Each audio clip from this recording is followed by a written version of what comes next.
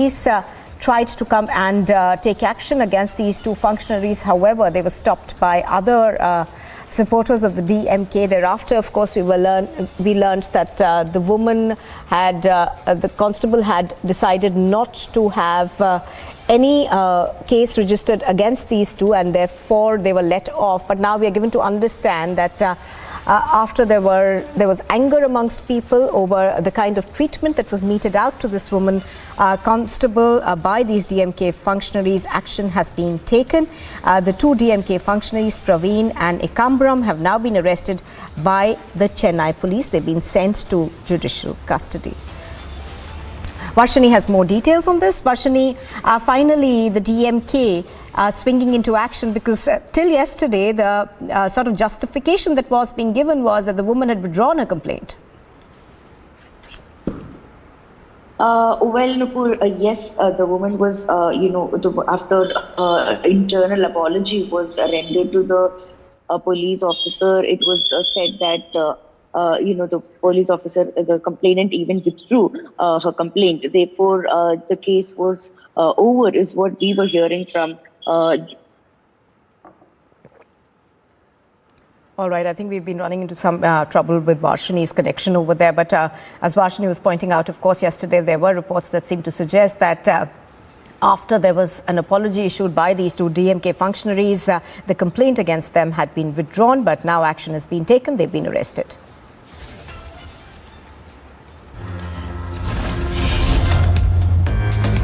You are watching The Morning Express, and still to come on Republic TV, day ahead of his father's death anniversary, the ancestral house of Biplab Dave is set on fire. And for a second day in a row, stones are pelted at the Vande Bharat Express in West Bengal.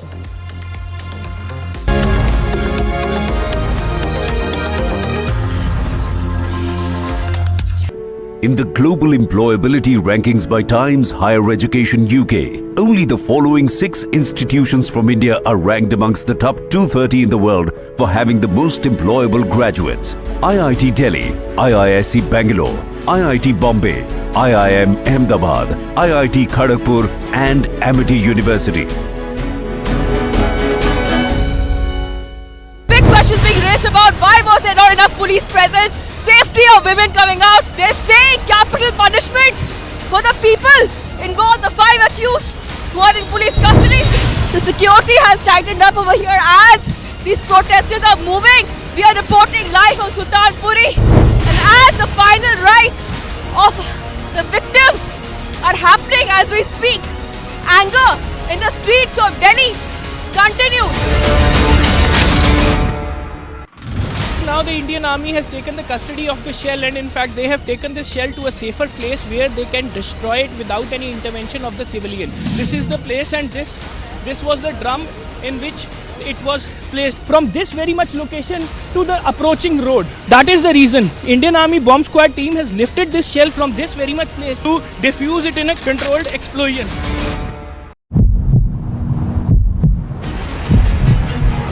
Indian Army has arrived at the spot where the alive bombshell was recovered in Chandigarh, and few meters away from Punjab Chief Minister's residence as well as Haryana Chief Minister's residence. You can see beyond the sandbags the alive bombshell was being verified. Indian Army is doing a detailed investigation into this, and later this will be diffused with a controlled explosion. These are the heart-wrenching visuals that are coming from the Dangri village of Rajori, where 6 mortal remains are leaving from the Dangri village. 6 people, including the 2 miners who have been brutally killed by the terrorists, and they are now being taken to the crematorium for the final rites. This is really a heart-wrenching moment.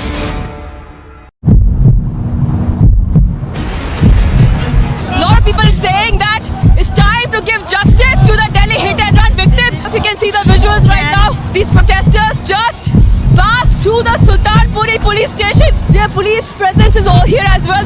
The security has tightened up over here as these protesters are moving ahead on this road. Big questions being raised about why was there not enough police presence, safety of women coming out. They're saying capital punishment for the people involved, the 5 accused who are in police custody. The security has tightened up over here as These protesters are moving. We are reporting live from Sultanpuri. And as the final rites of the victim are happening as we speak, anger in the streets of Delhi continues. Now the Indian Army has taken the custody of the shell, and in fact they have taken this shell to a safer place where they can destroy it without any... I'm Niranjan Narayanaswamy in Mumbai, and this is Republic.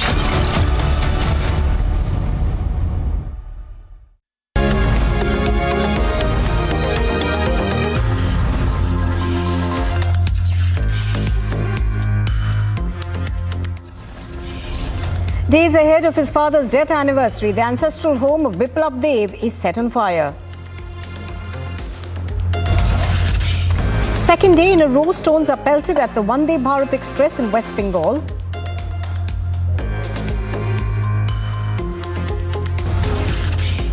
The BJP questions why no action was taken after the first attack. The TMC says don't politicize this.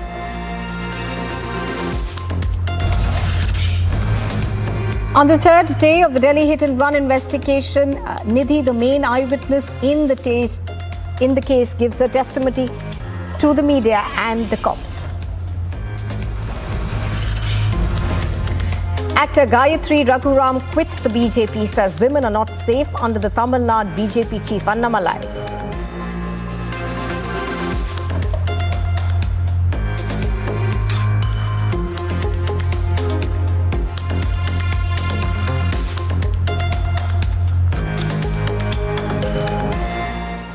Well, for the second time in 2 days, stones were pelted at the Howrah-New Jalpaiguri Vande Bharat Express on Tuesday. Now, the incident took place when the train was arriving at the NJP yard. The first such incident was reported on Monday in Malda.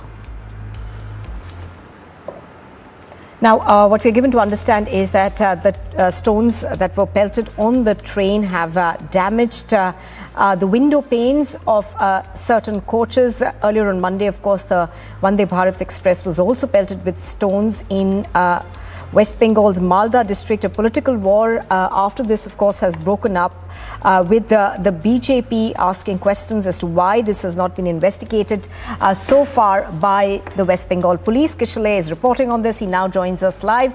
Kishale, good morning. So, two things. One, of course, the political war that has broken out. Tell us a little more about this. But the other part of the story is also that this is not the first time it's happened. It's happened for the second time. What is the police in West Bengal saying about this?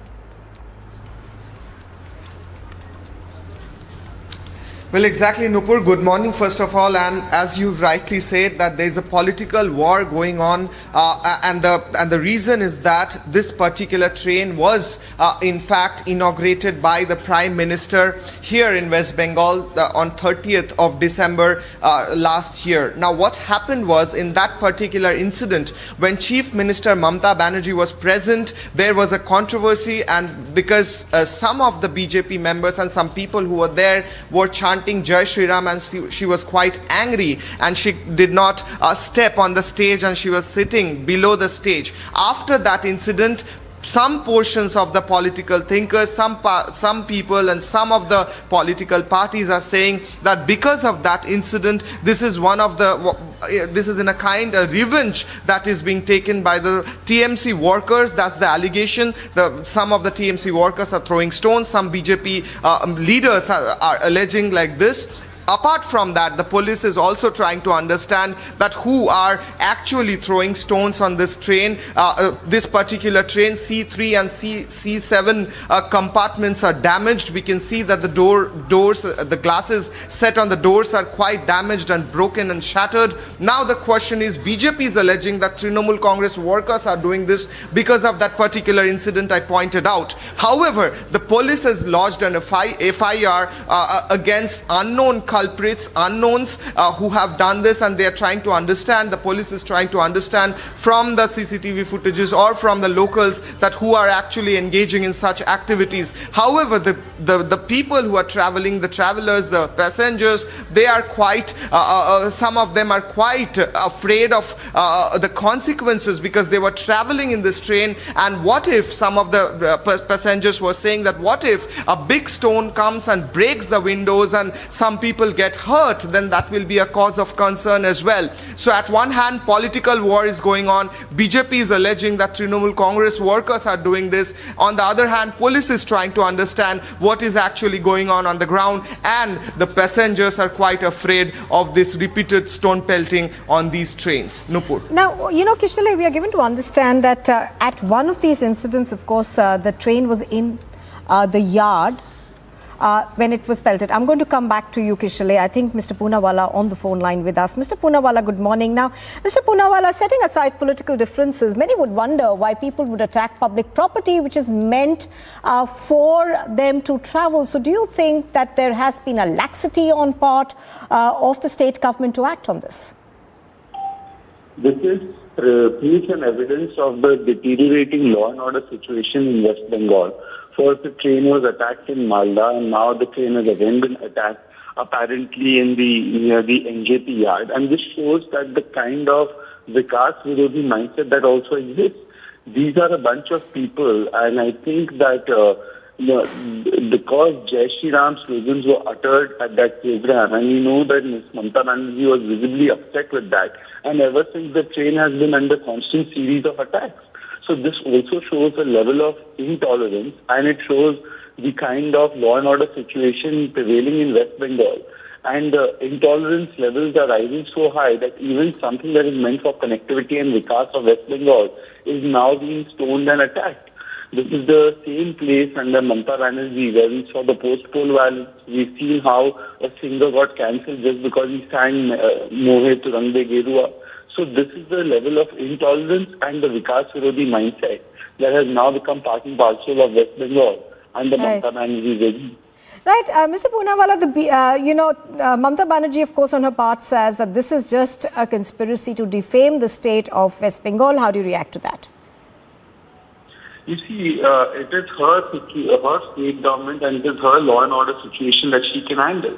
So if she is saying that somebody is coming there and doing a conspiracy to defame her government, then clearly she is accepting that she is incompetent to manage the law and order situation, because ultimately law and order comes under her domain. So for her to use that kind of excuse is only actually admission of her incompetence. All right, Shahzad Poonawalla from the BJP, thank you very much for joining us. Let me go back to Kishale, who's reporting on this from our Bangla newsroom. Kishale, there has also been a bit of the passing of the buck by the state government, because they say that it's the Railway Protection Force which essentially is responsible for, the safety of these trains. Do you perhaps think that, in that whole, and we've seen this often happen, where government property is involved, that everybody seems to pass the buck. The real people who pay for all of this, of course, are passengers who are inside.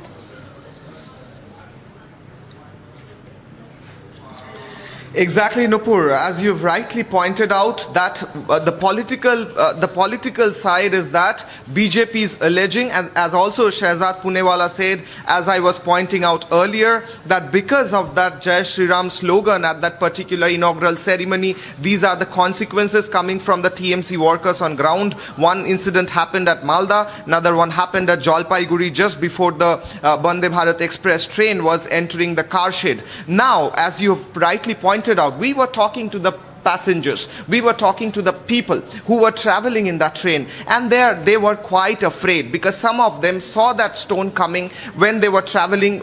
The incident that happened in Malda, the train was traveling with passengers and there were stones that came and just stuck on the doors and window glasses, and the window was shattered. it was lucky enough that no one got hurt because the inside part of the window did not break. But what if, the passengers are saying, what if the stones are big enough and in large numbers that the whole thing breaks and people get hurt? We also saw before that there was another train that was going through that same track towards the North Bengal area, and stones were pelted on that train itself. So passing the buck is one thing. Whether the railway protection force will take care of this, whether the police will take care of this, that's one thing. But the passengers are really scared. They're afraid of the consequences of these continuous stone peltings. The BJP is maintaining, however, that Trinamool Congress workers are doing this on ground and they have to be taken care of. That's the situation in West Bengal right now. Nupur. All right. Kishal reporting on this. Thank you very much for joining us. So the political war of words between the BJP and the TMC continues over the stone pelting incidents. Moving on now. In Haryana, the minister who had been booked for harassment. Fresh claims have now emerged as the victim has revealed that she's being pressurized to remain silent. Meanwhile, the Haryana Chief Minister has come out in support of the minister, saying charges are just mere allegations despite their grave nature. Here's more.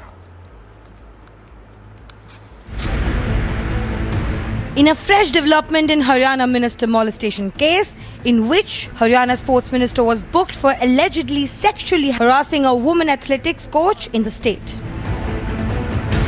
The victim has now claimed that she was being pressurized to remain silent. तो ये प्यार से इसकी चीज़ें पूरी नहीं हुई तो फिर इसने ऑफिशियली हमेशा कोई ना कोई ऐसा एटमॉस्फेयर तैयार किया है कि ये लड़की तो चल के मेरे पास ही आएगी। और जब मैं एक एम्प्लॉय हूँ तो सिंपल सी बात है, मैं डायरेक्ट उनके अंडर में काम कर रही हूँ, तो इन्होंने हर वो चीज़ की, बाज नहीं आए अपनी हरकतों से। तो मेरा सब्र बिल्कुल पेशेंस जवाब दे चुका था और इसीलिए मुझे आना ही पड़ा बाहर। Stepping in next is her lawyer, who further questioned SIT, which has not interrogated the minister yet, but called the accused for about 4 times. Earlier in the day, Haryana Chief Minister Manohar Lal Khattar, who was seen backing the sports minister, called the charges a mere allegation. एक महिला खिलाड़ी ने उनके ऊपर अनर्गल एक आरोप लगाया है, लेकिन आरोप लगाने से कोई व्यक्ति दोषी नहीं हो जाता है। उसकी आगे पुलिस छानबीन करती है, उसकी चंडीगढ़ पुलिस भी छानबीन कर रही है, हरियाणा पुलिस भी उसकी रिपोर्ट इकट्ठी कर रही है। जैसे रिपोर्ट आएगी उस हिसाब से आगे करेंगे। खेल विभाग के मंत्री नहीं रहेंगे, इसलिए उनको वहाँ से हटा दिया गया है ताकि इंक्वायरी ठीक से हो और दूध का दूध पानी का पानी हो। जैसे उसकी इंक्वायरी की कोई रिपोर्ट आएगी उसके बाद आगे। The accused, while resigning, dismissed allegations against him, calling them baseless. आप सबको पता है कि एक माहौल क्रिएट किया गया है मेरी छवि को ख़राब करने के लिए, और एक खेल विभाग के जूनियर कोच ने जो एलिगेशंस, गलत फॉल्स एलिगेशंस लगाए हैं, उसकी मैं चाहूँगा कि अच्छे से जांच हो। जांच चल भी रही है और जो भी रिपोर्ट आए, जो भी दूध का दूध और पानी का पानी आए, निकल कर जब बाहर आए तो उसके बाद फिर माननीय मुख्यमंत्री जी अगला फैसला लें। However, on the other hand, Chandigarh police promised to conduct a probe. Soon after the news broke out, Haryana Chief Minister Manohar Lal Khattar on January 1st chaired a key meet with top DGS and CIDS. Currently, a probe is on, but the minister facing the grave allegations is not behind the bars. मैंने सुनी है उनकी सारी बात, ध्यानपूर्वक सुनी है। मैं मंत्री से भी बात करूंगा और मुख्यमंत्री जी से भी बात करेंगे और बिल्कुल इंसाफ करेंगे इस मामले में। Now the question persists is how much time will the state government take to ensure strict action? Bureau Report, Republic TV.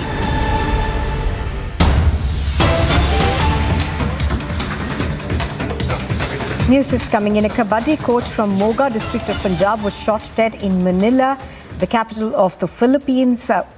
We are given to understand that Gurpreet Singh Gidru, who was 43 years of age, was shot dead in Manila. He'd moved to Manila about 4 years ago to earn his livelihood. Apart from running business, he was also involved with giving Kabadi coaching to people in Manila. Amandeep is reporting on this. He joins us live from Chandigarh right now. Amandeep, good morning. One of the key demands that his family, of course, is making is that they want his body to be brought back for cremation. But any news in terms of what happened?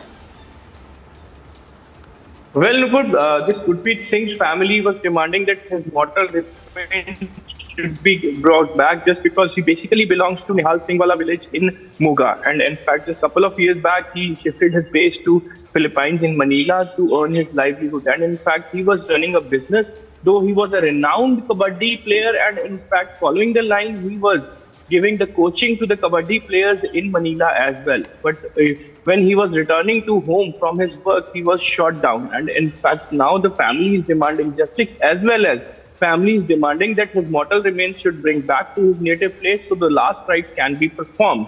But this is Nupur, the second incident when these Kabaddi players are on the target. And in fact, earlier, another Kabaddi player, renowned in fact Kabaddi player, Sandeep Nangal Ambiya, he was shot down at Jalandhar in a full public view. And in fact, now another Kabaddi player, Gurpreet Singh, is shot down in Manila. What all is happening? They are basically, Kabaddi players are on some kind of target. But yes, the family members and the villagers are demanding justice in the case, and they are demanding that mortal remains of Gurpreet Singh should be brought back at the earliest so the last rites can be performed. Yes, Nupu. All right. Amandeep bringing us all those details. Thank you for joining us. So the family over there, of course, asking for the mortal remains to be repatriated so that the cremation can be done back home in India. You are watching Republic TV. We slip into a very short break. On the other side, we're bringing you more news. Days ahead after his father's death anniversary, the ancestral house of Tripura CM Biplab Dave is set on fire. On the third day of the Delhi hit and run investigation, the main eyewitness in the case, Nidhi, has given out a testimony to the police as well as the media.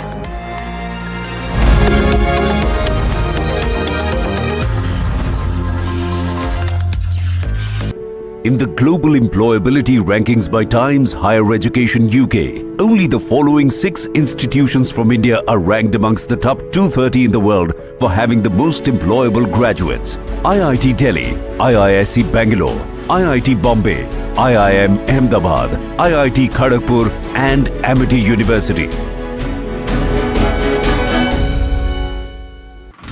These are the heart-wrenching visuals that are coming from the Dangri village of Rajori, where 6 mortal remains are leaving from the Dangri village. 6 people, including the 2 miners who have been brutally killed by the terrorists, and they are now being taken to the crematorium for the final rites. This is really a heart-wrenching moment.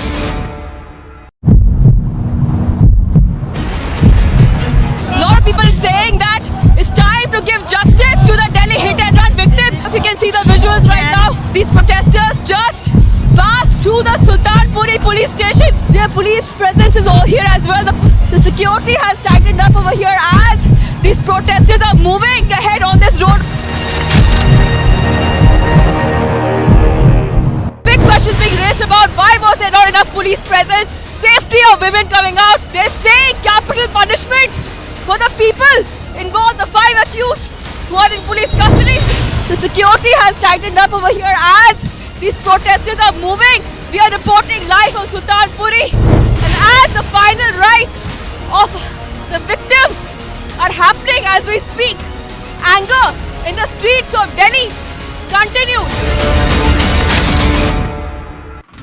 Now the Indian Army has taken the custody of the shell, and in fact they have taken this shell to a safer place where they can destroy it without any intervention of the civilian. This is the place, and this was the drum in which it was placed from this very much location to the approaching road. That is the reason Indian Army bomb squad team has lifted this shell from this very much place to defuse it in a controlled explosion.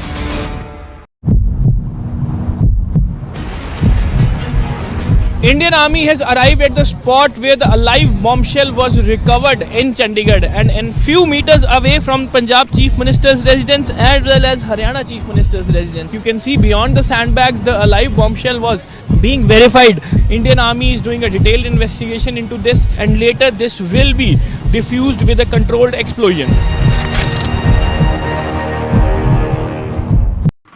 These are the heart-wrenching visuals that are coming from the Dangri village of Rajori, where 6 mortal remains are leaving from the Dangri village. 6 people, including the 2 miners who have been brutally killed by the terrorists, and they are now being taken to the crematorium for the final rites. This is really a heart-wrenching moment. I'm Shravan Sen reporting from New Delhi, and this is Republic TV.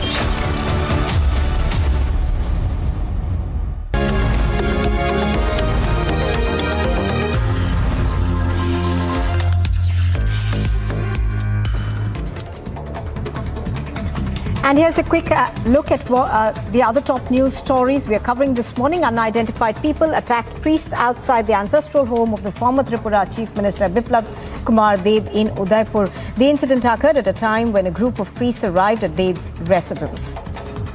According to reports, the mob attacked the saints and vandalized their vehicles. The bystanders and locals came to the rescue of the priests, following which miscreants fled away. 2 days in a row, stone pelting was done at the Vande Bharat Express. The BJP has raised questions as to why no action was taken after the first attack. However, the TMC has hit back, asking the BJP to not politicize this.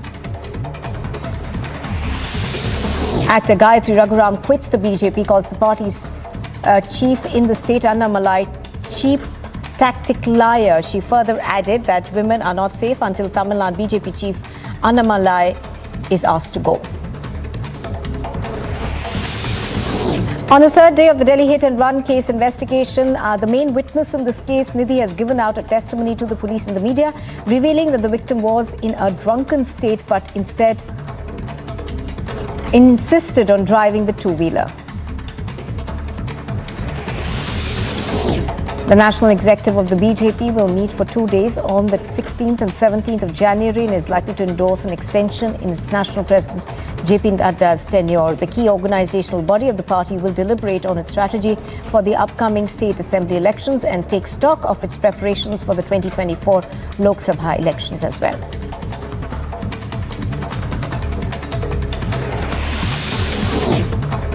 The TDP party president, former Andhra Pradesh Chief Minister N. Chandrababu Naidu, has been denied public meetings, rallies and roadshows on the municipal and panchayat roads, national and state highways. Chandrababu Naidu, who was planning to tour the Chittoor district from today, has been denied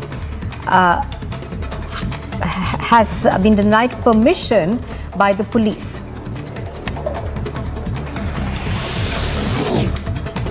In a video shared by the NFL division, an RPF constable from Purnia Junction in Katihar Railway Division can be seen saving the life of a passenger.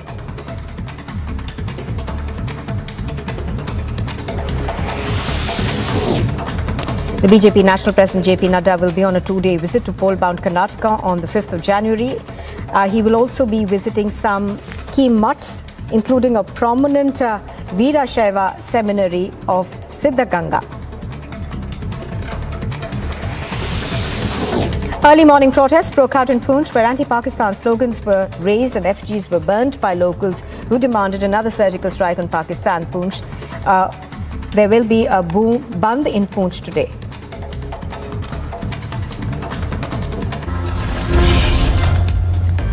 You are with Republic TV. Still to come, the BJP questions why no action has been taken after the first attack. The TMC says don't politicize it. And actor Gayathri Raghuram quits the BJP, says women are not safe under the Tamil Nadu BJP chief Annamalai.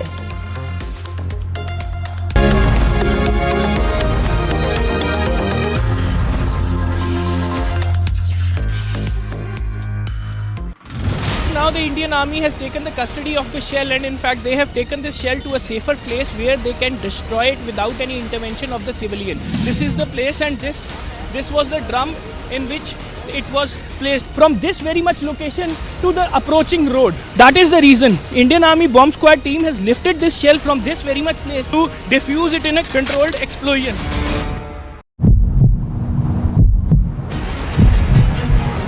Indian Army has arrived at the spot where the alive bombshell was recovered in Chandigarh, and in few meters away from Punjab Chief Minister's residence as well as Haryana Chief Minister's residence. You can see beyond the sandbags the alive bombshell was being verified. Indian Army is doing a detailed investigation into this, and later this will be diffused with a controlled explosion.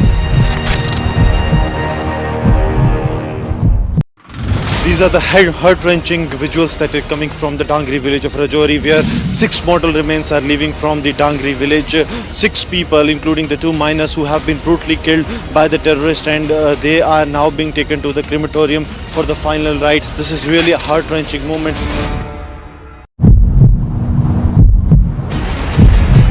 A lot of people saying that it's time to give justice to the Delhi hit and run victim. If you can see the visuals right now, these protesters just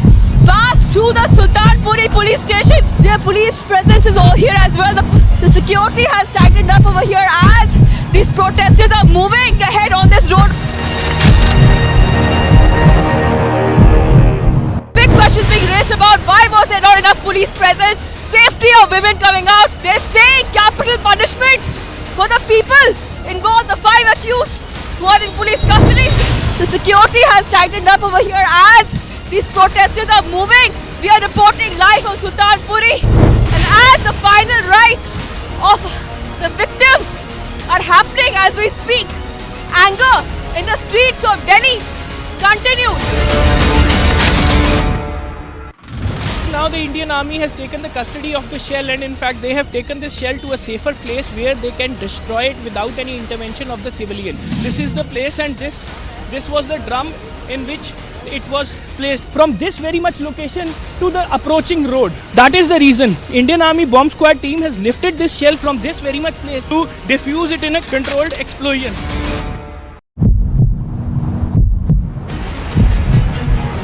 Indian Army has arrived at the spot where the alive bombshell was recovered in Chandigarh, and few meters away from Punjab Chief Minister's residence as well as Haryana. These are the heart-wrenching visuals that are coming from the Dangri village of Rajori, where 6 mortal remains are leaving from the Dangri village. 6 people, including the 2 miners who have been brutally killed by the terrorists, and they are now being taken to the crematorium for the final rites. This is really a heart-wrenching moment.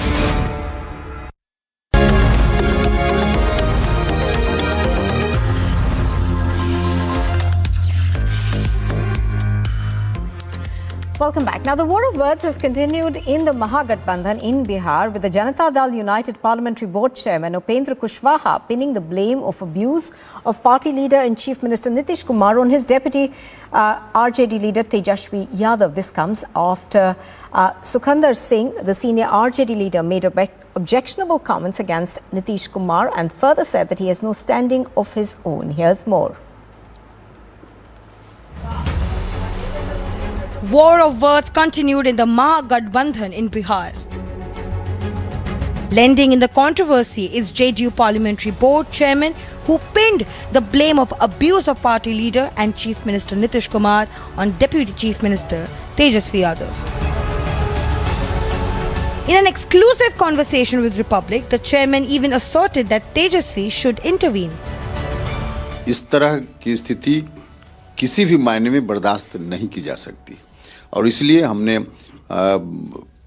राष्ट्रीय जनता दल के आज की तारीख में जो व्यवहारिक रूप से सबसे बड़े नेता हैं तेजस्वी यादव जी, हमने उनको संबोधित करते हुए अपेक्षा की है कि आप देखिए इन चीज़ों को, यह ठीक नहीं है, क्या करना है नहीं करना है, अब एक्शन उनको लेना है, लेकिन हमने अपनी बात जो तरीका हो सकता है उस तरीका से हमने अपनी बात वहाँ तक पहुँचा दी।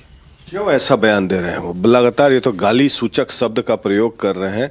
नीतीश कुमार इतने सीनियर नेता हैं, उनके पिता की उम्र के बराबर हैं, उनके पिता और नीतीश जी दोनों मित्र रहे हैं, तो शिखंडी शब्द का प्रयोग करना नीतीश कुमार जी के लिए ये कहाँ तक सही है?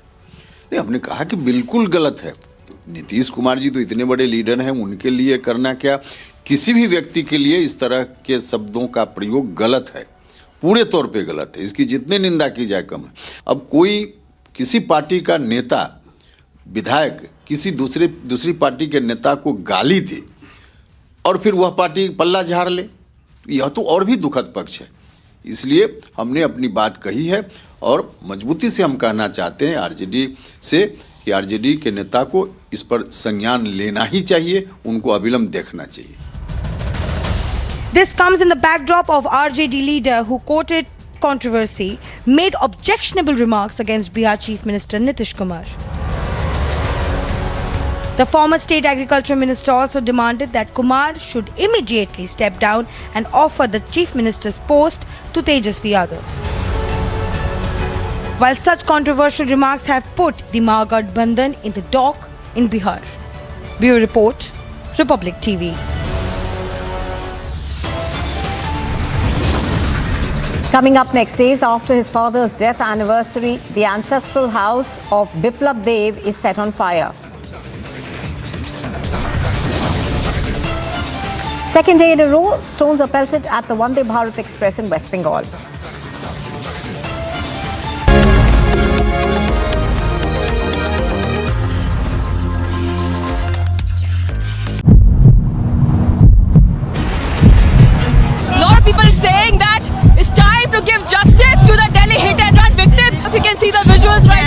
These protesters just passed through the Sultanpuri police station. Their police presence is all here as well. The security has tightened up over here as these protesters are moving ahead on this road. Big questions being raised about why was there not enough police presence, safety of women coming out. They're saying capital punishment for the people involved, the 5 accused who are in police custody. The security has tightened up over here as these protesters are moving.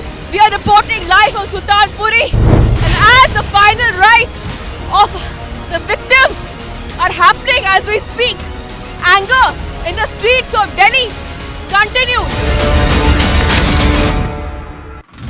Now the Indian Army has taken the custody of the shell, and in fact they have taken this shell to a safer place where they can destroy it without any intervention of the civilian. This is the place, and this was the drum in which it was placed from this very much location to the approaching road. That is the reason Indian Army bomb squad team has lifted this shell from this very much place to defuse it in a controlled explosion.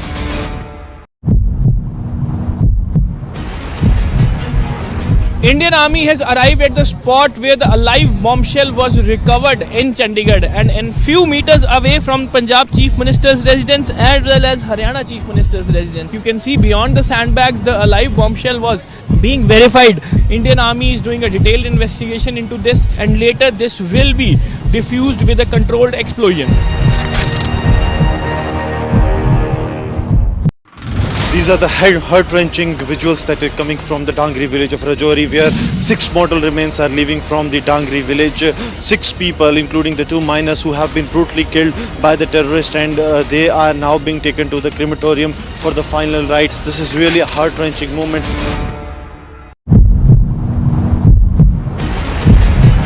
A lot of people saying that it's time to give justice to the Delhi hit and run victim. If you can see the visuals right now, these protesters just passed through the Sultanpuri police station. Their police presence is all here as well. The security has tightened up over here as these protesters are moving ahead on this road.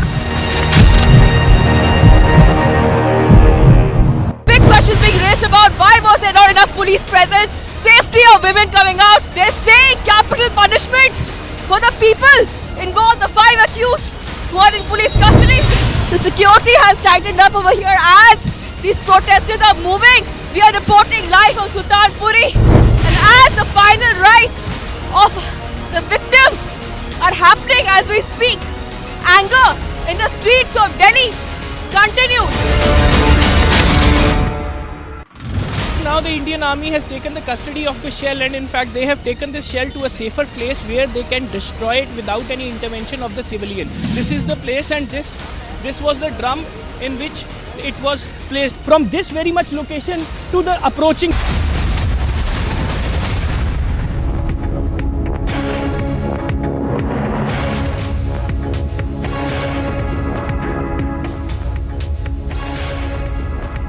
Hello and welcome. You're watching Live and Breaking, and I'm Rukma with you. You're watching Republic TV for all the key developing stories of the moment.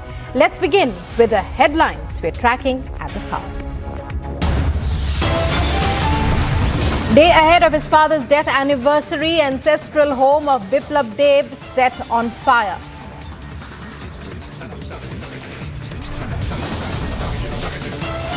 In West Bengal, second day in a row, stones are pelted at the Vande Bharat Express.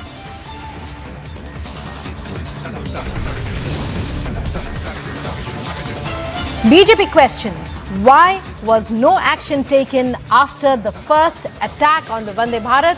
TMC says, do not politicize the issue. On the third day of Delhi hit-and-run investigation, Nidhi gives testimony to cops and the media. Actor Gayathri Raghuram quits the BJP, says women are not safe under Tamil Nadu BJP chief Annamalai.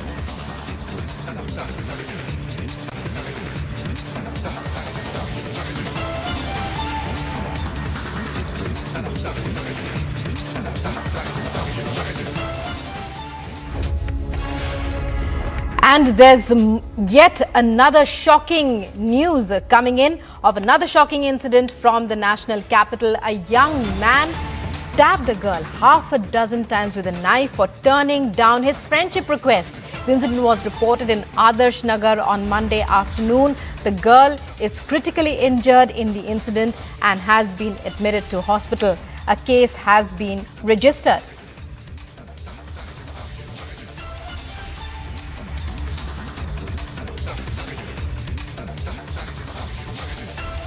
So this is CCTV footage of the incident.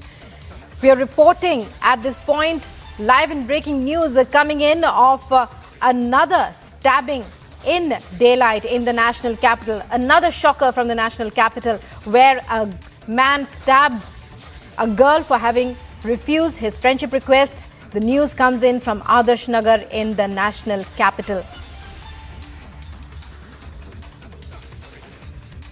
This is CCTV footage of the incident.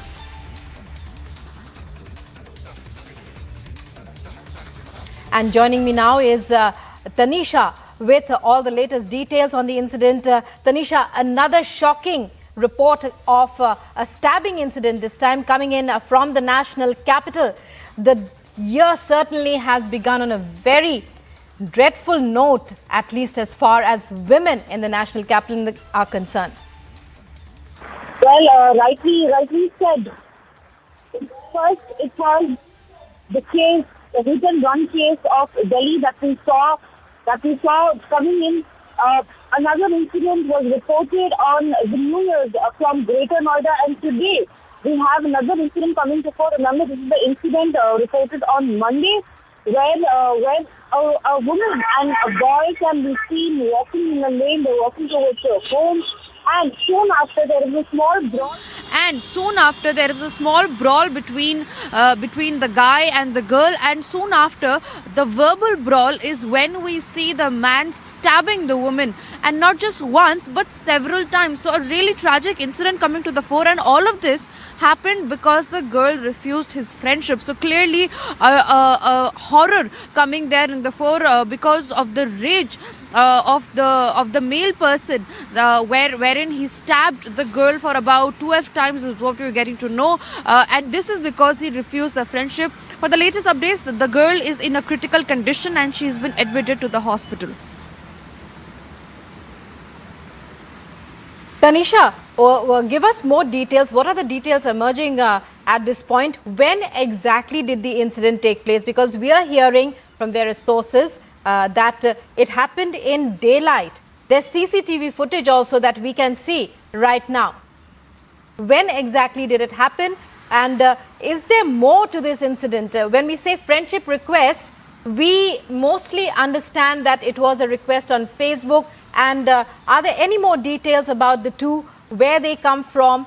Although this is an incident that happened in Adarsh Nagar, are they residents of that area? Are there any more details emerging at this point?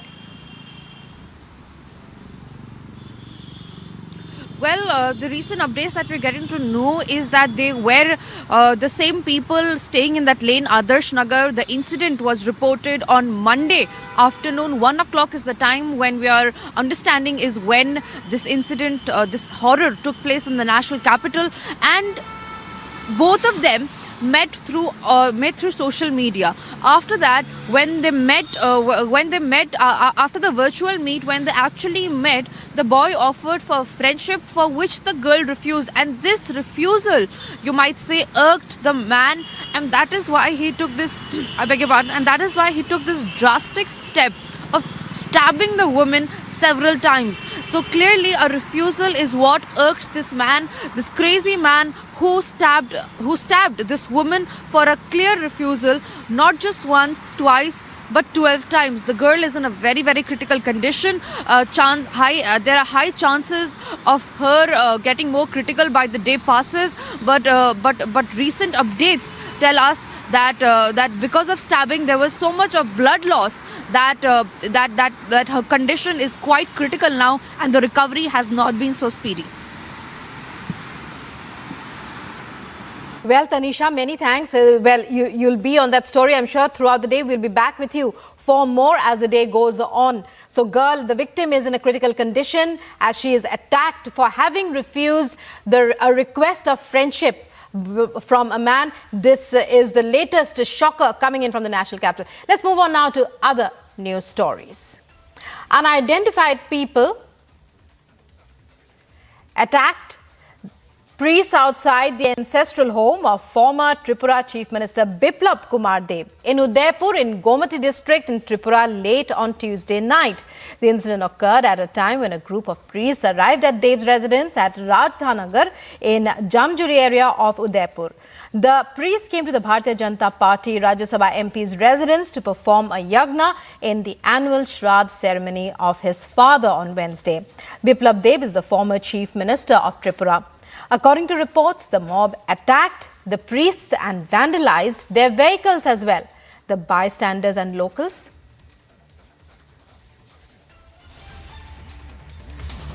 and joining me now is Anirudh with the latest details. Anirudh, well, it's shocking news coming in from Tripura.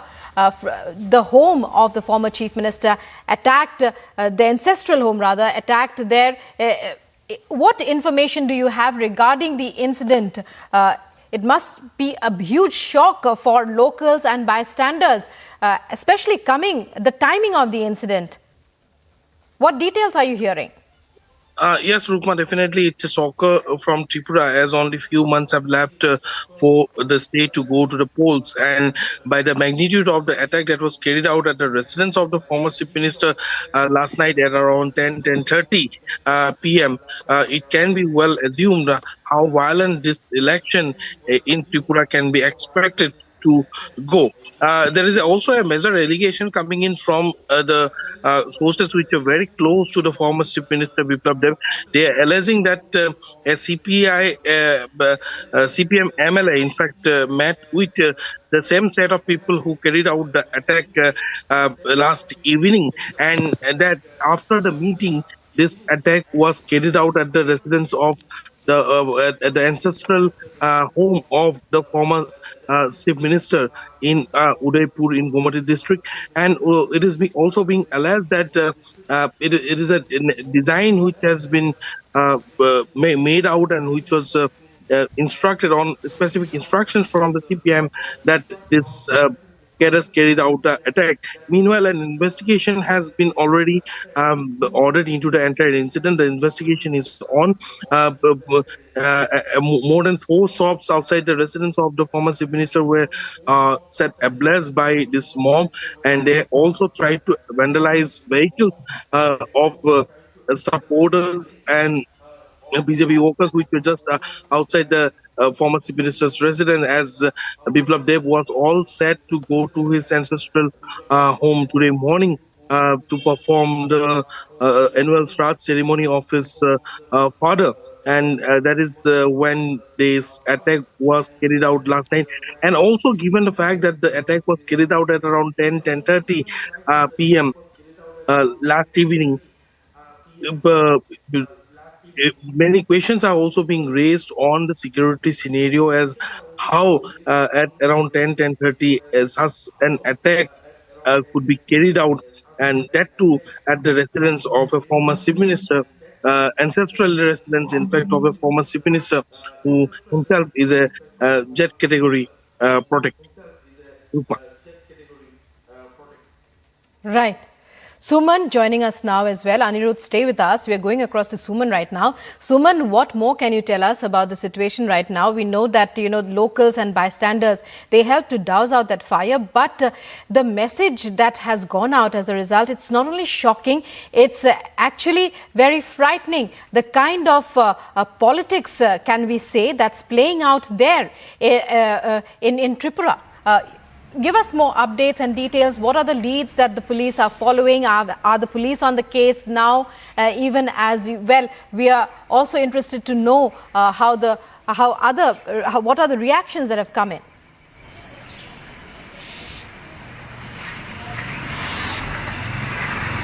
देखिए, जिससे कल रात को 10 से 10:30 बजे 10:30 attack हुआ है जो फॉर्मर चीफ मिनिस्टर है बिप्लब कुमार देव के जैसे कि उनका घर में आज उनका फादर का शिरोमणि थे साथ थे, उसके लिए एक हवन के बंदोबस्त किए गए थे।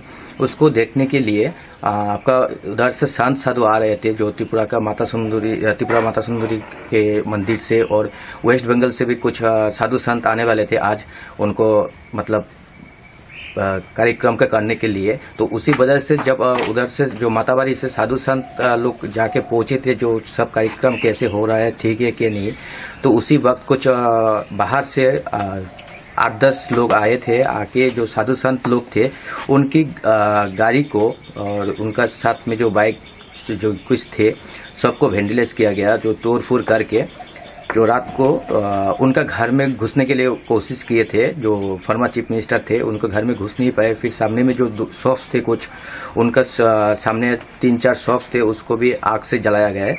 उसके बाद से जो उनका एलिगेशन आ रहे हैं जो सीपीएम के ऊपर ही आ रहे हैं, जो सीपीएम के इधर जो जैसे कि इधर हिट मूवमेंट में हर एक टाइम पर उदयपुर हो, विशालगढ़ हो, जो भी हो, एक के बाद एक वहीं पर सबसे ज़्यादा लड़ाई झगड़े, मारपीट, खून खराबा होते थे।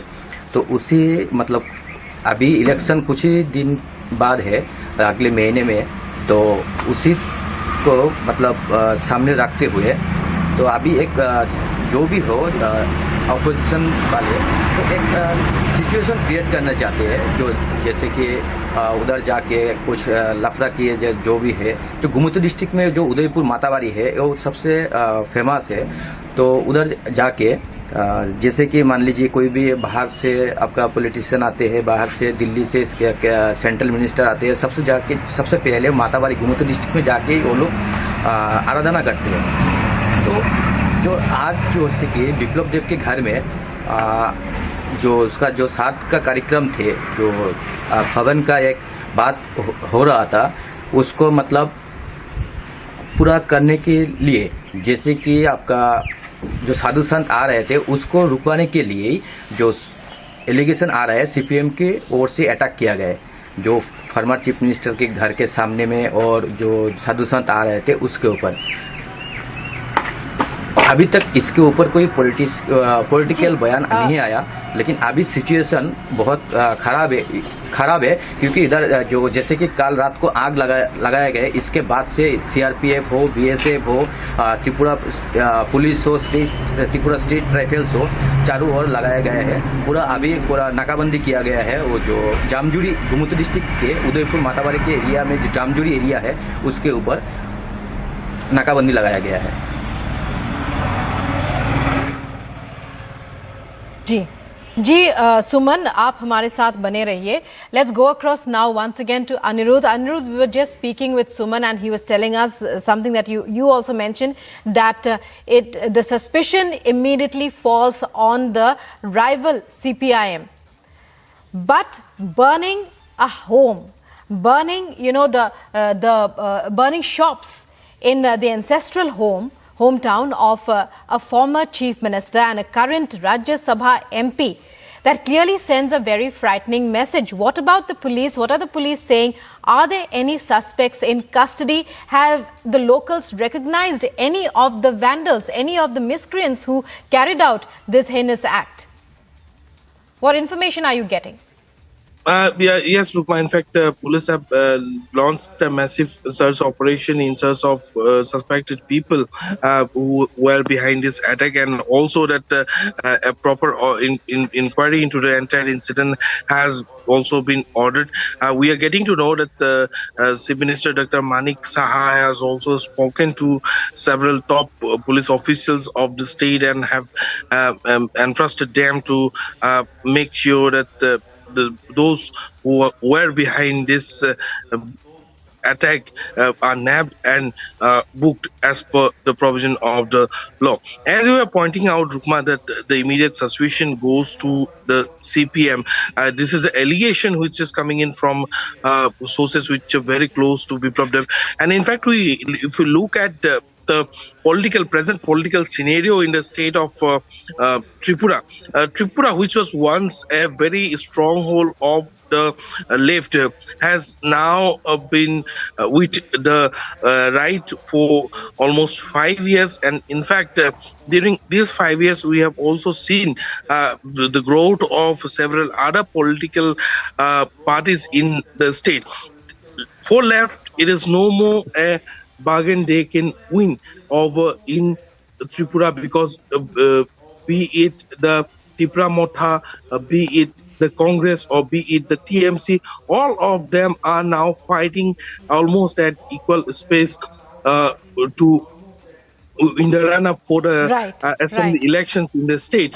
So yes, as allegations has been leveled by the BJP, it will be very interesting to see who actually was behind this attack. And also a major allegation has been leveled by the Chief Minister's close sources that a local MLA met with these perpetrators last evening, and following that only this attack was carried out.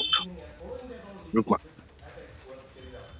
Right, Anirudh. Well, many thanks, and you keep your eyes on that story. Suman as well joining us from Tripura for the latest on this shocking vandalization of vehicles, the burning of the former Chief Minister Biplab Dave's home. Biplab Dave is a BJP Rajya Sabha MP, and his home set ablaze just a day prior to his father's death anniversary that he would have been on his way to observe today.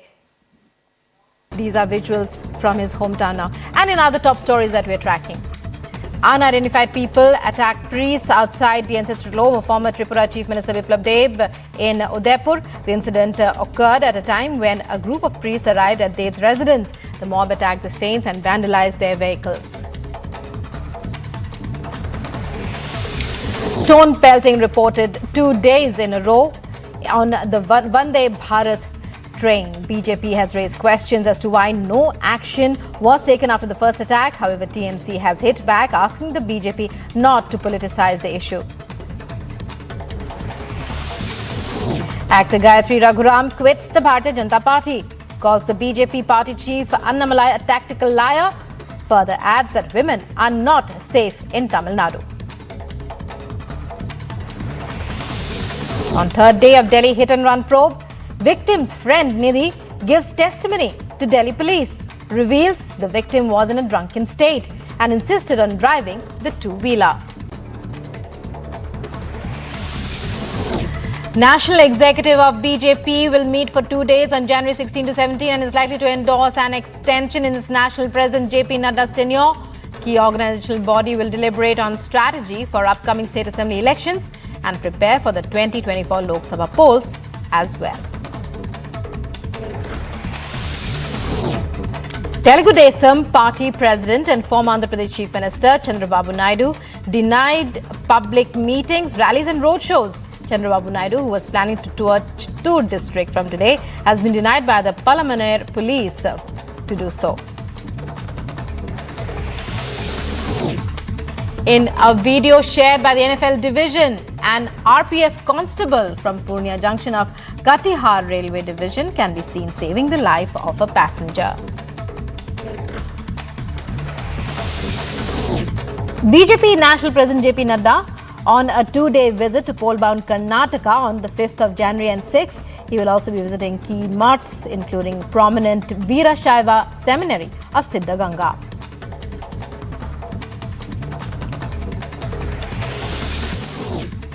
Early morning protests reported from Poonch, where anti-Pakistan slogans were raised and effigies burnt by locals demanding another surgical strike on Pakistan.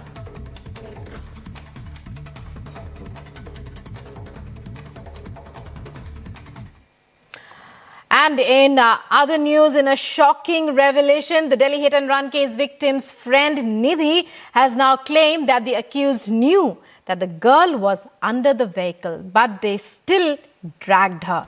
Anjali was dead after her scooter was hit by a car, which then proceeded to drag her for a further 12 kilometers in the early hours of the new year. Her body was found in Outer Delhi's Kanjawala in Sultanpuri.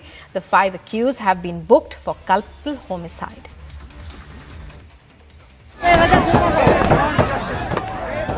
There is insurmountable anger on the streets of Delhi.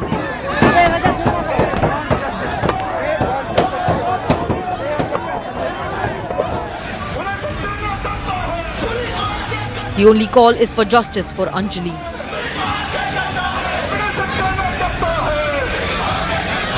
Demand यही है कि जो अब की जो है ना Delhi police, जो दिल्ली सरकार है, दिल्ली की जो लड़कियां हैं, हिंदुस्तान की जो लड़कियां हैं, उनको सुरक्षा मिले। वो जॉब करने जाती हैं, वो पढ़ने जाती हैं, वो रिश्तेदारों के घर जाती हैं, वो अपनी मायके से ससुराल जाती हैं, ससुराल से मायका आती हैं। उनका अधिकार है, रोड पे चलना अधिकार है। And the past 60 hours have proven that the anger is legitimate, because only now has the police found out there was a pillion rider too. सभी तरह के एफर्ट्स कर रहे थे, उसमें हमारे पास क्लू थे, उन क्लू पे काम हो रहा था। उनके आधार पर हम उस जो विटनेस है उसको हम ट्रेस कर पाए हैं। पुलिस इन्वेस्टिगेशन विटनेस ने ज्वाइन किया है और कोर्ट में भी उनकी स्टेटमेंट हमने 164 CRPC के तहत रजिस्टर कराई।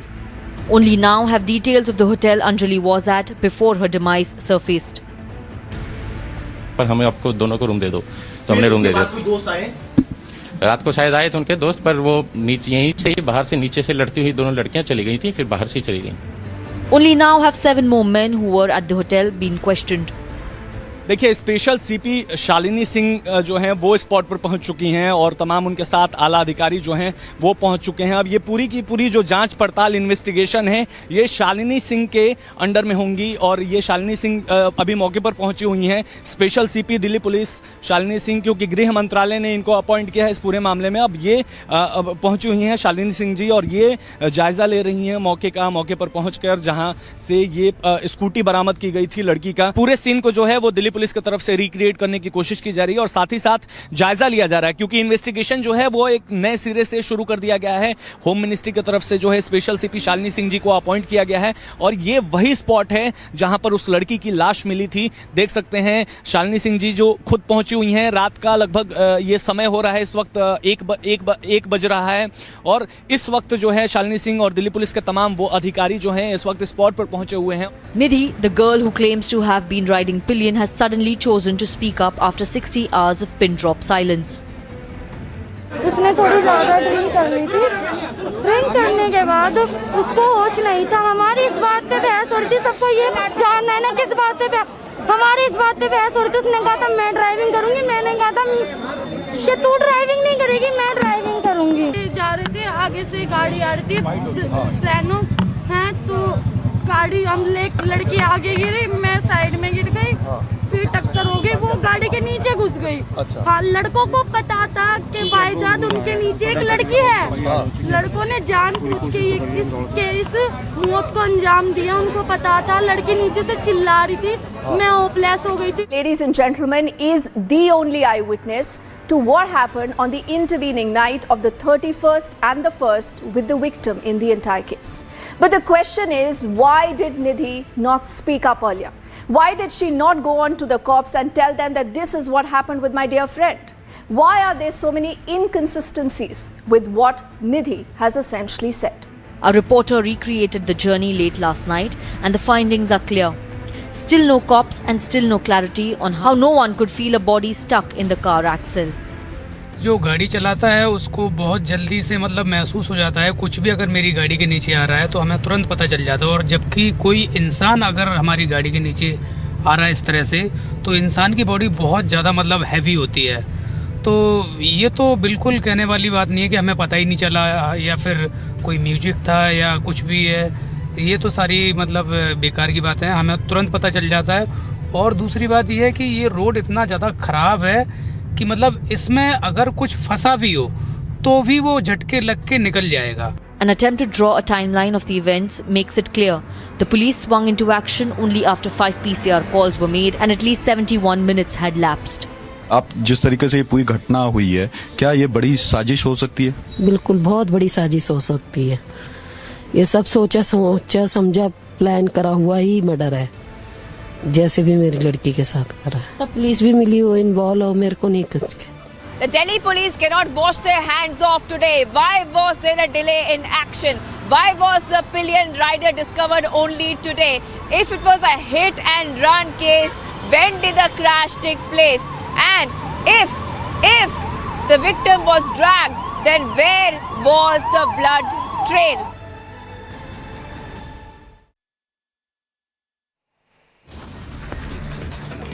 And time now for a short break. On the other side, BJP questions why no action was taken after the first attack on the Vande Bharat Express in West Bengal. TMC says do not politicize the issue.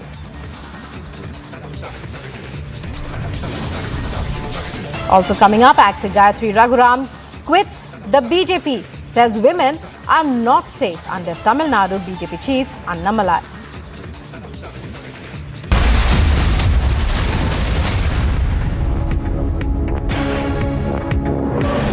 I'm Shravan Sen reporting from New Delhi, and this is Republic TV. In the global employability rankings by Times Higher Education UK, only the following 6 institutions from India are ranked amongst the top 230 in the world for having the most employable graduates. IIT Delhi, IISc Bangalore, IIT Bombay, IIM Ahmedabad, IIT Kharagpur and Amity University.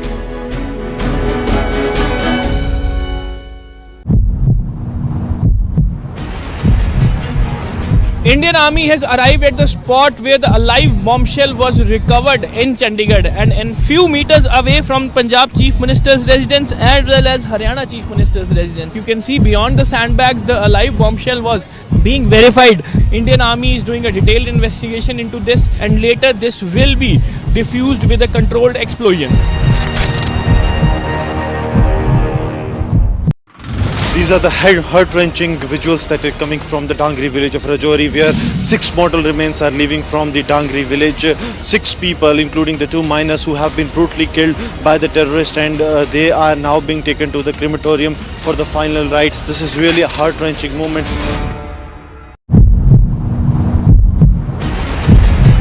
A lot of people saying that it's time to give justice to the Delhi hit-and-run victim. If you can see the visuals right now, these protesters just passed through the Sultanpuri police station. Their police presence is all here as well.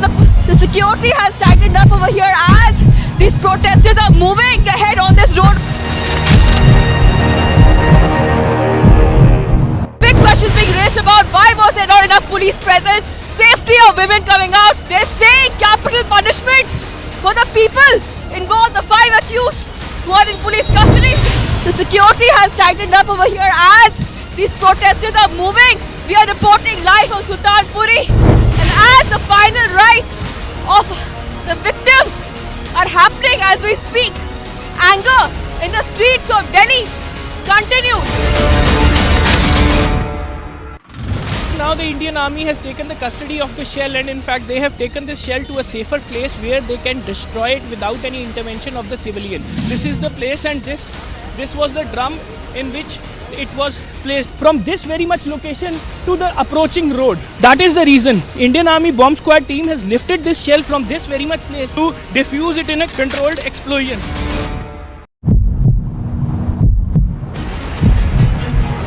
Indian Army has arrived at the spot where the alive bomb.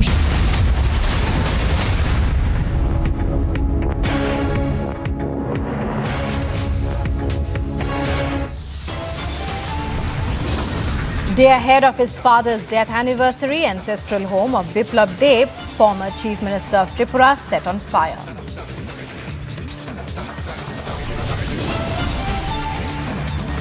Vande Bharat Express pelted with stones on second day in a row in West Bengal.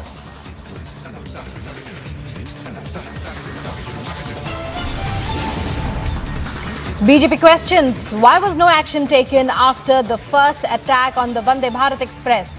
TMC says do not politicize the issue.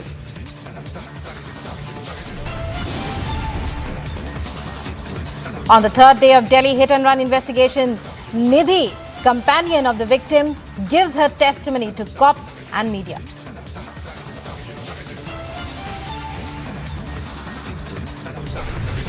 This shouldn't have come from a state leader party, and it would have not happened in any state leader in any other party. This is the first time which is happening that one person is going through an attack in their own party. Actor Gayathri Raghuram quits the BJP, says women are not safe under Tamil Nadu BJP chief Annamalai.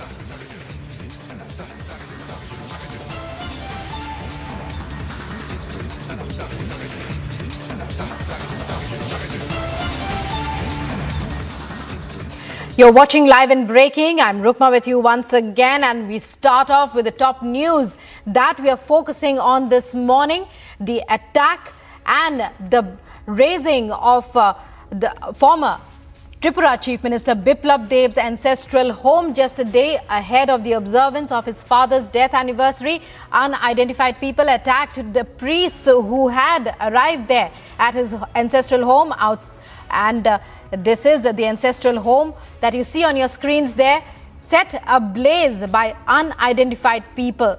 This is the ancestral home of former Tripura Chief Minister Biplab Kumar Dev in Udaipur in Gomati district in Tripura. The incident took place late yesterday night at around 10:30 p.m. at a time when a group of priests had arrived at the Dev residence in Rajdhanagar in Jamjuri area of Udaipur. The priests had come to the BJP Rajya Sabha MP's residence to perform a yagna in the annual Shraddh ceremony of Biplab Dev's father on Wednesday.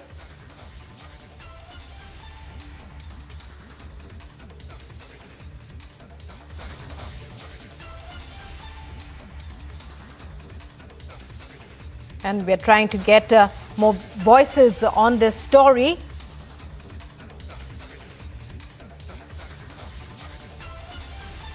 And Aniruddha joining us for the latest updates on this. Aniruddha, well, even as sources close to the former chief minister have told Republic, in fact, that, the CPIM could be behind this. Are there any concrete details emerging at this point? Because the vandals have, they fled the scene. The moment locals came on the scene and, doused that and attempted to douse the flames. So what are the details emerging at this point about who could be behind this?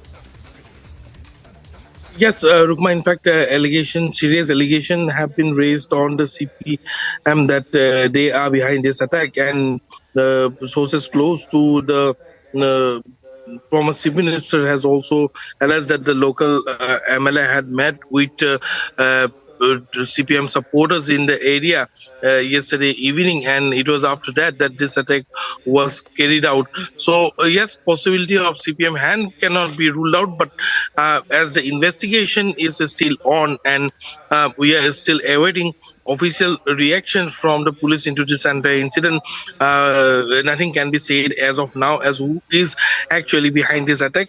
But yes, BJP has alleged the CPM hand on this dastardly attack which was carried out last evening at the residence of the former chief minister, and that too when priests from the Matabari temple, one of the most revered shrine in the state of Tripura, were there at the residence of the former chief minister. And in fact, today the former chief minister was also expected to be at his ancestral home, where he was supposed to perform an yagna to honor his father, as it is the annual Shraddh ceremony of his father. The magnitude of the attack was such that around 10 to 15 people, a mob of 10 to 15 people, tried to burst into the residence of the former chief minister. As they failed to get direct access into the residence, they set ablaze the shops which were just outside the residence of the former chief minister, and also vandalized vehicles which were parked outside the ancestral home. Tripura is going to the polls in the next 2 to 3 months, and probably towards the end of Feb or in the first second week of March, elections will be held in the state of Tripura. And Tripura have always been a very poll violent state, with the ruling and opposition, or the opposition and the ruling having direct confrontation. In the past also we have seen how serious confrontation have taken place between the left wing and the right wing.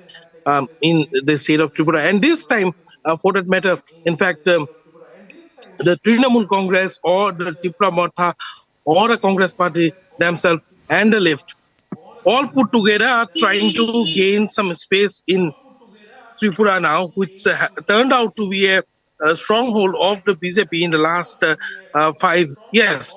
So yes, there will be more confrontation can be expected in the days to come, and it will be and the magnitude of the yesterday's attack have just shown how violent this election in Tripura can go, because attacking the residents, if mob can go and carry out such an attack in the ancestral residence of a former chief minister, just imagine what can be the scale of attack if it was carried out in the residence of some BJP supporter or for that matter of some supporter of any political party. Rukma. Right. So as you tell us, elections there in Tripura just round the corner. Elections in Tripura are always known to be violent because, once being the stronghold of the left, they have always practiced a very violent form of polling, So, but for the past 5 years now, the BJP has been there in power. The BJP has gained popularity. It has become a major stronghold, in fact. So, in that regard, can we expect that, that the situation will be better this time around? But doesn't this incident, sound very strong alarm bells? Doesn't it raise questions about, the kind of security? Could there have been some loopholes as far as the security was concerned? Because the chief minister was probably already on his way to the place that was burnt down, the former chief minister.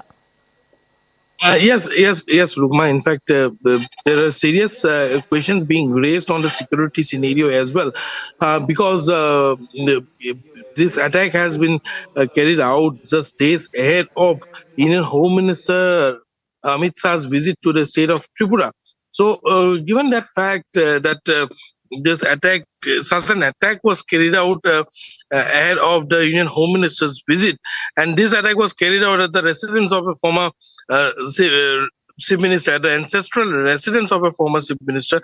But yes, his next to kin, all his relatives were there at that place when this attack was carried out, and in fact, the former chief minister was also on his way. So, the security scenario had loopholes, no doubt. It can be well assumed and well assessed that there was some loophole in the security scenario for which this mob would carry out the attack. And also, there might be some serious intelligence failure as well, because with the elections there around the corner, police should have at least information on the various meetings of the various political parties which are going on in and around the state, and that this we are getting to know from our sources in the BJP, in fact sources which are in fact close to the former chief minister, that is Biplab Dave, that the CPM had a very secret meeting last evening just before they carried out this attack. So this entire development that has been coming on back to back here with us raises serious question, not only on the security arrangement and deployment of police and forces in and around the area, but also on the violent pattern which has been witnessed once again in the state of Tripura just ahead of the polls. Rukma. Right. And when we talk about, poll preparations, Amit Shah most probably to be visiting Tripura in a few days from now. He is set to tour the state, the poll-bound state. Anirudh joining us with the latest.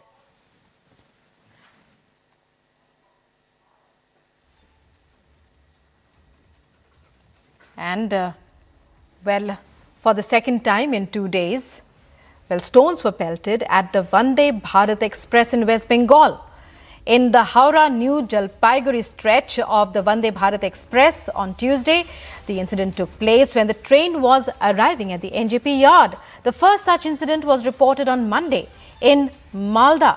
Here's what ensued.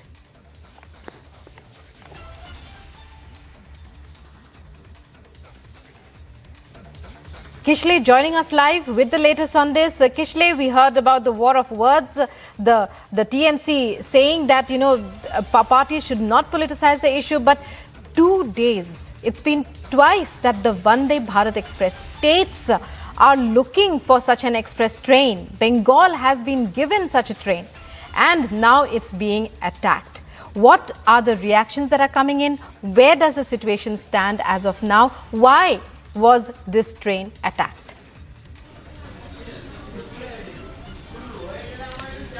Well, Rukma, exactly. What we saw that this premium express train Vande Bharat was attacked twice. Once day before yesterday, once yesterday.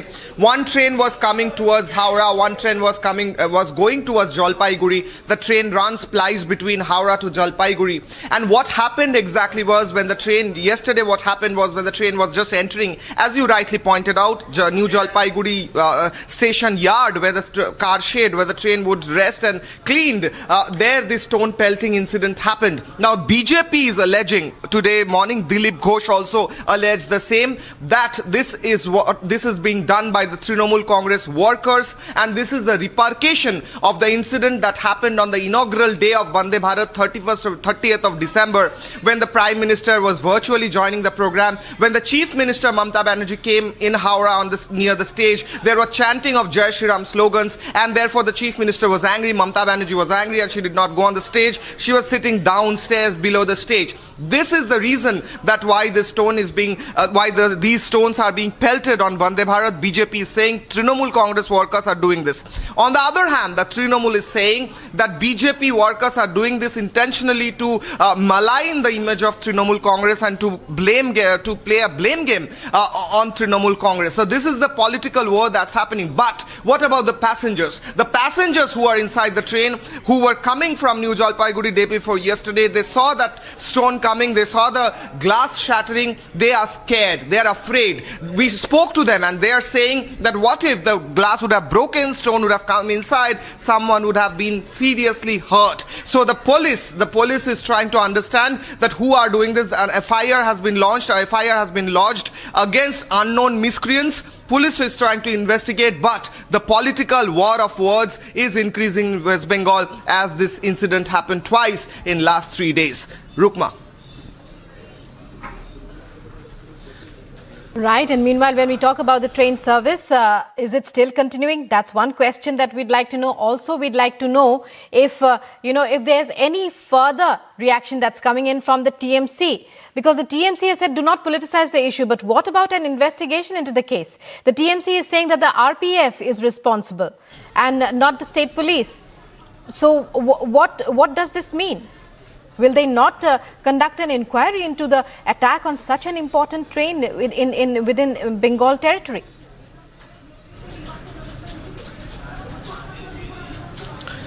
Well, exactly. The police already lodged an FIR, as I already pointed out. However, Trinamool Congress is saying this, in fact, that the railway police force is more responsible for this. And also, we are keeping an eye on the political war of words. We are keeping an eye on the whole investigation process. And we will be coming back with more on the story of Vande Bharat only on Republic after a short break.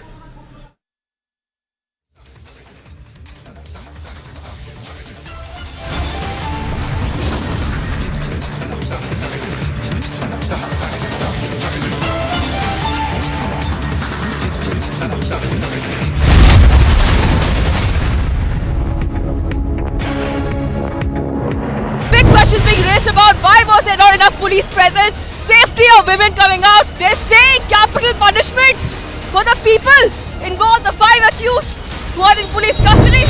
The security has tightened up over here as these protesters are moving. We are reporting live from Sultanpuri, and as the final rites of the victim are happening as we speak, anger in the streets of Delhi continues.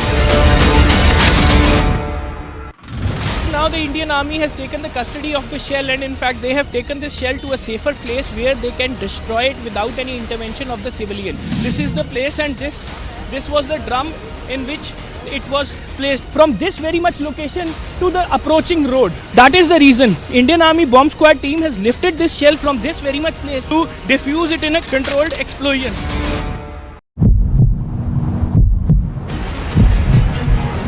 Indian Army has arrived at the spot where the alive bombshell was recovered in Chandigarh, and in few meters away from Punjab Chief Minister's residence as well as Haryana Chief Minister's residence. You can see beyond the sandbags the alive bombshell was being verified.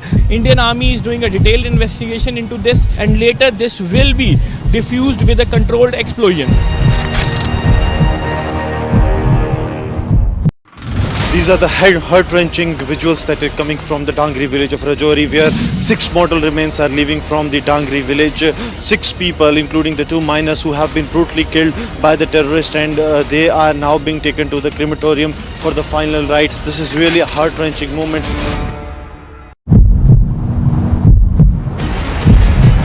A lot of people saying that it's time to give justice to the Delhi hit and run victim. If you can see the visuals right now, these protesters just passed through the Sultanpuri police station. Their police presence is all here as well. The security has tightened up over here as these protesters are moving ahead on this road. Big questions being raised about why was there not enough police presence, safety of women coming out. They're saying capital punishment for the people involved, the 5 accused who are in police custody. The security has tightened up over here as these protesters are moving. We are reporting live from Sultanpuri, and as the final rites of the victim are happening as we speak, anger in the streets of Delhi continues. This is Alisha Ajanar reporting from Mumbai, and this is Republic.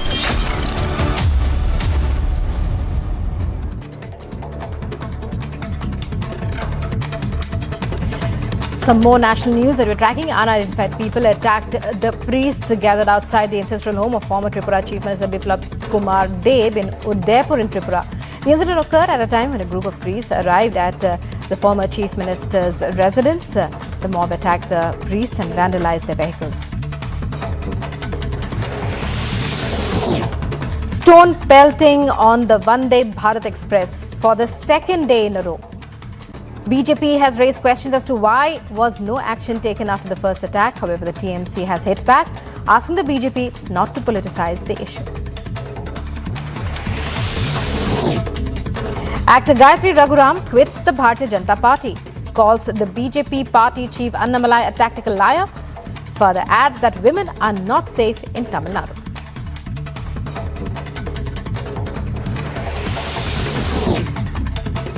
On the third day of the Delhi hit-and-run probe, victim's friend Nidhi gives testimony before Delhi police, reveals the victim was in a drunken state and insisted on driving the two-wheeler. The National Executive of the BJP to meet for 2 days on January 16th and 17th, likely to endorse an extension in its national president JP Nadda's tenure, key organizational body to deliberate on strategy for upcoming state assembly polls and prepare for 2024 Lok Sabha elections as well. Telugu Desam Party President, former Andhra Pradesh Chief Minister Chandrababu Naidu denied public meetings, rallies and roadshows. Naidu, who was planning to tour Chittoor district from today, has been denied by the Palamaner police for the same. In a video shared by NFL Division, an RPF constable from Pune junction of Katihar Railway Division can be seen saving the life of a passenger.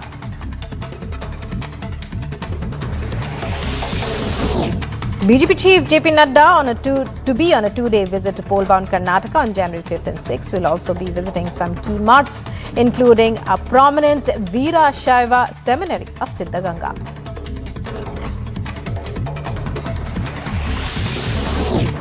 Early morning protests break out in Poonch, where anti-Pakistan slogans are raised and effigy is burnt by locals demanding another surgical strike on Pakistan.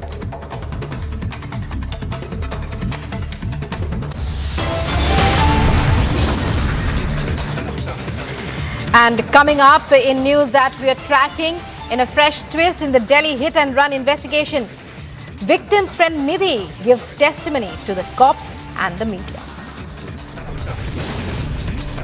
Also coming up, actor Gayathri Raghuram quits the BJP, says women are not safe under Tamil Nadu BJP chief Annamalai.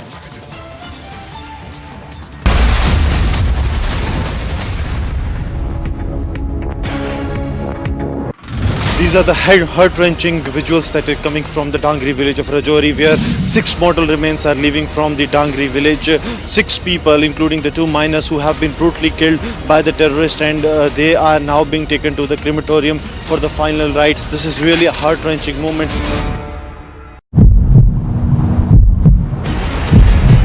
A lot of people saying that it's time to give justice to the Delhi hit and run victim. If you can see the visuals right now, these protesters just passed through the Sultanpuri police station. Their police presence is all here as well. The security has tightened up over here as these protesters are moving ahead on this road. Big questions being raised about why was there not enough police presence, safety of women coming out. They're saying capital punishment for the people involved, the 5 accused who are in police custody. The security has tightened up over here as these protesters are moving. We are reporting live from Sultanpuri, and as the final rites of the victim are happening as we speak, anger in the streets of Delhi continues. Now the Indian Army has taken the custody of the shell, and in fact they have taken this shell to a safer place where they can destroy it without any intervention of the civilian. This is the place, and this was the drum in which it was placed from this very much location to the approaching road. That is the reason Indian Army bomb squad team has lifted this shell from this very much place to defuse it in a controlled explosion.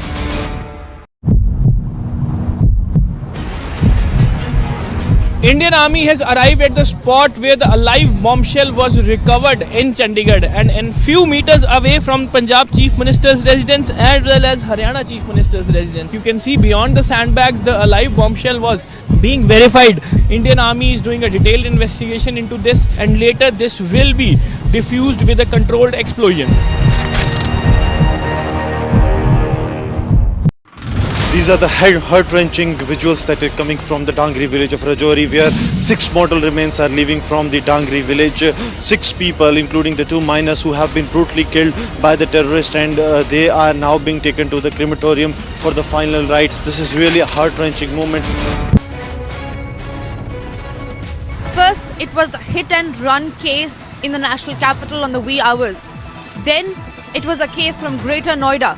And now, this is the case from Adarsh Nagar, where we see a man stabbing a woman for about a dozen times. And all of this just because she refused to accept her friendship. A refusal has irked this man and has made him stab this woman for about 12 times. It is a case from Adarsh Nagar, where this man can be seen having a brawl with the woman, and soon after her refusal for friendship, he went on to stab that woman brutally for about 12 times. The woman is now in a critical condition and she is admitted to the hospital. Doctors say that the blood loss was so much so that her condition is very unlikely to improve.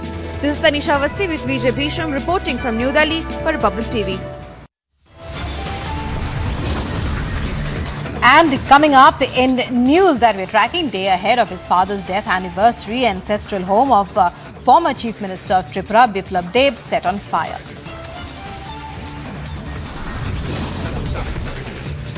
Also coming up, for the second day in a row, stones pelted at Vande Bharat Express in West Bengal.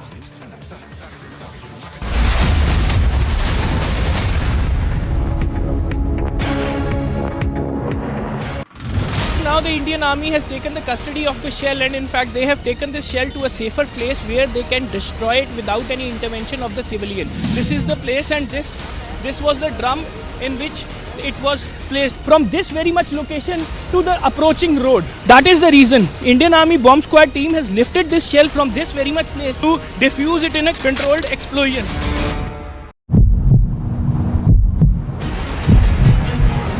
Indian Army has arrived at the spot where the alive bombshell was recovered in Chandigarh and few meters away from Punjab Chief Minister's residence as well as Haryana Chief Minister's residence. You can see beyond the sandbags the alive bombshell was being verified. Indian Army is doing a detailed investigation into this, and later this will be diffused with a controlled explosion.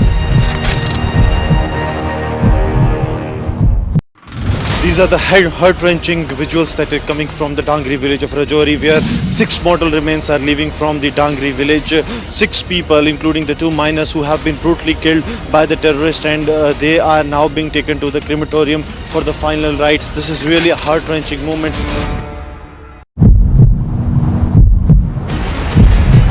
A lot of people saying that it's time to give justice to the Delhi hit and run victim. If you can see the visuals right now, these protesters just passed through the Sultanpuri police station. Their police presence is all here as well. The security has tightened up over here as these protesters are moving ahead on this road. Big questions being raised about why was there not enough police presence, safety of women coming out. They're saying capital punishment for the people involved, the 5 accused who are in police custody. The security has tightened up over here as these protesters are moving. We are reporting live from Sultanpuri, and as the final rites of the victim are happening as we speak, anger in the streets of Delhi continues.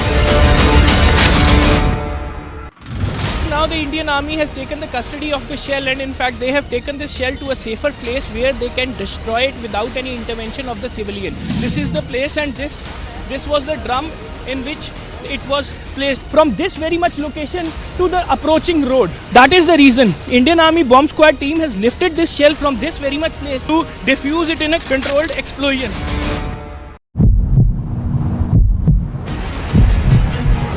Indian Army has arrived at the spot where the alive bombshell was recovered in Chandigarh and few meters away from Punjab Chief Minister's residence as well as Haryana Chief Minister's residence. You can see beyond the sandbags the alive bombshell was being verified. Indian Army is doing a detailed investigation into this, and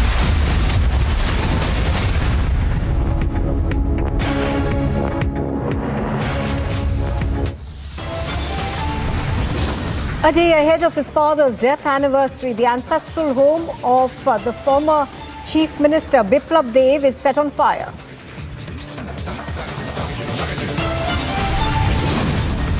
Second day in a row, stones are pelted at the Vande Bharat Express in West Bengal.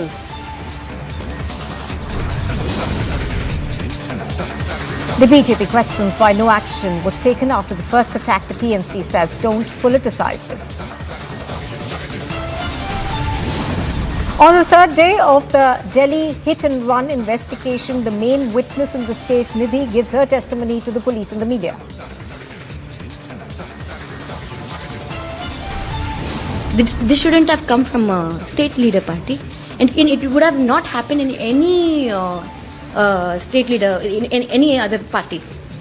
This is the first time which is happening that one person is going through an attack in their own party. Actor Gayathri Raghuram quits the BJP, says women are not safe under the Tamil Nadu BJP chief Annamalai.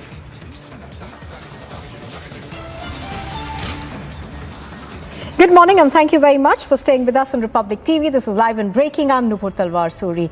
Now, unidentified people attacked priests outside the ancestral home of the former Tripura Chief Minister Biplab Dave in Udaipur in Gomti district of Tripura late Tuesday night. Now, the incident occurred at a time when a group of priests arrived at Dave's residence at Rajdhan Nagar in the Jamjuri area of Udaipur. The priests came to the BJP Rajya Sabha MP's residence to perform a yagya in the annual Shraddh ceremony of his father on Wednesday. Now, according to reports, the mob attacked the saints and vandalized their vehicles. Bystanders and locals came to the rescue of the priests, following which the miscreants fled.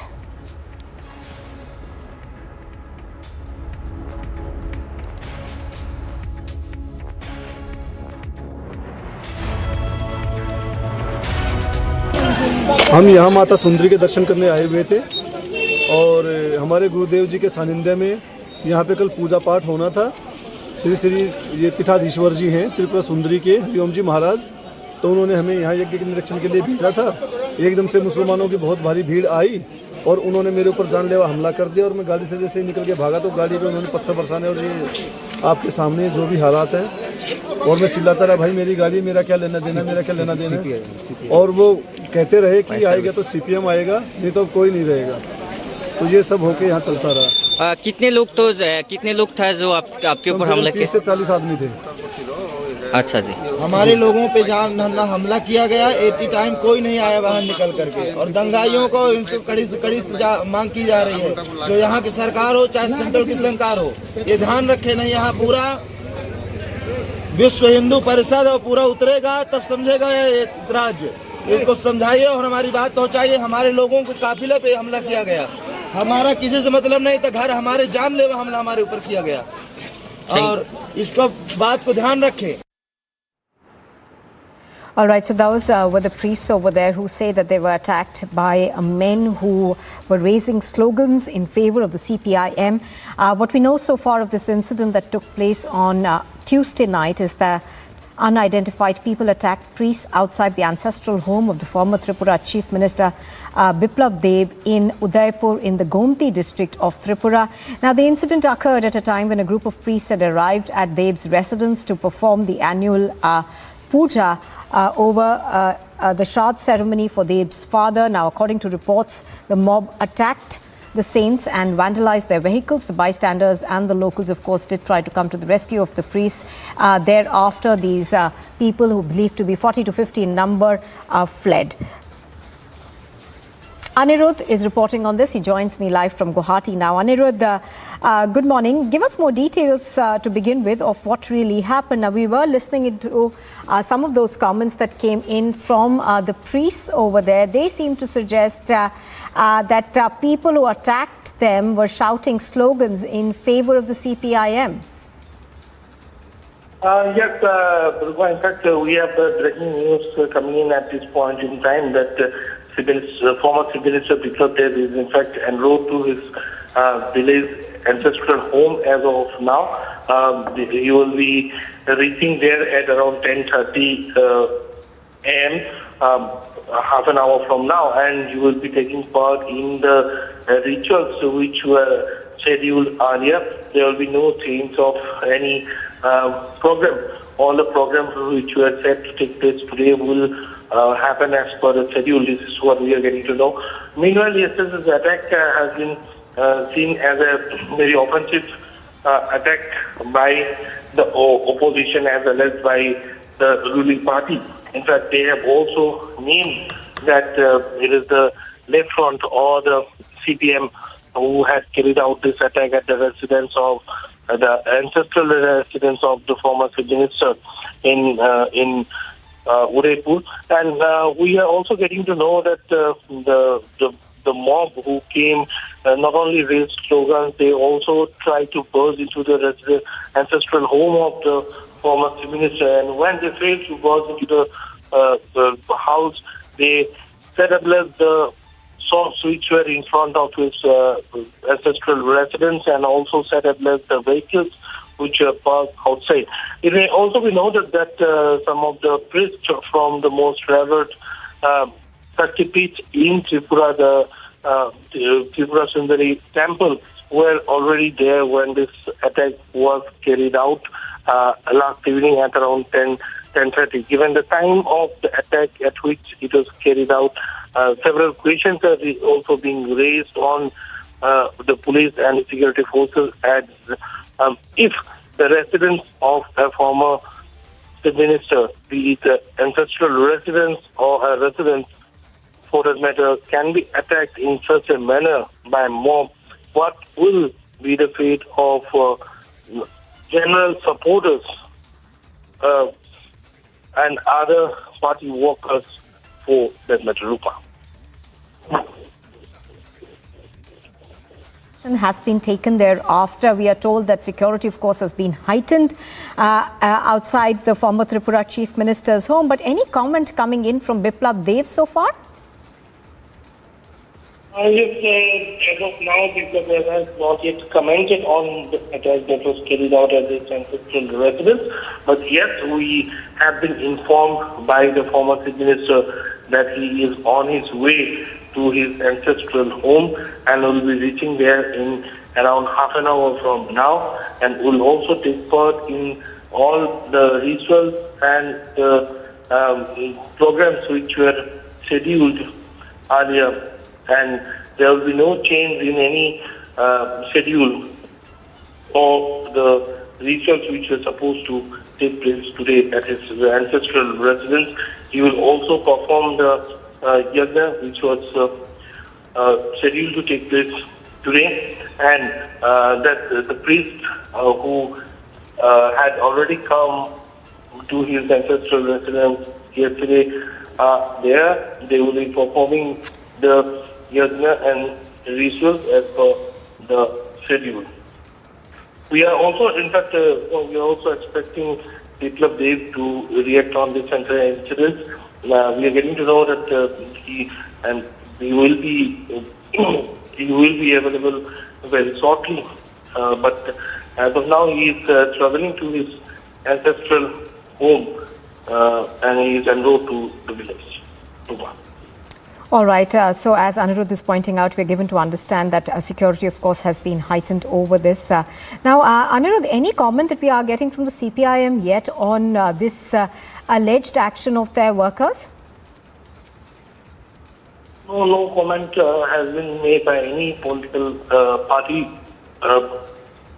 so far. But given the pattern of the violence that has been witnessed yesterday, it's of a very serious nature, and let me also tell you that security has been heightened as of now, as you were also pointing out.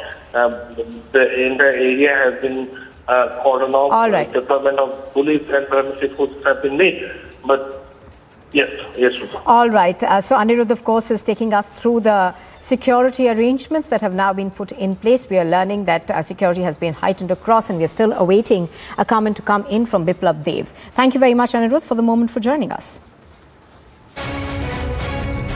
Early morning protests have broken out in the Poonch district of Jammu and Kashmir against the civilian killings by the terrorists in the Rajori district's Dhangri, wherein the terrorists barged in 4 houses, killing the 4 people on 1st of January, followed by an ID blast that has taken place in the first house that was attacked by the terrorists on 1st of January, and that has taken 2 lives of the miners, after which the protests have broken out. Yesterday there was a complete Band call was given in the Kishtwar and the Doda district, and today the Band call has been given in the Poonch district, wherein protests have begun. The Jammu and Kashmir Bar Association in Jammu has also given a Band call, and the courts will remain shut in the Jammu region against the civilian killings by the terrorists. The people are saying that there needs to be action against the Pakistan, another surgical strike and a foolproof solution for the Pakistan problem that is trying to destabilize Jammu and Kashmir and targeting the minorities. With Sir Jeevan Kumar, Gursimran Singh for Republic Media Network.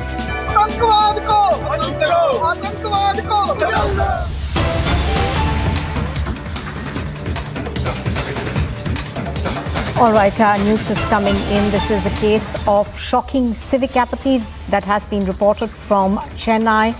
We are now learning that Shobna, an IT professional, lost her life after she was run over by a lorry. Now, this happened when she was taking her younger brother to school, and we are given to understand that her two-wheeler hit a pothole, and thereafter, of course, she fell off her two-wheeler and was run over by a lorry that came from behind. Now, while Shobna died on the spot, her brother sustained injuries and is undergoing treatment.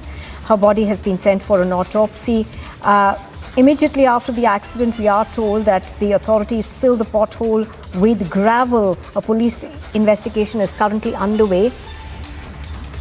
This is a tweet that came in from Zoho.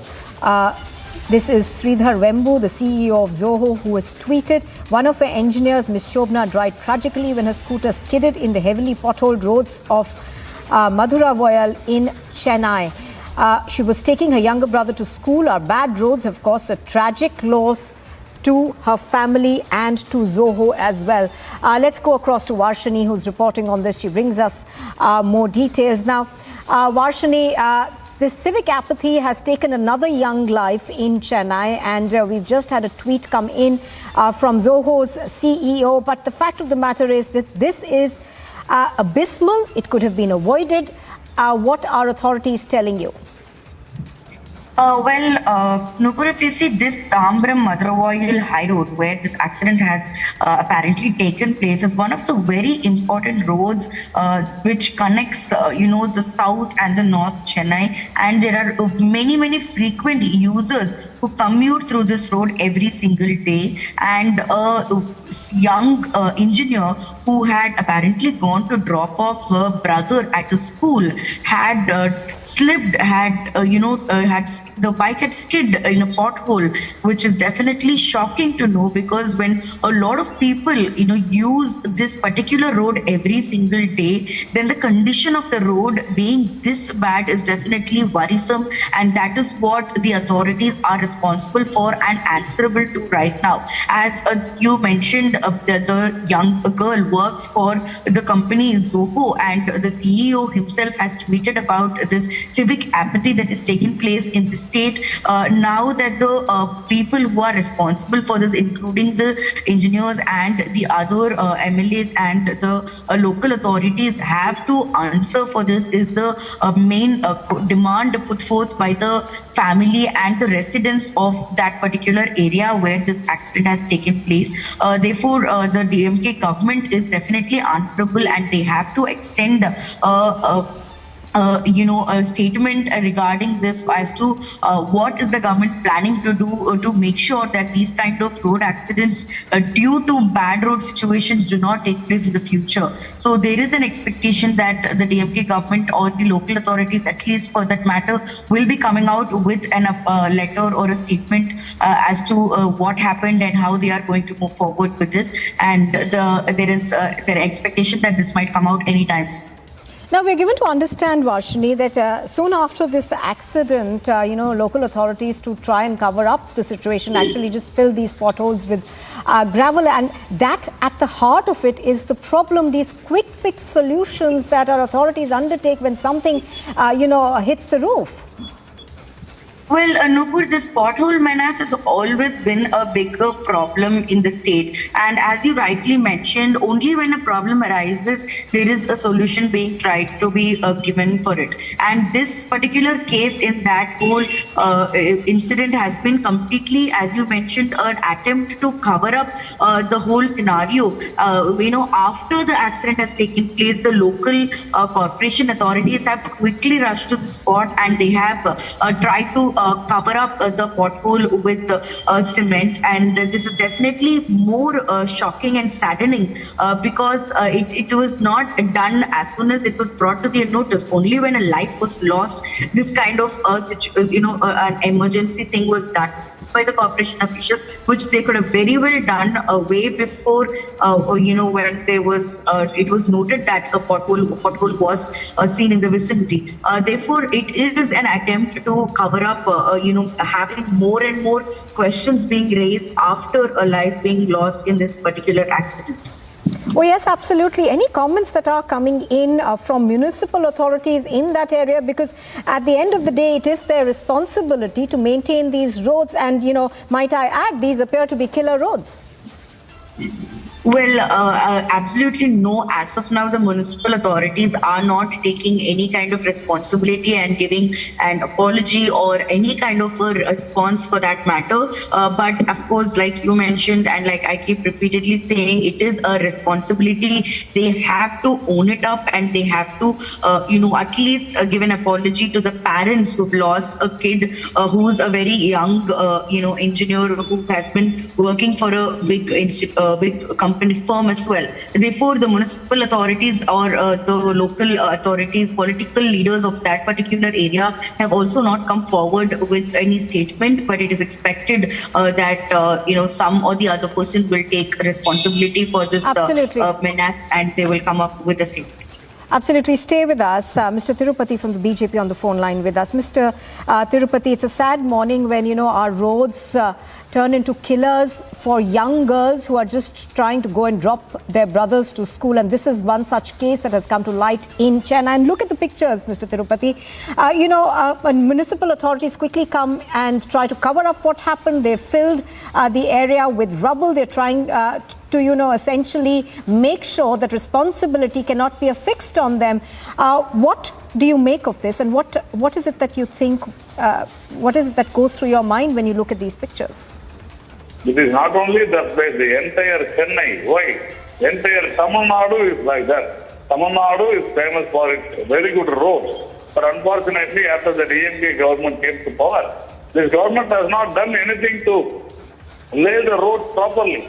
For the last 2 years, they said that they don't have finance. That's what they say. But unfortunately, the entire Chennai particularly, due to the stormwater drain and other works by the Public Works Department, one day, each and every day, the holes are being dug in Chennai, and the government is irresponsible. I think somebody has to take it accountable, and I think the government has to dismiss those who are responsible for this, and definitely those should be punished severely. Right. Mr. Tirupati, also do you think that a blame should be affixed on civic authorities in cases like this, and an FIR should actually be filed, because at the end of the day it was their responsibility to make sure that commuters can use these pothole-ridden roads safely? Because of the huge corruption, rampant corruption which is happening across the state. The main problem is corruption, because the roads are not laid properly. Whatever the amount is spent, more than 50% goes on the corrupt practice. That is the problem. All right, Mr. Tirupati, appreciate your speaking to us. Also joining us on the phone line is Kovai Satyan from the AIADMK. Kovai Satyan, good morning. This is, in fact, an extremely sad day for Chennai, for Tamil Nadu, when a young girl loses her life to a pothole. I mean, this is civic apathy at its worst. Do you think that blame and responsibility needs to be affixed?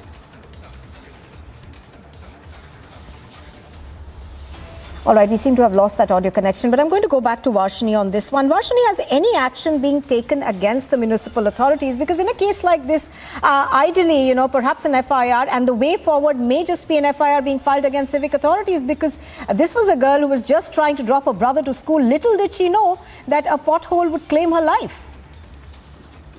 Well, absolutely, yes, Nupur. It is definitely a very, very saddening situation, an accident that has taken place. And as you are pointing out about how the civic authorities, the municipal authorities, has to take responsibility of this matter. As of now, nobody has come forward, and they have not yet Just hold your thoughts for a minute, Varshini. I'm afraid I'll have to interrupt you there. Kovai Satyam on the line with us. Now, Kovai Satyam, I was earlier asking you that do you think that responsibility needs to be affixed on civic authorities to make sure that something like this does not happen again? Yeah, that is the expectation. Responsibility and accountability has to be fixed, and whoever has erred has to be punished as per the books of the law. But DMK government, Mr. Stalin, MLAs, ministers, none of them will take that initiative, because there is corruption at all levels. The 4,000 crore stormwater drainage program is a cherry on icing in corruption, because every road is dug in Chennai city unnecessarily in the name of stormwater drainage, and the kickbacks ranges from 30% and upwards. So when there is corruption at all levels, nobody will come forward to take responsibility. Nobody will be held accountable for this. And DSK leader definitely will not do it, because it is his one MLAs and ministers who are hand in glove with corruption. All right, Kovai Satyan, appreciate your speaking to us on Republic TV. Thank you very much for joining us. Varshini has been bringing us the latest on this. And of course, just to tell our viewers, there's been a tweet by Sridhar Vembu, the CEO of Zoho, who says one of our engineers, Ms. Shobna, died tragically when her scooter skidded in the heavily potholed roads near Madurovayal in Chennai. She was taking her younger brother to school. Our bad roads have caused a tragic loss to her family and to Zoho. A look now at what else is making news this morning. Unidentified people attacked priests outside the ancestral home of the former Tripura Chief Minister Biplab Dave in Udaipur. The incident occurred at a time when a group of priests arrived at Dave's residence. The mob attacked saints and vandalized their vehicles.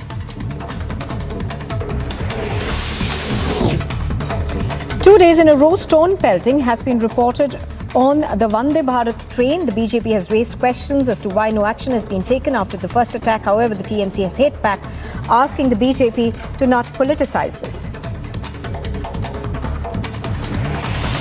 Actor Gayathri Raghuram has quit the BJP and has called the BJP party chief Annamalai a tactical liar. She has further added that women are not safe in Tamil Nadu.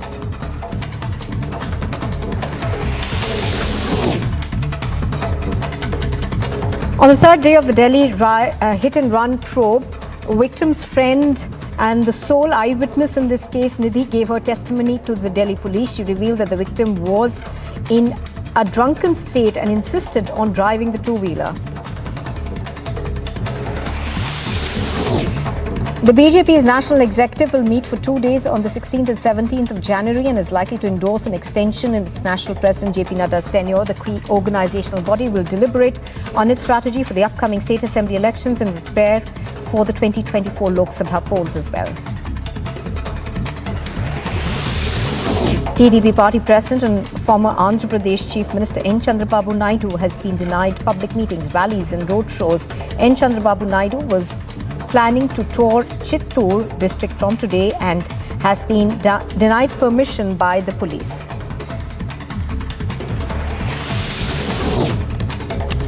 In a video shared by the NFL division, an RPF constable from Purnia Junction of Kathia Railway Division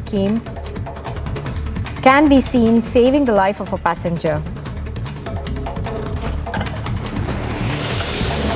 The BJP National President JP Nadda will be on a 2-day visit to the pole-bound state of Karnataka from the 5th of January. He will be visiting key mutts, including the prominent Veerashaiva Seminary.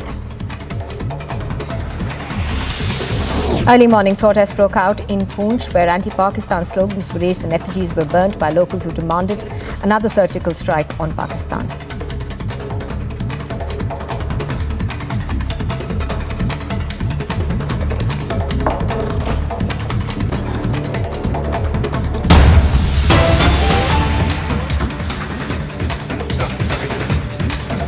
IT raids are being carried out across various locations in Hyderabad. We are learning that IT officials have raided the offices of the Excel company.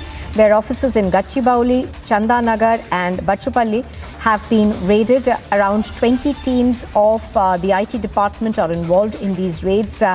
We are also getting scant details in terms of what this is regarding. We are learning that there are some irregularities that have been found by the IT department in transactions that have been made by Excel.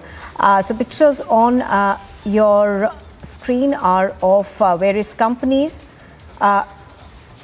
under the ambit of the Excel group. Aneri is reporting live on this from Hyderabad. She has more details. Aneri, tell us more, please.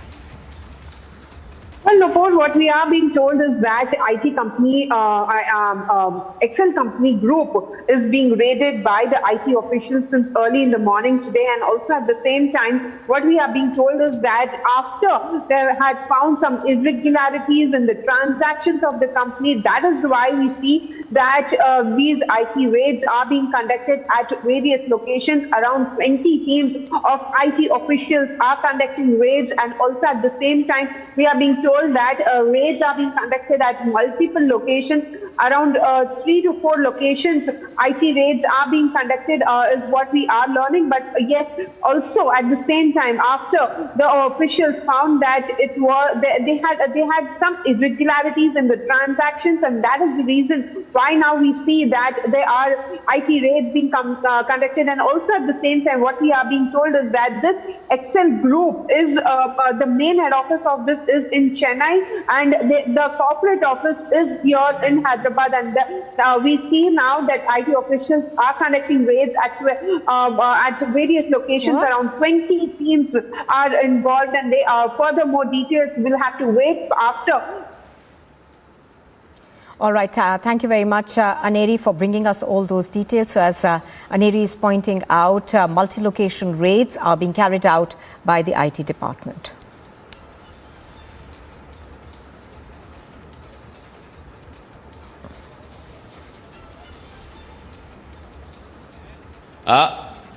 विप्लव देव हमारे साथ जुड़े हैं, त्रिपुरा के पूर्व मुख्यमंत्री। विप्लव देव जी, बहुत बहुत स्वागत है रिपब्लिक मीडिया पर आपका। सबसे पहले आपसे पूछना चाहूंगा, ठीक एक दिन पहले आपके पिता की पुण्यतिथि थी, उससे पहले ऐसा हादसा हुआ, क्या आपसे दुश्मनी या संतों से दुश्मनी, क्या था ये? देखिए, ये आपने देखा होगा, पहले भी कम्युनिस्ट ने त्रिपुरा में कोशिश किया था एक समय, जब अर्बन लोकल बॉडी इलेक्शन हुई थी दुर्गा पूजा के लगभग आसपास, जो त्रिपुरा को बदनाम करके मस्जिद जला दी गई। एक इंटरनेशनल लेवल में भी त्रिपुरा को बदनाम करने की, भाजपा सरकार को बदनाम करने की कोशिश की गई, सफल नहीं हो पाई। और सबसे दुखद बात है, जब आज मेरे पिताजी की बरसी है, उसमें यज्ञ करने के लिए मैंने संत लोगों को बुलाया है और मेरे पत्नी वहां देखभाल करने के लिए गई थी अगरतला से, और देखभाल करके जब कर रही थी उसी समय कम्युनिस्ट के एक पूर्व मंत्री और विधायक उसी एरिया में, संखालू एरिया में जाके इनको उकसाया, जुलूस निकाला, वो सब किया है पूरे दिन भर में। और जब मेरी पत्नी वहां से चुकी थी, तब 7 बजे के आसपास वहां जाके मेरे घर के सामने जहां यज्ञ होगा, वहां कम्युनिस्ट का झंडा लगाने गए। तो झंडा जब लगा रहा था तो सरपंच वगैरह सब लोगों ने मना किया, आज तो यह यज्ञ होगा, पिताजी की वो है, तो आप लोग काल से लगा लीजिए। तो माने नहीं। उसके बाद अपने लोगों को मारपीट किया है, गाड़ी महाराज की जो संत के गाड़ी 3-4 भंगचोर की है। एक सुप्रीम कोर्ट का वकील थे, उनके साथ उनको मारपीटने की कोशिश किया है। उसके बाद उसमें जो भगवान के जो छवि वगैरह लगी हुई थी, सब तोड़फोड़ और राहजनी किया है। इस तरीके से 50-60 आदमी का ग्रुप आया है और जो मर्जी वो किया है। और ये जो स्थिति है, कम्युनिस्ट ने बार बार ही पूरे देश में ऐसा कोशिश करते हैं, जो विशेष संप्रदाय के लोगों को उकसा के राजनीति करना चाहते हैं, और ये बहुत ही दुर्भाग्यजनकपूर्ण है। और क्योंकि हम लोगों ने पिछले 2018 से सत्ता संभाला, त्रिपुरा में कोई भी दांगा हमने नहीं दिया, किसी के साथ कुछ भी नहीं, सब मिलकर हम लोग चल रहे थे। कम्युनिस्ट बार बार ये सब करके राजनीति करना चाहती है, और मुझे बहुत दुख है कि मैंने कभी भी कम्युनिस्ट कांग्रेस का ऐसा भेदभाव नहीं किया। एक प्रशासक के नाते जो काम करने के लिए डेवलपमेंट के मुद्दों को लेकर काम किया है, और त्रिपुरा में दिखता है।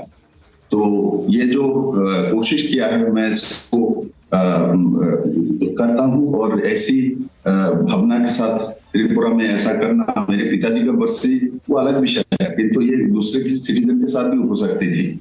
मैं भी एक नागरिक हूँ, नागरिक के नाते मैं देखता हूँ, ये बहुत ही कम्युनिस्ट के घिनौना सोच है। और उनके जो असली चेहरा जब निर्वाचन आ रही है सामने, इनके असली चेहरा दिखता है, जो कि एक अनुष्ठान जिसके पिता के बरसी है, उसको भी इस तरीके से इन लोगों ने इसको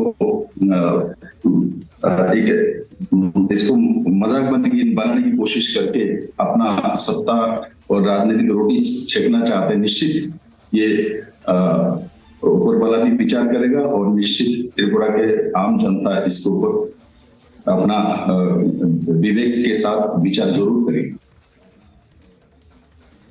विप्लव जी, नाराजगी किस बात से थी? क्या आप लोगों ने सत्ता उखाड़ फेंकी माकपा की वहां से, सीपीएम की सत्ता उखाड़ी, ये नाराजगी थी, या फिर आपसे नाराजगी थी क्योंकि मौका नहीं था, पुण्यतिथि थी आपके पिता के, उस वक्त ऐसी घटना को अंजाम देना कई सवाल खड़े कर रहा है? ये देखिए, ये हमारे परंपरा के, भारत के व्यवस्था के खिलाफ, जो व्यवस्था के खिलाफ करना, ये कम्युनिस्ट का, ये इनका स्वभाव में है, भारत का विरोध करना, उनके परंपरा सिस्टम को तोड़ना है।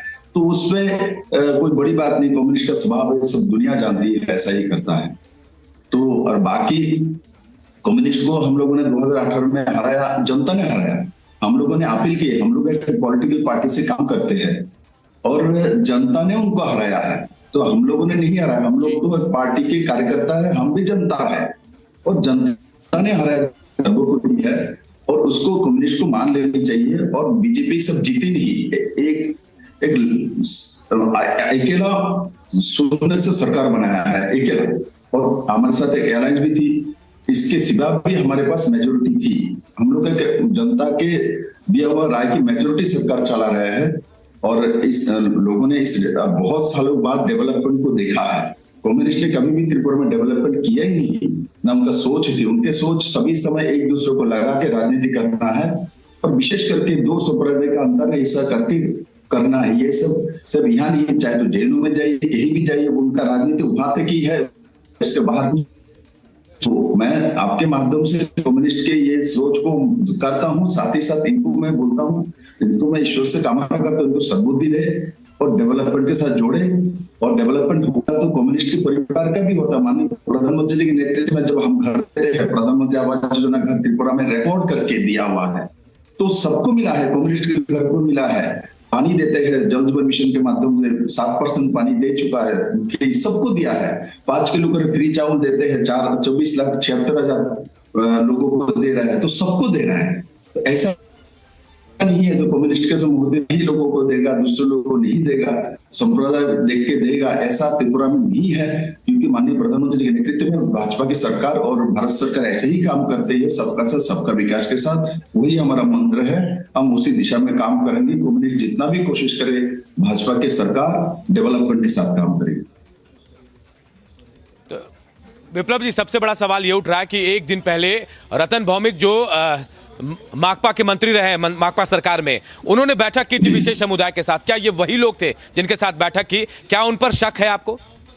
बिल्कुल, वो तो अभी सामने भी आ गया, वही लोग हैं और उनके नाम धाम भी सामने आ गया। वो सामने ही थे, सामने विरोध के सब लोगों ने देखा, उनके नाम से केस मामला भी की गई। यही लोग थे जिनके साथ उन्होंने बैठक किया है, वही उनके नेता है और वो एक विशेष संप्रदाय से है। सबके सब वही वो है, वो प्रमाणित हो चुकी है और उसको वो सबके सामने आ चुकी है। बिप्लब देव जी, क्या इससे विकास रुक जाएगा? भाजपा ने विकास की जो बयारबाही त्रिपुरा में, जो विकास पहले नहीं हुआ था त्रिपुरा में जब आपकी सरकार नहीं थी, बीजेपी की सरकार नहीं थी, क्या उसे रोकना चाहते हैं तमाम लोग साजिश के तहत? देखिए, स्वाभाविक है, कम्युनिस्ट सभी समय विकास विरोधी है, डेवलपमेंट विरोधी है। क्योंकि जहां भी डेवलपमेंट हो जाएगा, आत्मनिर्भर मानसिकता तैयार हो जाएगा, तब कम्युनिस्ट नहीं रहती है। कम्युनिस्ट को कभी भी डेवलपमेंट अच्छा नहीं लगता, उसके विरोध में रहता है। इनका काम ही है डेवलपमेंट करे तो उसको तोड़ना, उसको रोकना, उसको बंद करना, इंडस्ट्री को रोक देना। ये कम्युनिस्ट के नियम है, स्वभाव में है। इसीलिए तो 25 साल लगा था सरकार में रहने के बावजूद भी त्रिपुरा में कुछ नहीं कर पाया। आज त्रिपुरा के पर कैपिटा इनकम लोगों का जो कि 1,444 रुपए थे कम्युनिस्ट के समय, आज कोरोना के 2 साल होने के बावजूद भी 1,41,000 रुपए पर कैपिटा इनकम त्रिपुरा के लोगों को हो चुकी है। त्रिपुरा के बजट जो कम्युनिस्ट के समय जो कि 14,000 के आसपास होती थी 2017 में 14,000 करोड़ की, वो आज 27,00,000 करोड़ में पहुंचे। हमारे कैपिटल एक्सपेंडिचर हमने बढ़ाया है, हमने रेवेन्यू कलेक्शन बढ़ाया है। अभी जीएसटी का अपने स्टेट वाइज देखिएगा, त्रिपुरा जैसा छोटी छोटी इंडस्ट्री है, बड़ी इंडस्ट्री नहीं होने के बावजूद भी 15% जीएसटी कलेक्शन त्रिपुरा में बढ़ी है। तो त्रिपुरा को कम्युनिस्ट रोक नहीं सकते। ये आप हम ये सब कोशिश हर बार वो पूरे देश में किए जाते हैं और ये कम्युनिस्ट के स्वभाव में कोशिश जरूर ये लोग करते रहते हैं, किंतु जनता उनको पराजित करेंगे, जनता इनके साथ नहीं देंगे, ये हमारा पूरा विश्वास है। आपके तरफ से कोई एफआईआर लॉन्च की गई है? किसी के नाम डाला गया उसमें विप्लव जी? मैंने अपने तरफ से कोई एफआईआर दर्ज तो नहीं की, किंतु वहां केस मामला ली गई ऐसा मुझे जानकारी है। जी, और विप्लव जी, जिस वक्त ये हादसा हुआ, जब घटना को अंजाम दिया गया, परिवार के लोग कहां थे, आप लोग कहां थे? क्योंकि एक दिन बाद आपके यहाँ आज पुण्यतिथि थी, आज हवन का कार्यक्रम था वहां। जब मैं तो अगरतला में था, मेरी पत्नी वहां थी कि वो महाराज के साथ देखभाल करने के लिए गई थी। हाफ एन आवर पहले वहां से निकल चुकी थी, उसके निकलने आधा घंटे के बाद एक घटना घटी।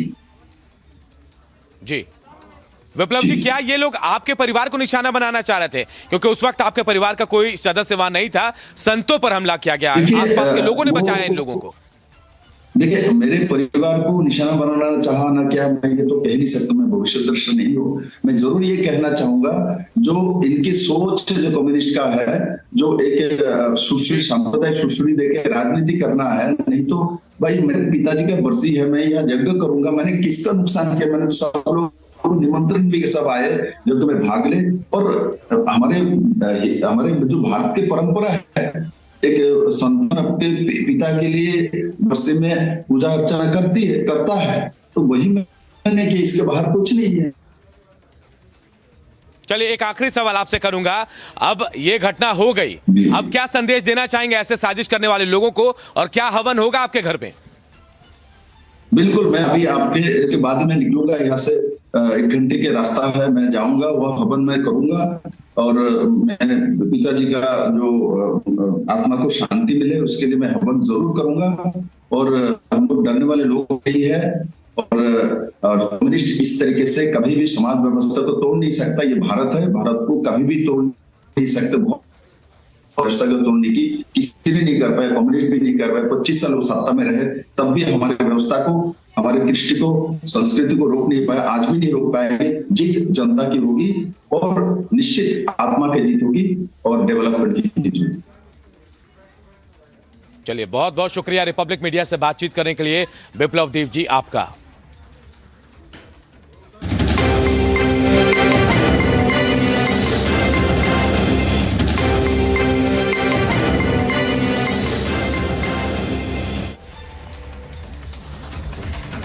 You were just watching that exclusive conversation with the former Chief Minister of Tripura, Biplab Dave, whose house was set ablaze. His ancestral home was set ablaze yesterday night at around 10:30 p.m.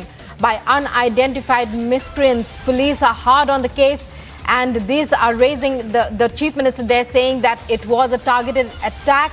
The politics of the CPIM have always been that of violence in the state. And he says that, well, he was asked about whether it was an act of enmity, of whether it was, what was the message that was tried to convey. But now the Chief Minister has said that in a short while, he will be on his way to perform the Shraddh ceremony, the Yagna, as scheduled.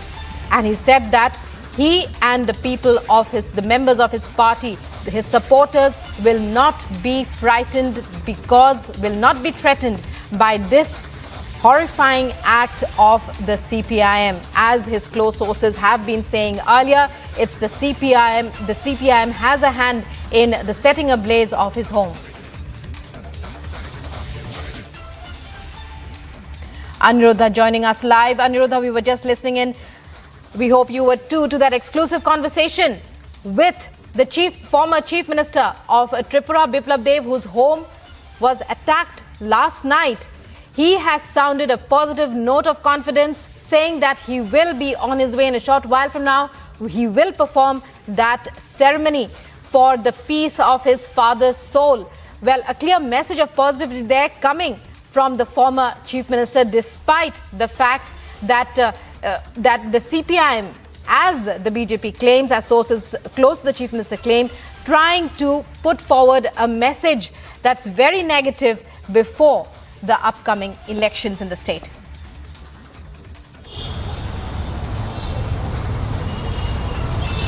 Yes, Rukma, in fact, as we can all see, and our viewers have also seen, that Biplab Dave was very much confident. He was not at all taken aback by the attack that was carried out at his ancestral residence yesterday. And in fact, he is very to the point and precise in attacking the CPIM. And he has very clearly said that there is a very large political motive behind this attack, and that the left actually wants to stall the progress and development that has been taking place in the state of Tripura. Ahead of the elections, it is definitely a very serious issue, given the fact that Tripura is going to the elections in the next 2 to 3 months. This attack is something which raises serious concern as far as the security scenario and the harassment and the run-up for the polls are concerned, Rukma. Well, many thanks, Anirudh, for joining us there. And we're bringing you live and breaking news here on Republic, the latest on the setting ablaze of the former Chief Minister of Tripura's residence. Aniruddha, my colleague there from Guwahati, reporting on this story from the ground. We'll be coming back to you with all the latest updates on this and more. Meanwhile, it's time for a short break, but coming up, BJP questions why was no action taken after the first attack on the Vande Bharat Express in West Bengal. TMC says do not politicize the issue. Also coming up, actor Gayathri Raghuram quits the BJP, says women are not safe under Tamil Nadu BJP chief Annamalai.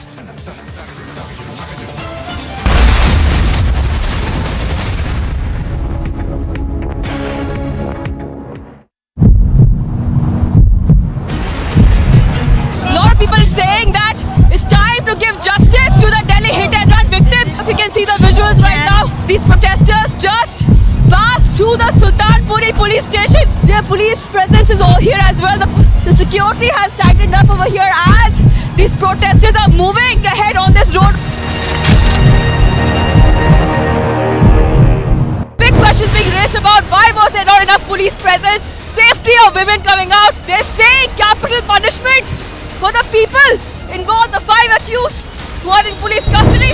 The security has tightened up over here as these protesters are moving. We are reporting live from Sultanpuri. And as the final rites of the victim are happening as we speak, anger in the streets of Delhi continues. Now the Indian Army has taken the custody of the shell, and in fact they have taken this shell to a safer place where they can destroy it without any intervention of the civilian. This is the place, and this was the drum in which it was placed from this very much location to the approaching road. That is the reason Indian Army bomb squad team has lifted this shell from this very much place to defuse it in a controlled explosion.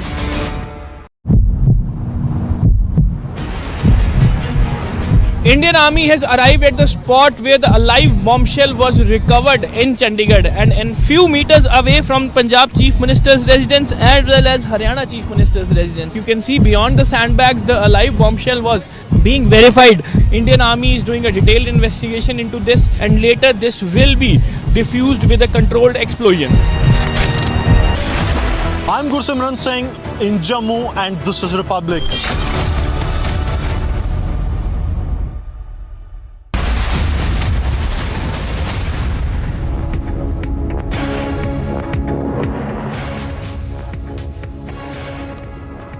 You're watching Live and Breaking. I'm Rukma with you, and shifting focus to news from West Bengal on the attack on the Vande Bharat Express, the premium train that was attacked not once but twice in the state. The BJP has now hit out at the Mamata-led government. This comes after, for the second time in 2 days, stones were pelted at the Howrah-New Jalpaiguri Vande Bharat Express on Tuesday. The incident took place when the train was arriving at the NJP yard. The first such incident was reported on Monday in Malda. So big political fight ensuing as the BJP slams the Trinamool Congress government, even as the only reaction that had come in from the TMC was that the issue should not be politicized. Let's listen in to more voices on the case, on the issue. এই semi bullet train আমরা তৈরি করেছি, লক্ষ লক্ষ কোটি টাকা খরচা করে bullet train করার মতো আমাদের এখনও পরিস্থিতি নেই, তার জন্য এক্সপেরিমেন্ট চলছে। কিন্তু আমাদের ইঞ্জিনিয়াররাও পারেন, সেটাও করে দেখিয়েছেন ওরা, আর সেটা নেওয়ার জন্য আমাদের জনতা বোধহয় প্রস্তুত নাই। এই ধরনের মানসিকতা নিয়ে একবিংশ শতাব্দীতে কতদিন থাকা সম্ভব বা দুনিয়ার সঙ্গে তাল মিলিয়ে আদৌ এগোনো সম্ভব কিনা এই প্রশ্ন উঠেছে। কিছু লোকের মাথা খারাপ লোক যাদেরকে কেউ না কেউ উৎসাহ দিচ্ছে, তারা এই ধরনের করে বেড়াচ্ছে এবং আমাদেরকে বদনাম করছে। আমাদের রাজ্য সরকার এদের বিরুদ্ধে স্টেপ নেওয়া দরকার। So the Vande Bharat Express, inaugurated just a few days ago, attacked, pelted with stones as it enters the NJP yard. This is not the first time. This is in fact the second time that such an incident has taken place in West Bengal.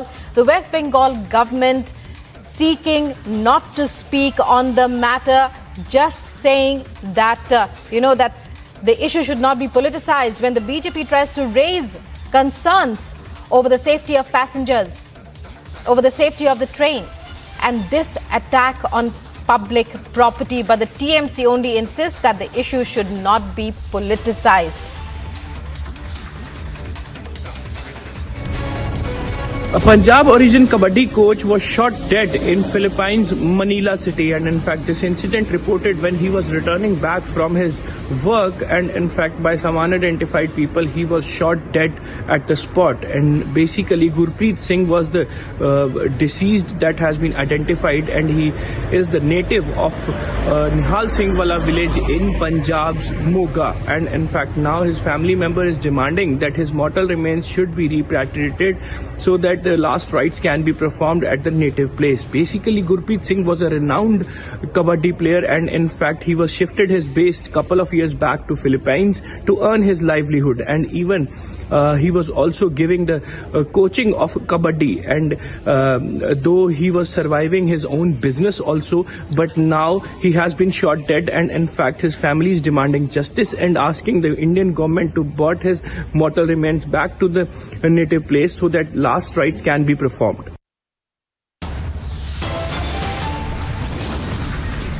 Time for a short break. On the other side, day ahead of his father's death anniversary, ancestral house of Biplab Dave set on fire.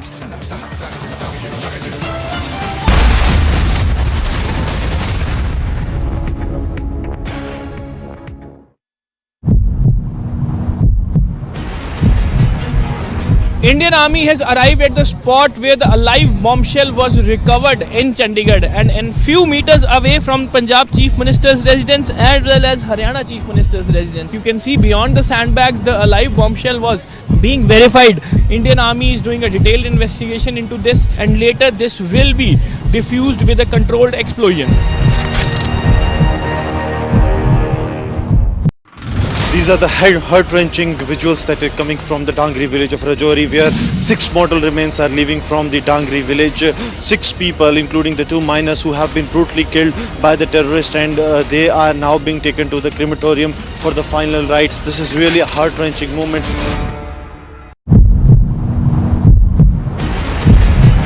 A lot of people saying that it's time to give justice to the Delhi hit-and-run victim. If you can see the visuals right now, these protesters just passed through the Sultanpuri police station. Their police presence is all here as well. The security has tightened up over here as these protesters are moving ahead on this road. Big questions being raised about why was there not enough police presence, safety of women coming out. They're saying capital punishment for the people involved, the 5 accused who are in police custody.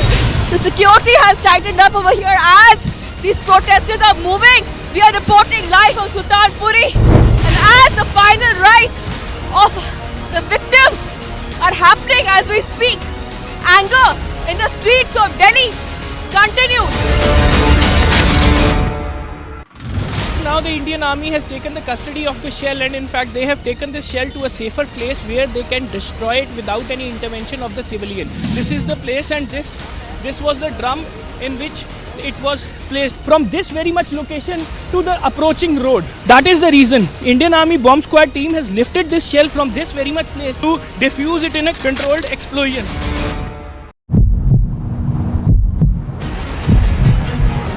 Indian Army has arrived at the spot where the alive bombshell was recovered in Chandigarh, and in few meters away from Punjab Chief Minister's residence as well as Haryana Chief Minister's residence. You can see beyond the sandbags the alive bombshell was being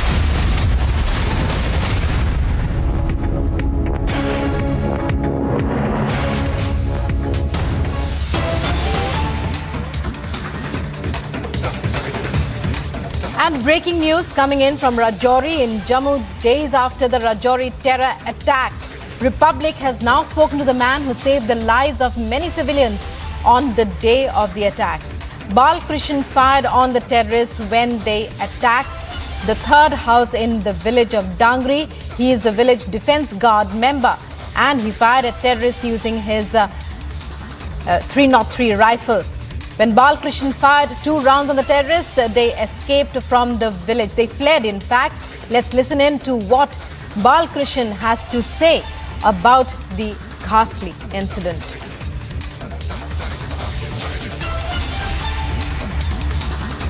Rajouri के डांगरी में आतंकियों ने मौत का तांडव खेला। मौत का आंकड़ा जो 6 तक सीमित रहा 2 आतंकी हमलों में, ये इससे कई गुना हो सकता था अगर बालकृष्ण ने उस समय सूझबूझ ना दिखाई होती और आतंकियों पर एकाएक फायर ना किए होते। बालकृष्ण जो है इस गांव के निवासी हैं। सरकार की तरफ से इन्हें 303 गन दी गई है और उस वक्त इन्होंने अपनी सूझबूझ का मुजाहरा किया। जब लोग घर में दुबक गए थे तब बालकृष्ण घर से बाहर निकले। जब तीसरे और चौथे घर में फायरिंग हुई तो बालकृष्ण की तरफ से अपनी 303 इसी गन से जो है फायरिंग शुरू कर दी गई।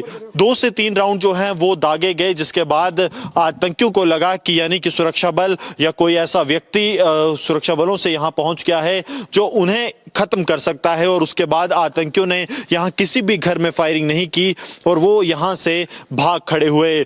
किस तरह से लगातार अगर बात की जाए, बालकृष्ण ने जो है एक सूझबूझ वहां पर दिखाई। बालकृष्ण जी, उस वक्त आप कहां थे, क्या हुआ ये बताइए। सर, जब फायरिंग होने बाद जाई तो मैं जहाँ आगे से नीचे, तब मैं दौड़ के अपने रूम में गया, वहाँ से मैं गन ली। तब मैंने देखा कि वहाँ पार फायरिंग हो गई है।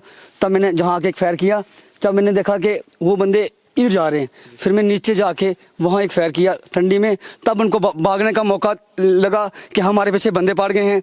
तब जहाँ उनके हमारे घर सूझे नहीं तो कि कहाँ से कहाँ बढ़े, तब उनके नीचे दौड़ने की कोशिश की। तब ये हमारा पूरा गांव थोड़ा सा शांति में हुआ। तब आ जाके जो जिनको जख्मी थे वो थोड़े अपने कब्र किए। तब मैं वहाँ खड़ा रहा, फिर उनको रोड तक छोड़ा। फिर मैं वापस आया, देखा कि इधर क्या हालत है। फिर एक लड़का और था, वो भी उसको जख्मी था, उसको भी भेजा। फिर मैं जहाँ आके बैठ गया छत पे। मैं छत पे बैठा तो कोई 9 बजे के करीब आर्मी पहुंची। तब किसी ने मेरा नंबर दिया कि बाल जी ने उसका वो इधर ही है, उनको पूछो कहाँ हो। तो बालकृष्ण जी, मुझे ये बताइए, जब फायरिंग हुई तब आपको डर नहीं लगा? आप एकाएक राइफल लेकर बाहर आ गए। सर, डर लगा था, लेकिन उस टाइम मुझे यही सोच रहा था कि मेरा पूरा गांव उन्होंने घेरा हुआ है, कि इसलिए मुझे जल्द से जल्द इनको बचाना है। तब मैंने बाहर निकलकर अपनी हिम्मत नहीं हारी, क्योंकि मुझे ऐसे लग रहा था कि बचना तो मरना तो रब के हाथ में है। अब निकलूंगा तो तब ये बचेंगे। तब मैंने फायरिंग की, तब वो भागे, तो उस कारण ये थोड़ा सा गांव बचा, नहीं तो उनका 30-40 घर ऐसे ही उनको मार के घर जाना था। तो बालकृष्ण जी, क्योंकि वो लगातार आतंक का तांडव खेलते आ रहे थे, लगातार लोगों को मारते आ रहे थे, उस ढलान में आगे कितने घर हैं जिनको वो निशाना बना सकते थे, जो फायरिंग की वजह से बच गए? सर, कम तो कम ये देख लो, अब नीचे लाइटें बुझ रही हैं, उनको मारना था, लेकिन उनको यही तरह से अब एक ही इसके घर बड़े थे, हमारे पीछे बड़े हुए हैं, शायद हमें ताक मार के गिरा देंगे। तब वो भागे लगे, भाग ही गए। वो उन्होंने कोई फायरिंग नहीं की। जब से इधर निकली गए तब हमने थोड़ा सा आर्मी आई, तो तब हमें थोड़ा सा इधर शौक आया। फिर एक बंदा निकला, घर से बाहर निकलने लगे, आस्ते आस्ते बच्चे बाहर निकाले, देखे सब ठीक हैं।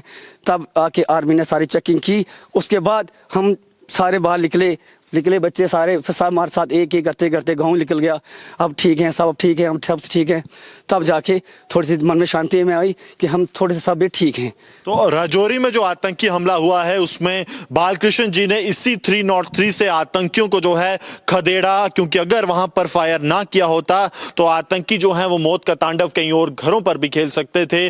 और कहीं ना कहीं सरकार की तरफ से जो 303 बालकृष्ण जी जैसे लोगों को दी गई है, जो लोग आतंकी हमले के वक्त भी डरते नहीं हैं और पूर्ण तौर पर साहस के साथ आतंकियों का मुकाबला करने के लिए तत्पर रहते हैं, ऐसे लोग जो हैं वो समाज के लिए एक मिसाल हैं। और राजौरी में किस तरह से बड़ा नरसंहार होने से बालकृष्ण जैसे लोगों ने रोका, ये जो है बताता है कि किस तरह से गांव के लोग, जम्मू कश्मीर के लोग आतंकवाद के खिलाफ अब बंदूक भी उठा चुके हैं और आतंकियों को दुम दबाकर भागना भी पड़ा।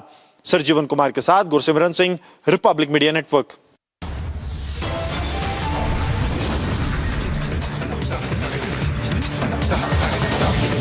And coming up in a short while, day ahead of his father's death anniversary, ancestral home of former Chief Minister of Tripura, Biplab Dave, set on fire. For the second day in a row, stones pelted at Vande Bharat Express in West Bengal.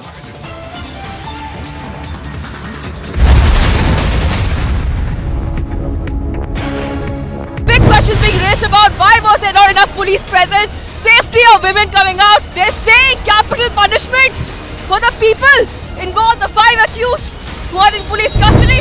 The security has tightened up over here as these protesters are moving We are reporting live from Sultanpuri. And as the final rites of the victim are happening as we speak, anger in the streets of Delhi continues. Now the Indian Army has taken the custody of the shell, and in fact they have taken this shell to a safer place where they can destroy it without any intervention of the civilian. This is the place, and this was the drum in which it was placed from this very much location to the approaching road. That is the reason Indian Army bomb squad team has lifted this shell from this very much place to defuse it in a controlled explosion.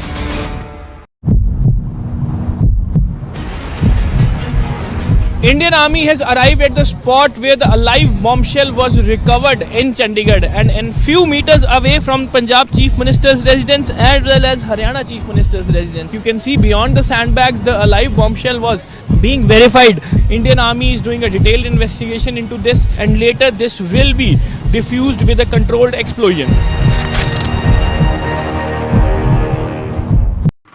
These are the heart-wrenching visuals that are coming from the Dangri village of Rajori, where 6 mortal remains are leaving from the Dangri village. 6 people, including the 2 miners who have been brutally killed by the terrorists, and they are now being taken to the crematorium for the final rites. This is really a heart-wrenching moment.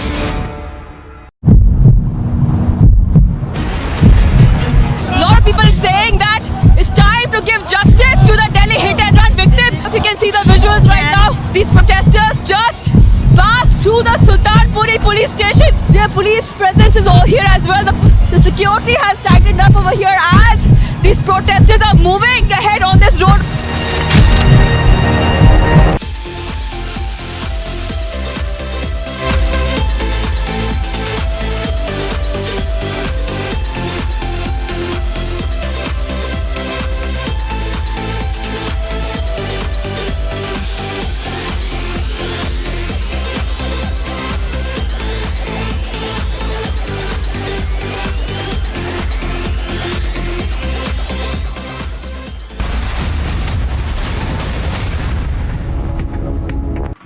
These are the heart-wrenching visuals that are coming from the Dangri village of Rajori, where 6 mortal remains are leaving from the Dangri village.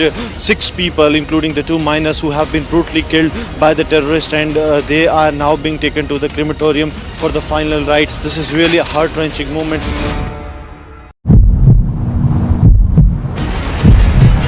A lot of people saying that it's time to give justice to the Delhi hit-and-run victim. If you can see the visuals right now, these protesters just passed through the Sultanpuri police station. Their police presence is all here as well. The security has tightened up over here as these protesters are moving ahead on this road.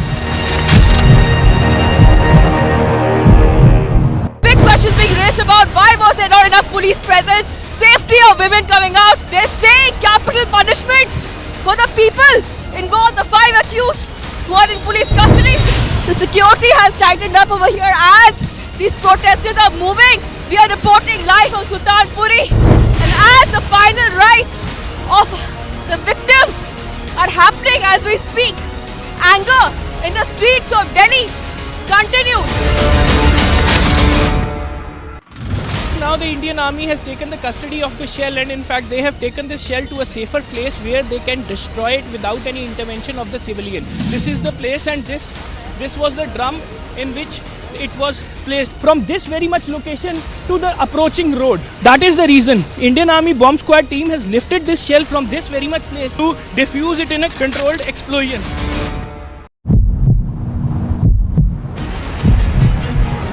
Indian Army has arrived at the spot where the alive bombshell was. Were Chanda Kochar and Venugopal Doot acting alone? Was Videocon the only company and Chanda Kochar the only banker who took advantage of the culture during the Congress government? Were the money of poor Indians locked in banks, backed by government-issued licenses and government backing and government trust? In effect, people's money was swindled by business houses with political links who were fronts for extracting the money either out of India or into the hands of corrupt politicians and corrupt business houses and corrupt business persons. Without political patronage, such corruption cannot happen. When we investigate at Republic either SSR or such financial scams, the corrupt and those guilty fight us back. With your support, we at Republic will fight back harder and we will beat them. Ladies and gentlemen, the whistleblower in this big financial scam is live with me at 10 o'clock tonight.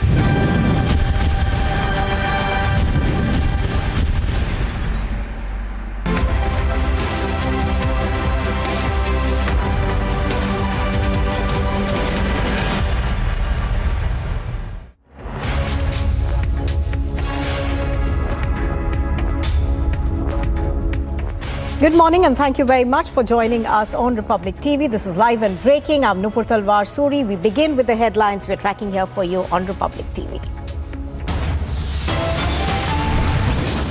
Days ahead of his father's death anniversary, the ancestral home of Biplab Dave is set on fire.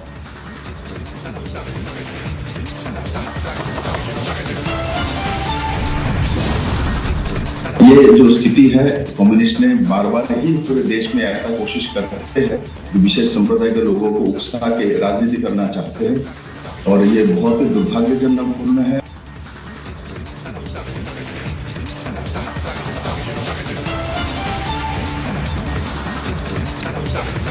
Biplab Dave, of course, speaks to Republic TV, blames the left cadres for the attack on the ancestral home.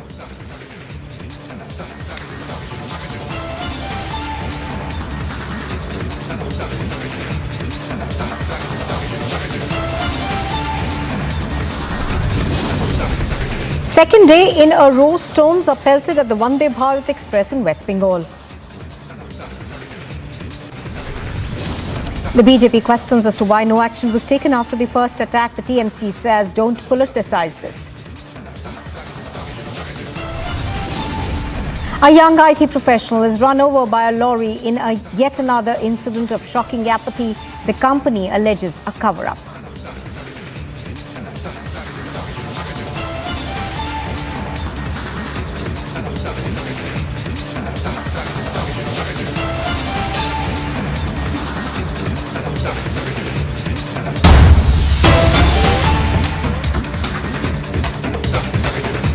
News just coming in, we are now learning that the Supreme Court of India has agreed to hear on Thursday a matter related to the eviction of about 5,000 people from Haldwani, allegedly from railway land. Now the plea for the urgent hearing is being made by the advocate Prashant Bhushan. Now to remember that the High Court had asked for a vacation of the railway land. So now we are learning that the case, of course, has reached the Supreme Court. Do remember that these people, thousands of them in fact, have been asked to vacate what is known as homes and structures that have come up on a kilometre, rather 2 kilometre long stretch of land that the High Court has held to be as the railways. Rhythm Anand Bhardwaj on the phone line with us. She has more details. Rhythm, good morning. Rhythm, give us more details in terms of this. Now, obviously, some hope coming in for all these protesters as the Supreme Court has agreed to hear the case. Yes, that's right. Today, the Supreme Court has said that in the Haldwani cases, they will hear the case tomorrow. It's agreed to hear the matter of relating to the eviction of 5,000 people, Nupur, from Haldwani, allegedly from railways land. The plea is being made by Prashant Bhushan. There are two sides to the same story. One is, of course, the protests that are taking place that are spiraling out of control. The other is the Uttarakhand High Court that had recently ordered the authorities to evict the unauthorized occupants to vacate the premises from the railway land adjoining the Haldwani railway station. This land is called Nupur Gapur Basti. Now, in this area, the issue was that there was railway land encroachment in the Haldwani area. This dates back to 2007. At that time, the railway officials had conducted eviction operations, and in July last year, the Northeastern Railways had delivered over 1,000 eviction notices to Banhulpura residents, also instructing them to vacate their homes. In April, 500 people had also received similar notices. The Uttarakhand High Court had previously asked the railway administration to remove the encroachments on the railway land in 2016. The Supreme Court has postponed the hearing earlier, but the brief facts of the case show that this is not an eviction drive, but more something that has been, trying to evict land encroachers since 2007, that is 15 years.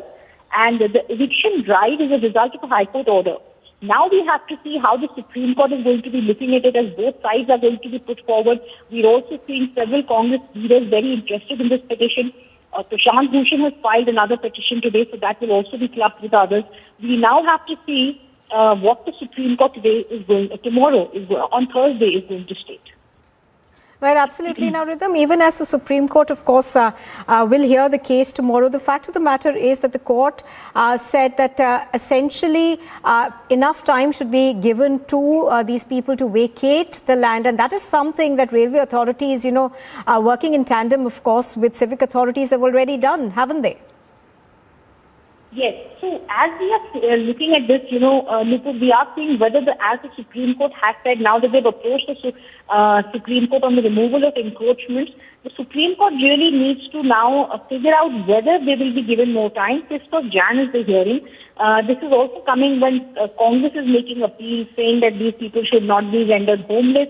On the other side, we are seeing that this was after an Uttarakhand High Court order on 20th of December that ordered for the removal of encroachments. On the one side, it's a High Court order demanding encroachments be removed. On the other side, we are seeing, these political parties joining the protesters and asking for some action to be taken quickly. All eyes are going to be on the 5th of Jan, the hearing before the Supreme Court. All right. Now, Rhythm, just give us brief details about what Prashant Bhushan has said in his plea before the court. Prashant Bhushan has made the plea before the court, which will be heard on the 5th of Jan. He believes that the residents need to be given more notice for this encroachment that is happening. There have also been protests in the Haldwani area that have been led by Congress MLA Nupur. AICC Secretary Qazi Nizamuddin also said and challenged the High Court order in a press conference in Haldwani. The apex court that is going to be hearing the matter is going to be seeing all sides, whether this case is being politicized. Uttarakhand High Court, remember, like I said, had earlier reserved its decision on the encroachment.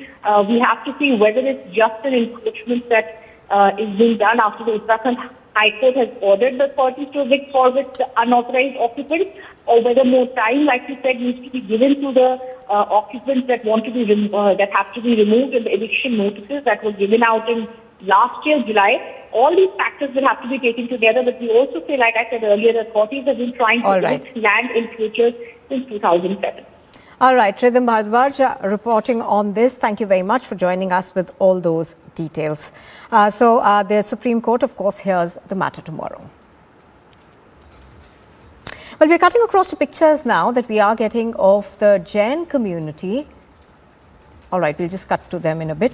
We are cutting to pictures of the Jain community now holding a protest against the Jharkhand government decision to declare Sri Samad Shikharji as a tourist spot. Now, do remember that these protests have been going on for about 2 weeks now, where people from the Jain community have essentially been up in arms against the Jharkhand government's decision of declaring Sri Samad Shikharji a sacred pilgrimage site of the Jain community as a tourist place. Now, the order was passed on Tuesday in Jaipur. It is located in Parsnath Hills in the Jharkhand state. So, we are, of course, now getting you more details in terms of these protests, which have gone on for about quite some time now, nearly 2 weeks.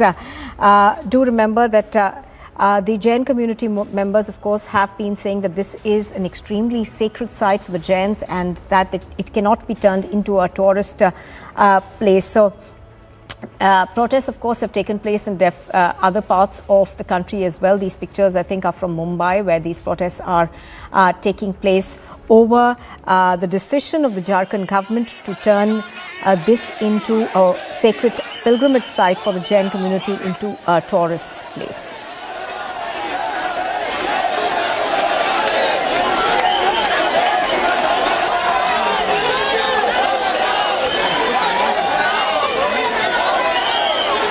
Well, Sandeep is now joining us. He has more details. Now, Sandeep, I think you've been speaking to a large number of those protesters. What are their demands?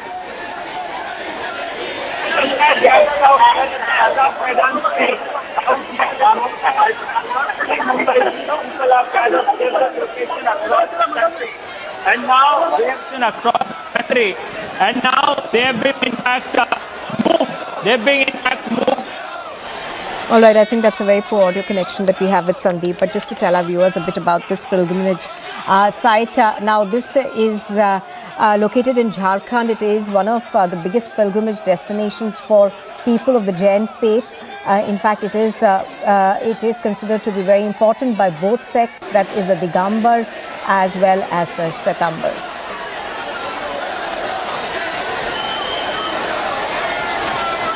देखिए, सरकार फैसला वापस लेगी, शायद उन्हें ठीक से समझाया नहीं जा पा रहा है और ये बहुत भावात्मक मुद्दा है, तो इस पर लोग जो सुनते जा रहे हैं वो जुड़ते जा रहे हैं निरंतर।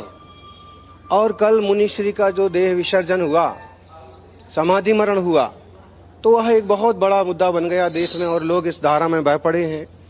इसलिए सरकार को चाहिए कि बहुत बड़ी मांग नहीं है, सिर्फ यही चाह रहे हैं कि जो था जो है वैसा का वैसा रहने दिया जाए और कुछ करना है तो इसे इस स्तर पर किया जाए कि वो पवित्रतम तीर्थ क्षेत्र के रूप में सुरक्षित रहे और लोग उससे जुड़ कर के धर्म करें, अध्यात्म के क्षेत्र में आगे बढ़ें, न कि पर्यटन के नाम पर मौज मस्ती। और आपको लगता है महाराज जी कि पर्यटन के नाम पर वो शुद्धता रह पाएगी उस तीर्थ क्षेत्र में जो होनी चाहिए? देखिए, पर्यटन का आजकल शब्द जो है बदनाम जैसे हो गया।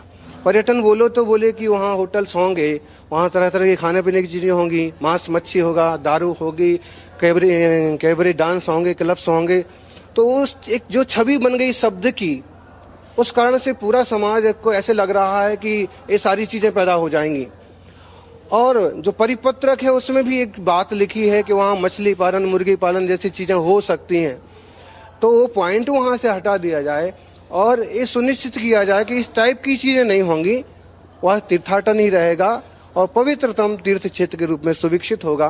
तो निश्चित रूप से समाज समझ जाएगी और शांत हो जाएगी। जबरदस्ती सरकार अगर खींचतान करती है और फिर कल एक मुनिराज ने, समर्थ सागर जी ने अन्न का त्याग किया है और अभी उनकी साधना चालू है और 2 मुनियों के क्रमिक अनशन चल रहे हैं, 48 घंटे में एक बार ही वो भोजन पानी ले रहे हैं और कल से फिर 3 मुनि वो क्रमिक अनशन पर, उपवास पर, 16 कारण के एकांतर पर आएंगे और उनके एक आहार एक उपवास, मतलब 48 घंटे में केवल एक बार। इतना सब कुछ हो रहा है, सरकार इस बात को क्यों नहीं समझ रही कि फैसला वापस लेने में दिक्कत परेशानी क्या है? क्योंकि जैन समाज जो है सड़कों पर है, आप जैसे संत जो हैं वो लगातार इस चीज पर सवाल उठा रहे हैं कि पर्यटन क्षेत्र घोषित करके उसकी शुद्धता को खत्म किया जा रहा है, तो सरकार को आपत्ति क्या है? मुझे समझ में नहीं आ रहा कि बात ऊपर तक ठीक से पहुंच नहीं रही है या फिर उनके अपने कोई निजी स्वार्थ है या फिर समाज को सताना है या फिर वो अपने आप को कुछ मतलब दबाव बनाना है, क्या चाहते हैं। बाकी ऐसे लगता है कि वरिष्ठ प्रतिनिधि और ठीक सीधे ऊंचे स्तर पर मिलकर के बैठें, घंटे आधे घंटे की बात करें तो मसला हल हो जाएगा, क्योंकि बहुत बड़ी बात नहीं है, हम कुछ मांग नहीं रहे हैं, जो है उसको वैसा रहने दिया जाए। All right, so that is, of course, one of the demands that have been made by the Jain community. Do remember that protests have erupted across the country over this issue. It's been nearly 2 weeks since these protesters have, in fact, been demanding that the government of the state as well as the centre take back this notification.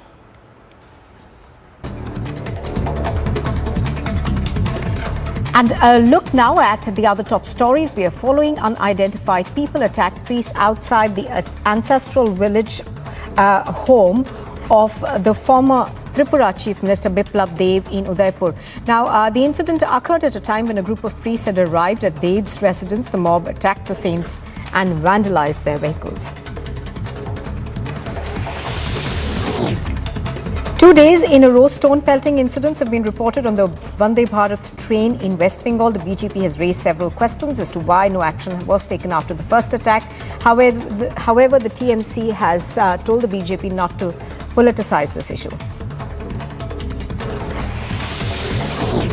Actor Gayathri, Raghuram has quit the BJP and has called the BJP party chief in the state, Annamalai, a tactical liar. She's added that no woman can work in the BJP in Tamil Nadu as long as he's there. On the third day of the Delhi hit-and-run probe, the victim's friend and the only eyewitness in the case, Nidhi, has given out her testimony to the Delhi police. She has said that the victim was in a drunken state but insisted on driving the two-wheeler. The National Executive of the BJP will meet for 2 days on the 16th and 17th of January and is likely to endorse an extension in its National President JP Nadda's tenure. The key organizational body will deliberate on its strategy for the upcoming state assembly elections. Telugu Desam Party President, former Andhra Pradesh Chief Minister N. Chandrababu Naidu has been denied permission for public meetings, rallies and road shows. N. Chandrababu Naidu, who was planning to tour Chittoor district from today, has been denied permission by the police. In a video that has been shared by the NFL subdivision, an RPF constable from Purnia Junction of Katihar Railway Division can be seen saving the life of a passenger. The BJP's National President JP Nadda will be on a 2-day visit to pole-bound Karnataka that begins on the 5th of January. He will be visiting key mutts, including a prominent Veera Shaiva seminary of Siddhaganga. And early morning protests broke out in Poonch, where anti-Pakistan slogans were raised and effigies were burnt by locals who demanded another surgical strike on Pakistan.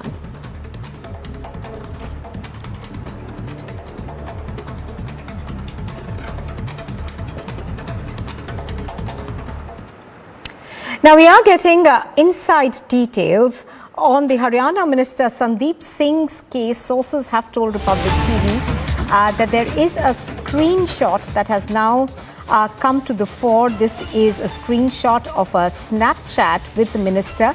A message, in fact, according to our sources, was sent by the Minister Sandeep Singh on the 13th of May through Snapchat and has now become a crucial piece of evidence. It has, in fact, been seized by the police.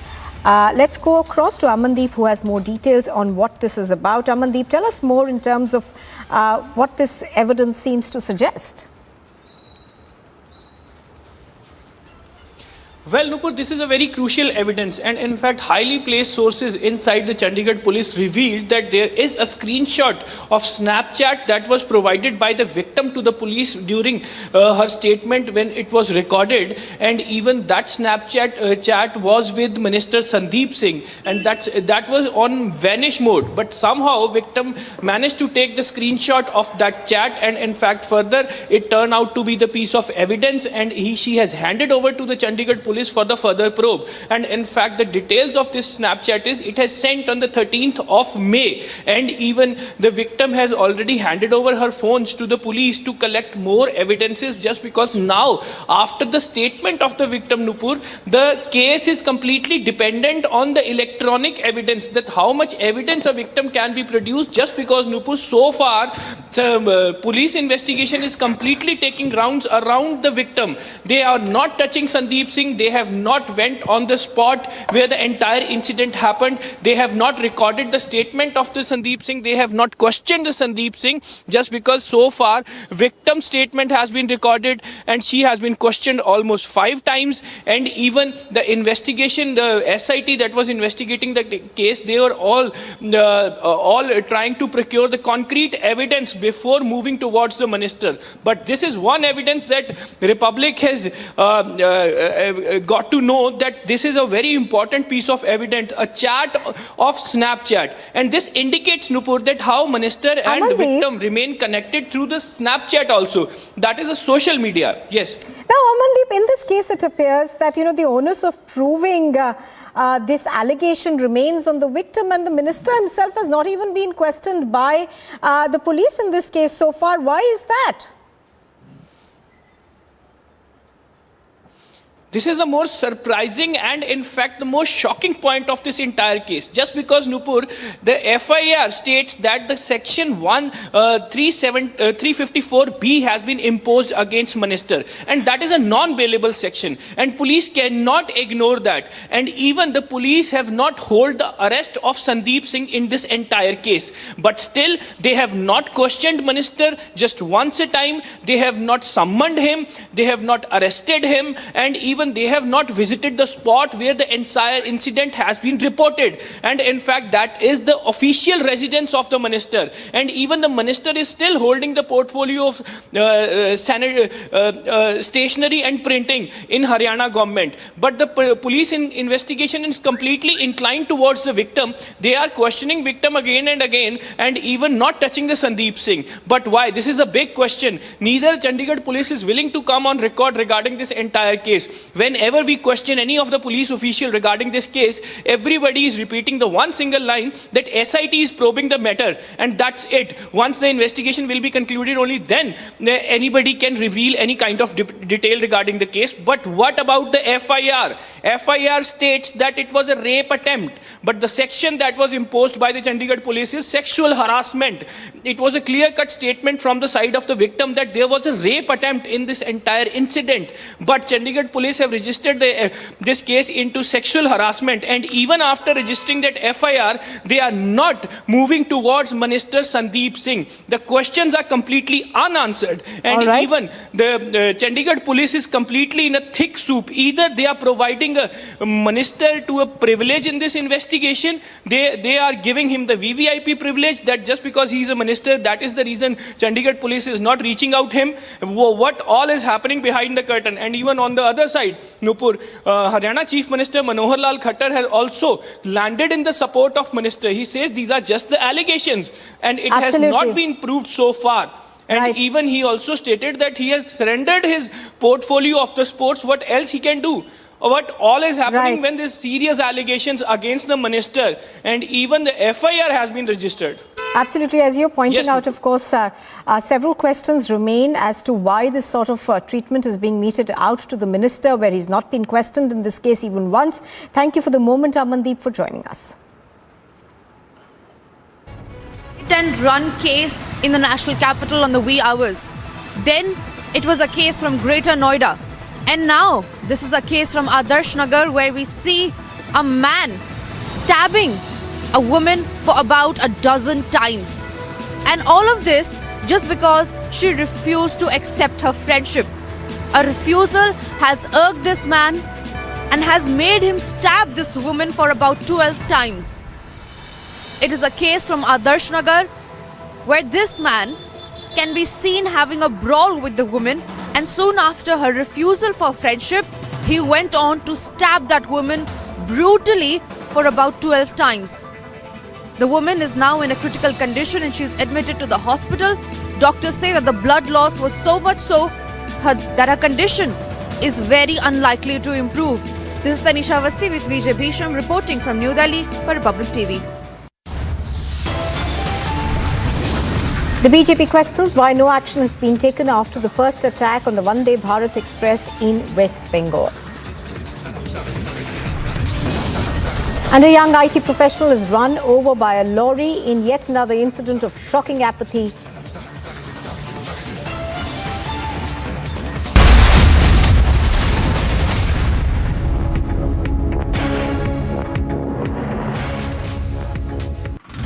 Now the Indian Army has taken the custody of the shell, and in fact they have taken this shell to a safer place where they can destroy it without any intervention of the civilian. This is the place, and this was the drum in which it was placed from this very much location to the approaching road. That is the reason Indian Army bomb squad team has lifted this shell from this very much place to defuse it in a controlled explosion.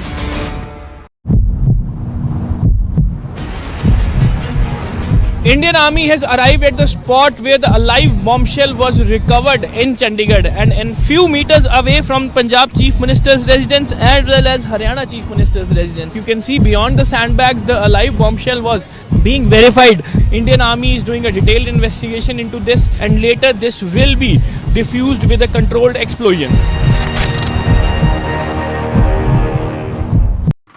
These are the heart-wrenching visuals that are coming from the Dangri village of Rajori, where 6 mortal remains are leaving from the Dangri village. 6 people, including the 2 minors who have been brutally killed by the terrorists, and they are now being taken to the crematorium for the final rites. This is really a heart-wrenching moment.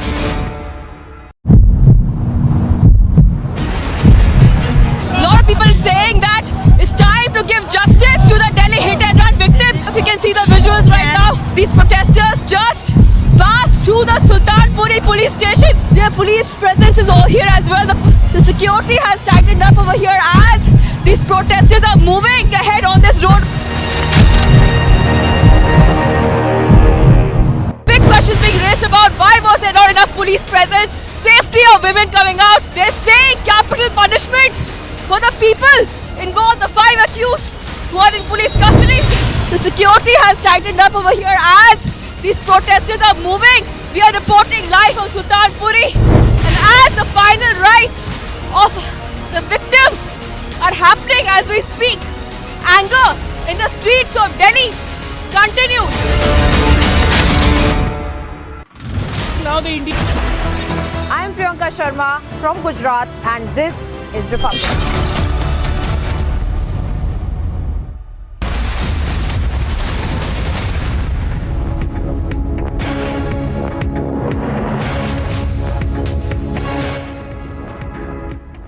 Well, news just coming in, of course. We are now going to play out visuals of a high-handed sort of an attitude of the BRS MLA that has now been caught on camera. Now watch how the Belampalli MLA Durgam Chennai was seen allegedly assaulting a toll plaza staff after his vehicle was stopped over there. The incident was reported at the Mandamari toll plaza, and the attack by the BRS MLA was recorded on CCTV cameras. So pictures on your screen are of what happened.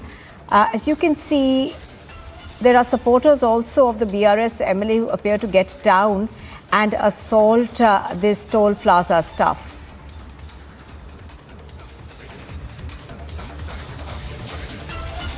All right, so there you can see it. The BRS MLA actually gets down and assaults the toll plaza staff over there. Now there appears to have been a conflagration between the two, and thereafter the BRS MLA of course appears to get down and then assault the toll plaza staff after he stopped his vehicle. This incident was reported at the Mandamari toll plaza. This BRS MLA is Durgam Chennai. Aneri is joining us live and she has more details on what happened. Aneri, tell us more in terms of what really took place.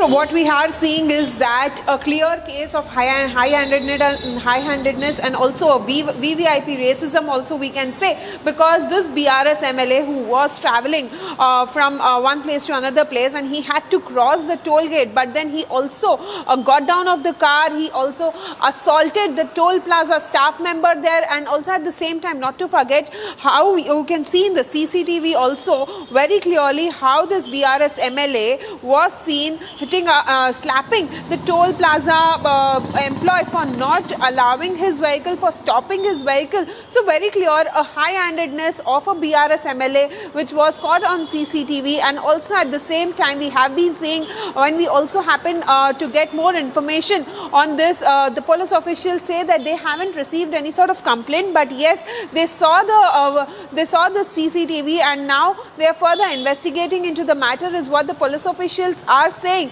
But yes, a complaint is not yet registered in this connection, but also at the same time what we are seeing in the CCTV very clearly, the BRS MLA was seen assaulting and slapping a toll plaza employee for stopping his vehicle, and also this was recorded on CCTV very clearly. A toll plaza employee was assaulted by the BRS MLA, a shocking visual coming in where we can see that as his vehicle was not allowed, he got down of the car and he was questioning the toll plaza employee for not allowing his vehicle to go ahead.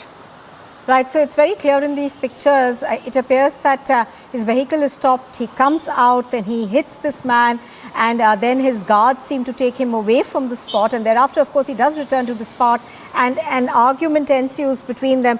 Now, any reaction that we are getting from the BRS so far?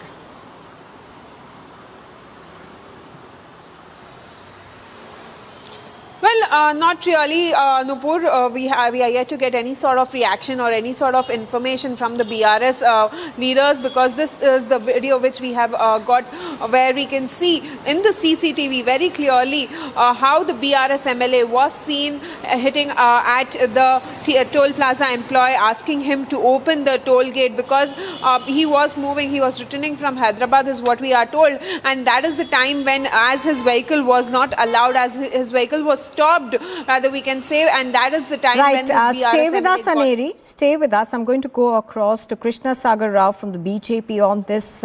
Krishna Sagar Rao, good morning. How do you see what happened? We are given to understand that this BRS MLA lost his cool over a poor toll plaza employee who was just trying to do his job. See, this smacks of the entitlement BRS MLAs feel they possess. It is total abuse of power, and it is brazenness which is totally unacceptable. Bharatiya Janata Party condemns this kind of high-handedness of the MLA and demands that immediate action be taken and FIR should be filed by the local police against this MLA. All right.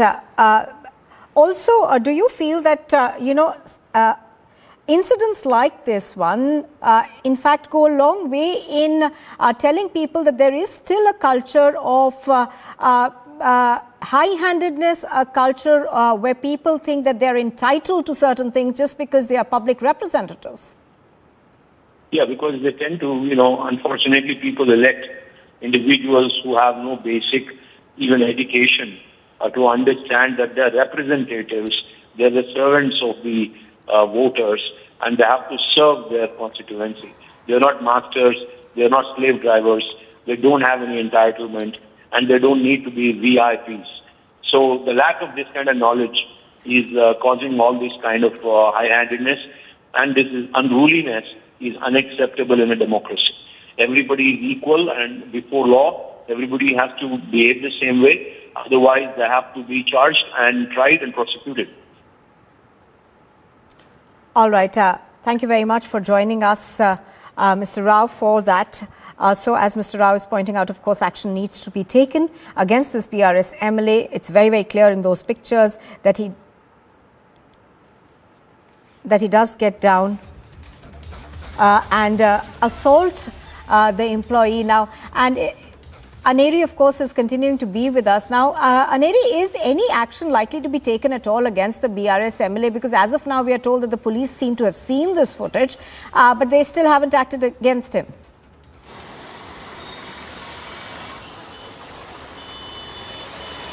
Well, Nupur, what we are seeing right now on our screens is the CCTV footage from a toll plaza where a BRS MLA was very clearly seen angry at the toll plaza employees for not allowing his...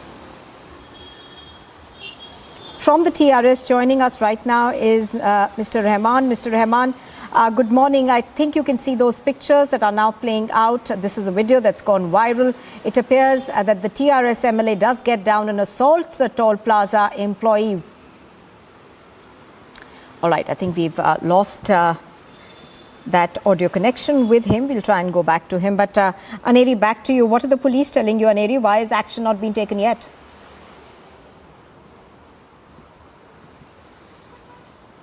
Well, Nupur, when we happen to get a confirmation in regard with this incident which was reported at a toll plaza, now what the police officials are saying that they haven't received any sort of complaint in regard with this incident which was reported at the toll plaza, but also at the same time they say that they have seen this video on social media, and that is why they are right now investigating into this and looking into what exactly had transpired during that point in time, because very clearly how you can see the BRS MLA along with his gunman and other security guards who were trying to stop the BRS MLA there from at the toll plaza, but also at the same time we can see how Stay with he us. was Stay with us.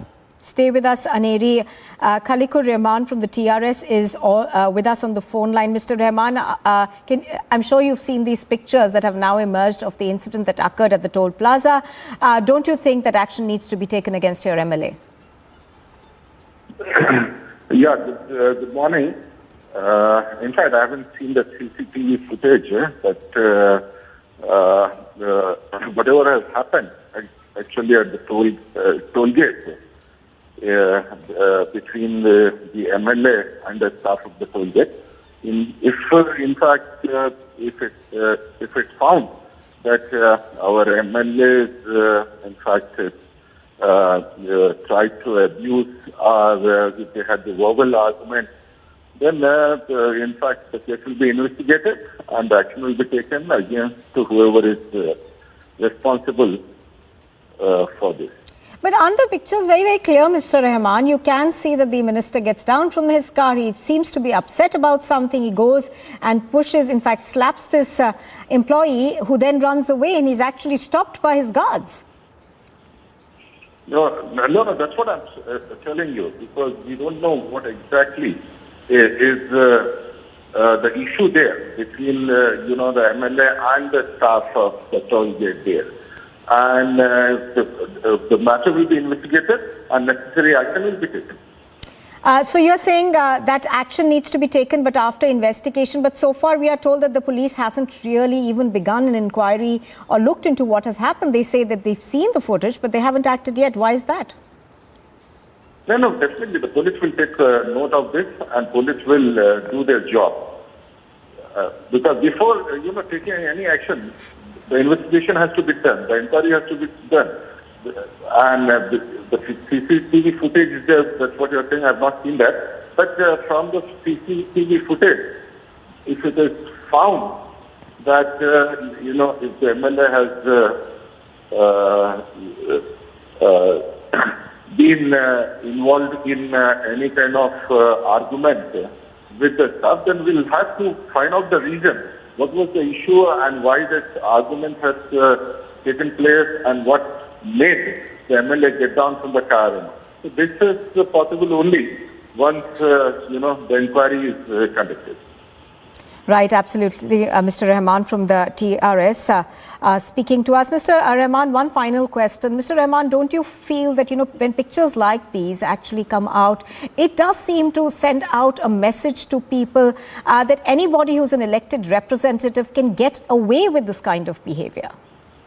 No, absolutely. The public representatives have to be more responsible, and if it is found that, because see, as far the Telangana is concerned, whether it's a public representative or whoever it is, and being a public representative, it puts an extra responsibility on, the public representatives to conduct it. And yes, but we really don't know what, conspired there, what happened, and what made the MLA get down from the car and get into an argument with the toll plaza staff. Sometimes it so happens that even the toll plaza staff, there are cases where it is reported the toll plaza staff, misbehaved with the people, forget about an MLA, but even such cases are there. So that's the reason, because unless a thorough inquiry is conducted, we will not be in a position to, comment right now at this point of time. So once the inquiry is conducted, then if it is found that, the MLA's high-handedness was there, definitely the action will be taken. But if it also found that the toll plaza staff's fault was there, then, necessary action will be taken, whoever is responsible for this.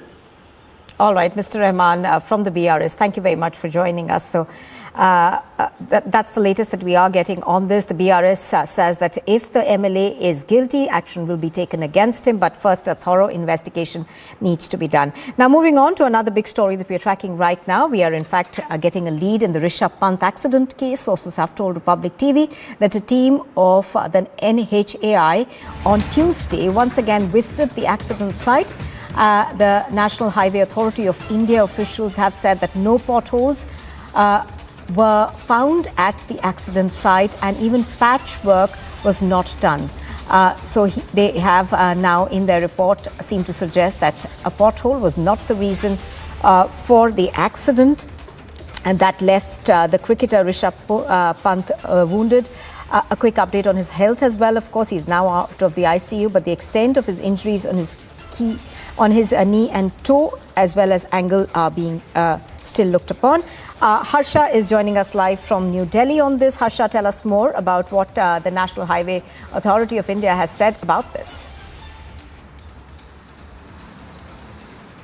Exactly. Now we are gathering from our official sources from the NHI is that on the accident crash site, the multiple teams from the Road Safety Department from the Save Life Foundation and the ARTO Department of Uttarakhand visited. And on Tuesday as well, NHI officials were on the spot, and we have got to know that the officials at the inspection site has clearly stated that there are no potholes on the NH58, the national highway that goes from Delhi to Uttarakhand as well. There are not any patchwork that were torn or that had to be repaired. No long patchwork were there at the time when Rishabh Pant's accident happened. In fact, the very place where the pile of sand is there, exactly, there's no pothole.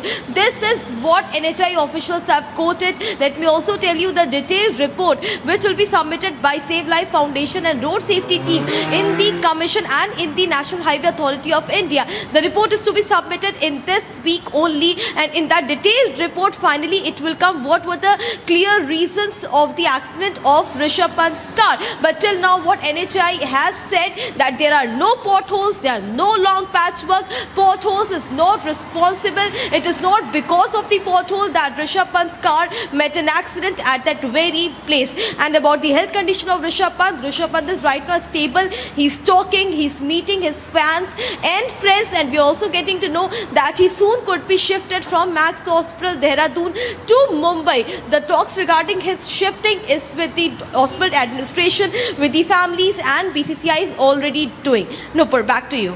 All right, Harsha, thank you very much for joining us with those details. So as Harsha is pointing out, the NHI has come out with a statement where they say that there was no pothole in the road where Rishabh Pant met with an accident, and a quick update on his health as well. We now know that there are talks on for him to be shifted back to Mumbai.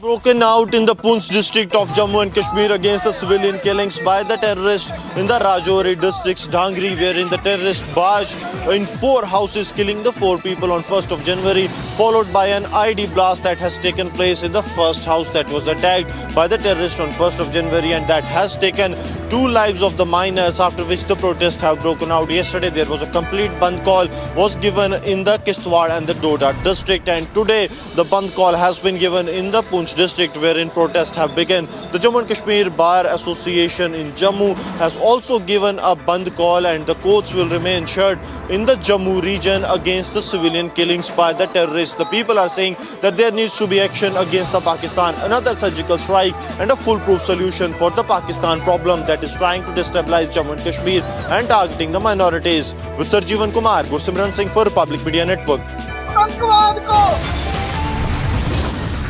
You are watching Republic TV. On the other side, Biplab Dave speaks to Republic, blames left cadres for the attack on his ancestral home.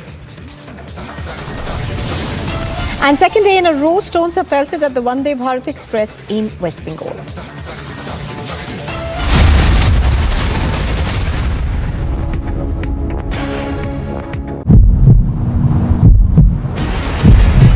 A lot of people saying that it's time to give justice to the Delhi hit and run victim. If you can see the visuals right now, these protesters just passed through the Sultanpuri police station. Their police presence is all here as well. The security has tightened up over here as these protesters are moving ahead on this road. Big questions being raised about why was there not enough police presence, safety of women coming out. They're saying capital punishment for the people involved, the 5 accused who are in police custody. The security has tightened up over here as these protesters are moving. We are reporting live from Sultanpuri, and as the final rites of the victim are happening as we speak, anger in the streets of Delhi continues.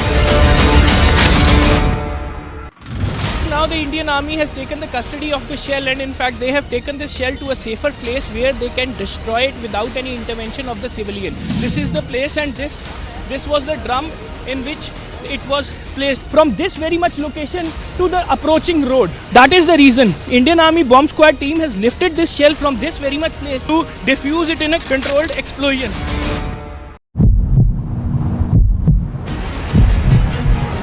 Indian Army has arrived at the spot where the alive bombshell was recovered in Chandigarh, and in few meters away from Punjab Chief Minister's residence as well as Haryana Chief Minister's residence. You can see beyond the sandbags the alive bombshell was being verified. Indian Army is doing a detailed investigation into this, and later this will be diffused with a controlled explosion. These are the heart-wrenching visuals that are coming from the Dangri village of Rajori, where 6 mortal remains are leaving from the Dangri. A look now at the top news stories this morning. Jain community members have staged a protest in Mumbai against the Jharkhand government's decision to declare Sri Samet Shikharji a tourist place. Protests have broken out across the country, and they have protesters have demanded the revocation of the decision. The Supreme Court has agreed to hear on Thursday a matter related to the eviction of about 5,000 people from Haldwani, allegedly from railway land. The plea for the urgent hearing was made by the advocate Prashant Bhushan. A day after the former Tripura Chief Minister Biplab Dave's ancestral home was attacked by unidentified mob, Biplab Dave spoke to Republic TV. Dave has blamed left cadres for the attack that took place a day ahead of his father's death anniversary. ये जो स्थिति है, communist ने बार-बार ही पूरे देश में ऐसा कोशिश करते हैं, विशेष संप्रदाय के लोगों को उकसा के राजनीति करना चाहते हैं, और ये बहुत ही दुर्भाग्यजनकपूर्ण है. As protests erupted in Jammu and Kashmir, protesters in Poonch raised anti-Pakistan slogans and burnt effigies demanding another surgical strike. Protests took place a day after a bandh was observed in Poonch and Kishtwar districts in connection with the twin attacks that took place in Rajori, in which 6 people lost their lives. Republic TV has spoken to a man who saved the lives of civilians on the day of the attack. Balakrishna was in the village defence guard member, fired at the terrorists when the third house was attacked in the Dhangri village. After he fired 2 rounds at terrorists escaped from the village. Sir डर लगा था, लेकिन उस time मुझे यही सोच रहा था कि मेरा पूरा गांव उन्होंने घेरा हुआ है, कि इसलिए मुझे जल्द से जल्द इनको बचाना है. तब मैंने बाहर निकलकर अपनी हिम्मत नहीं हारी, क्योंकि मुझे ऐसे लग रहा था कि बचना तो मरना तो रब के हाथ में है.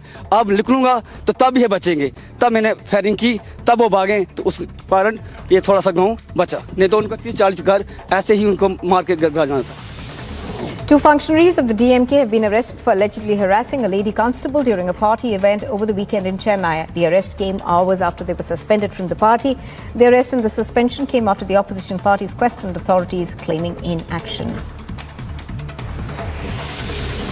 In another ghastly incident that has been captured on CCTV, a man was seen stabbing a girl multiple times in broad daylight in the national capital. Both had a verbal brawl which took an extremely violent turn, with the man stabbing the woman.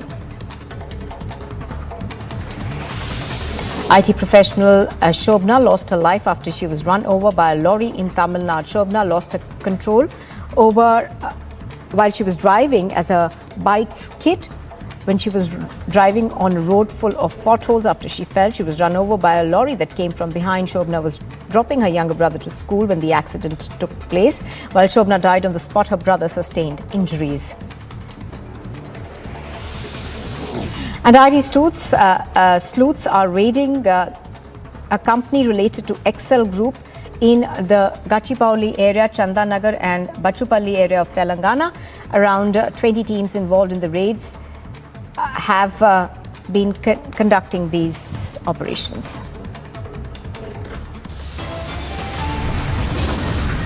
And coming up next, it's the second day in a row where stones have been pelted on the Vande Bharat Express in West Bengal. And an IT professional is run over by a lorry in yet another incident of shocking apathy.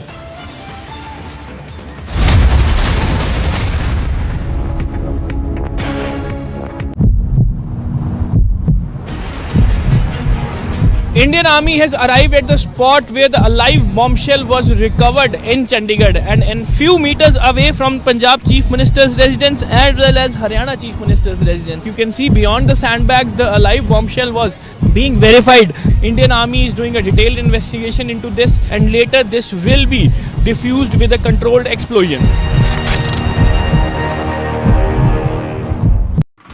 These are the heart-wrenching visuals that are coming from the Dangri village of Rajori, where 6 mortal remains are leaving from the Dangri village. 6 people, including the 2 miners who have been brutally killed by the terrorists, and they are now being taken to the crematorium for the final rites. This is really a heart-wrenching moment.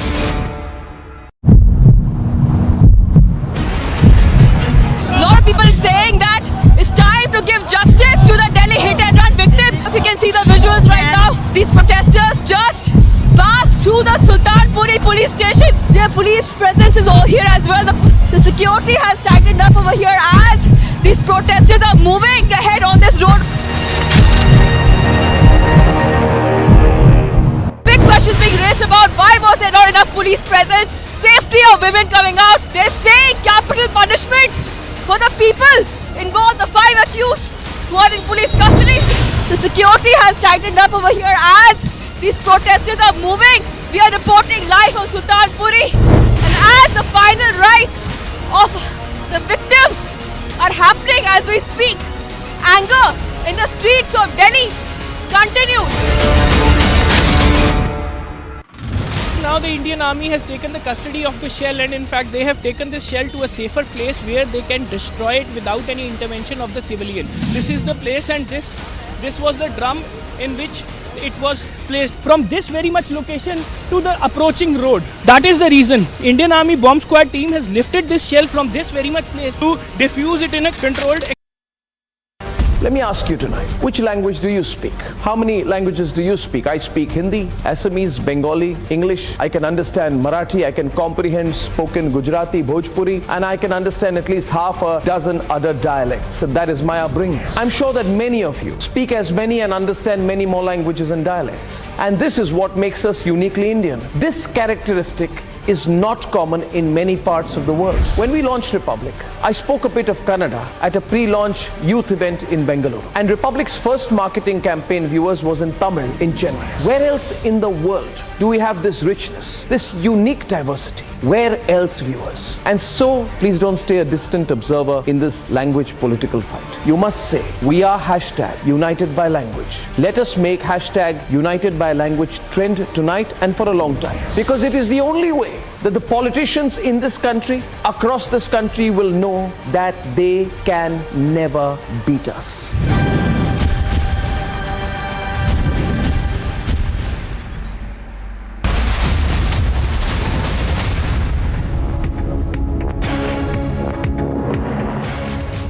Welcome back. You're watching Live and Breaking. Now, a 72-year-old Jain monk who was on a fast against the Jharkhand government's decision to declare Sri Samet Shikharji as a tourist place has died in Jaipur. Now, the police said that after participating in a peace march in Jaipur against the decision, Suge Sagar Maharaj sat on a fast at the Sanghaji temple in the Sanganer area of the city.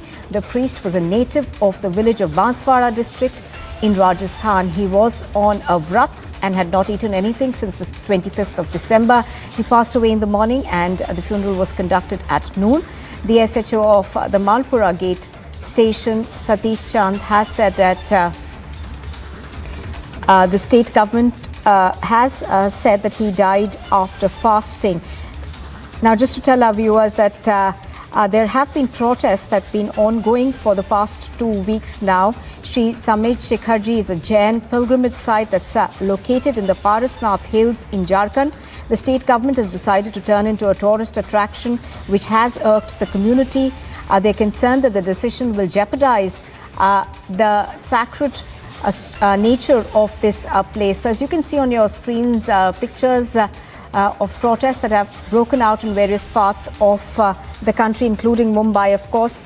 And Sandeep is reporting for us from the site of the protests in Mumbai. Sandeep, there is considerable anger amongst these Jain protesters who now want the government to essentially revoke the notification that was issued.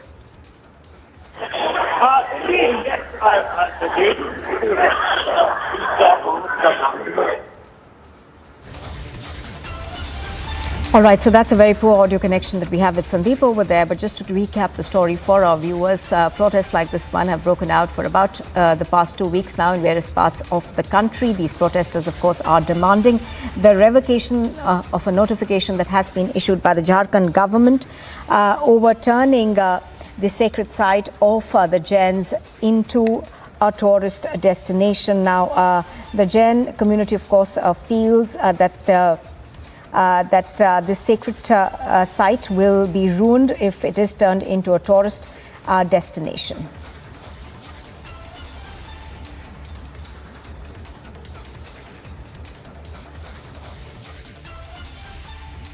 देखिए सरकार फैसला वापस लेगी. Punjab origin Kabadi coach was shot dead in Philippines, Manila city, and in fact this incident reported when he was returning back from his work, and in fact by some unidentified people he was shot dead at the spot. And basically Gurpreet Singh was the deceased that has been identified, and he is the native of Nihal Singh Wala village in Punjab's Moga, and in fact now his family member is demanding that his mortal remains should be repatriated so that the last rites can be performed at the native place. Basically, Gurpreet Singh was a renowned Kabadi player, and in fact he was shifted his base couple of years back to Philippines to earn his livelihood, and even he was also giving the coaching of Kabaddi, and though he was surviving his own business also, but now he has been shot dead, and in fact his family is demanding justice and asking the Indian government to brought his mortal remains back to the native place so that last rites can be performed. ये जो स्थिति है, communist ने बार बार ही पूरे देश में ऐसा कोशिश करते हैं कि विशेष संप्रदाय के लोगों को उकसा के राजनीति करना चाहते हैं, और ये बहुत ही दुर्भाग्यजनकपूर्ण है.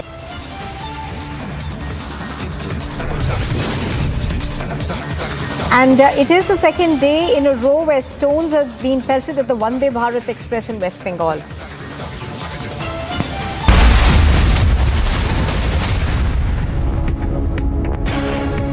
Questions being raised about why was there not enough police presence, safety of women coming out. They're saying capital punishment for the people involved, the 5 accused who are in police custody. The security has tightened up over here as these protesters are moving. We are reporting live from Sultanpuri, and as the final rites of the victim are happening as we speak, anger in the streets of Delhi continues. Now the Indian Army has taken the custody of the shell, and in fact they have taken this shell to a safer place where they can destroy it without any intervention of the civilian. This is the place, and this was the drum in which it was placed from this very much location to the approaching road. That is the reason Indian Army bomb squad team has lifted this shell from this very much place to defuse it in a controlled explosion.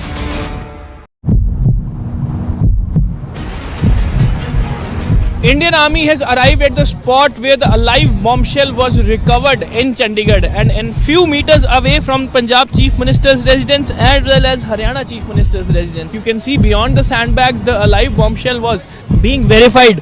Indian Army is doing a detailed investigation into this, and later this will be diffused with a controlled explosion. These are the heart-wrenching visuals that are coming from the Dangri village of Rajori, where 6 mortal remains are leaving from the Dangri village. 6 people, including the 2 minors who have been brutally killed by the terrorists, and they are now being taken to the crematorium for the final rites. This is really a heart-wrenching moment.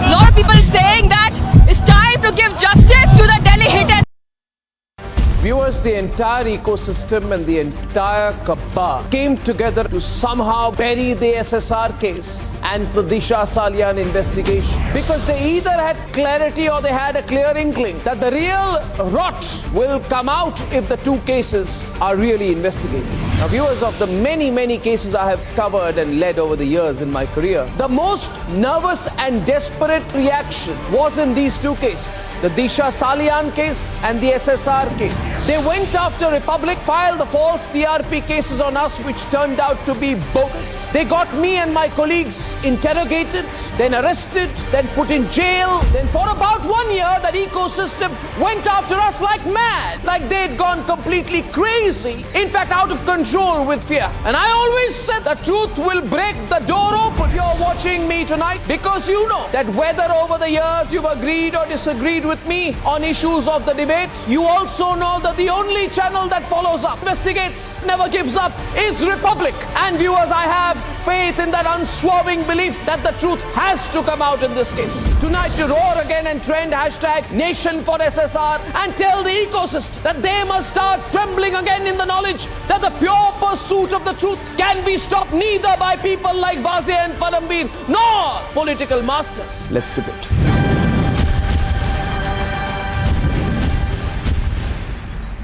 Questions being raised about why was there not enough police presence, safety of women coming out. They're saying capital punishment for the people involved, the 5 accused who are in police custody. The security has tightened up over here as these protesters are moving. We are reporting live from Sultanpuri. And as the final rites of the victim are happening as we speak, anger in the streets of Delhi continues.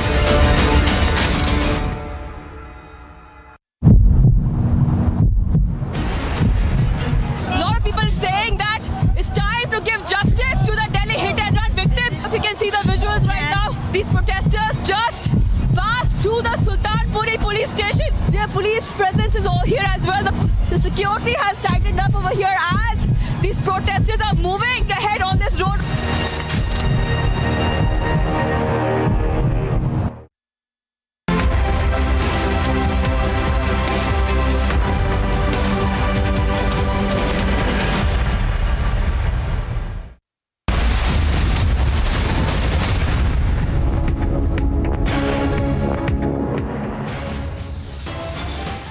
The headlines at 12 noon, day ahead of his father's death anniversary, the ancestral home of Biplab Dave is set on fire.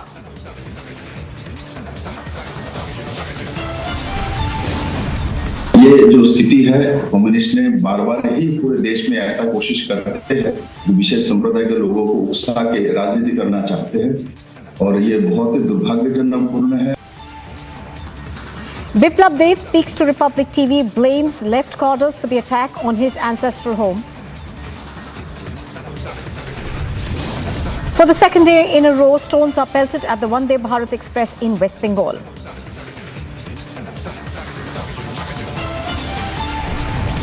The BJP questions why no action has been taken after the first attack. The TMC says don't politicize it. A young IT professional is run over by a lorry in yet another accident of shocking apathy. The company alleges a cover-up.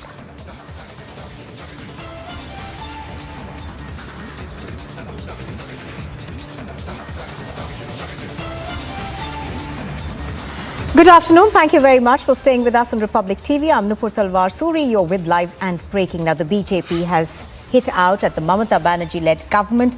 This comes after the second time in 2 days that the Vande Bharat Express was attacked by miscreants. Now, stones were pelted at the train in the Howrah-New Jalpaiguri route on Tuesday. Now, the incident took place when the train was arriving at the NJP, that is the New Jalpaiguri yard.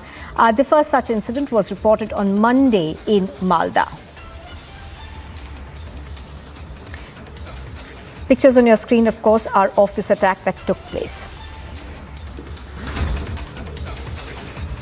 Semi bullet train আমরা তৈরি করেছি, লক্ষ লক্ষ কোটি টাকা খরচা করে bullet train করার মতো আমাদের এখনো পরিস্থিতি নেই, তার জন্য এক্সপেরিমেন্ট চলছে। কিন্তু আমাদের ইঞ্জিনিয়াররাও পারেন, সেটাও করে দেখিয়েছেন ওরা, আর সেটা নেওয়ার জন্য আমাদের জনতা বোধহয় প্রস্তুত নাই।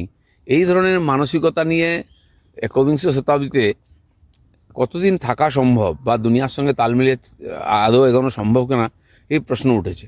কিছু লোকের মাথা খারাপ লোক যাদেরকে কেউ না কেউ উৎসাহ দিচ্ছে, তারা এই ধরনের করে বেড়াচ্ছে এবং আমাদেরকে বদনাম করছে। আমাদের রাজ্য সরকার এদের বিরুদ্ধে স্টেপ নেওয়া দরকার। All right, so pictures on your screen are of this attack that took place on the Vande Bharat Express train. Now, this is the second consecutive attack that we've seen on the train take place. Now, the first one, of course, was reported from Malda. The second one that took place yesterday has been reported from New Jalpaiguri. We are also given to understand that the police are investigating this case. But the question that's being raised by the BJP, of course, is that why has this not been acted upon by the state government after the first attack? I think Kishle is going to be, Kishle is joining us from the Bangla newsroom. Now, Kishle, even as politics has broken out between the BJP and the TMC at this, the fact is that this is something that needs to be investigated because, passengers' lives could be at risk because in the first such attack, there were actually a large number of passengers who were inside the train when it happened.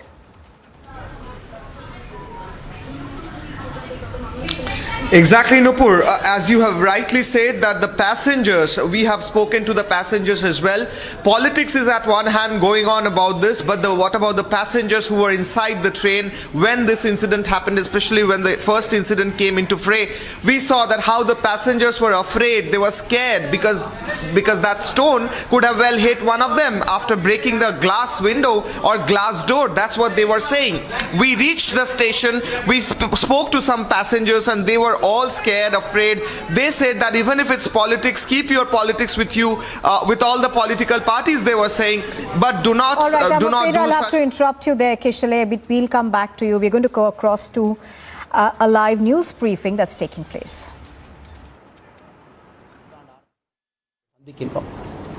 தமிழகத்தை பொறுத்தவரைக்கும் 3 நான்கு முக்கியமான விஷயங்களை உங்களுடைய கவனத்துக்கு கொண்டு வருவது எங்களுடைய கடமையாக இருக்கிறது.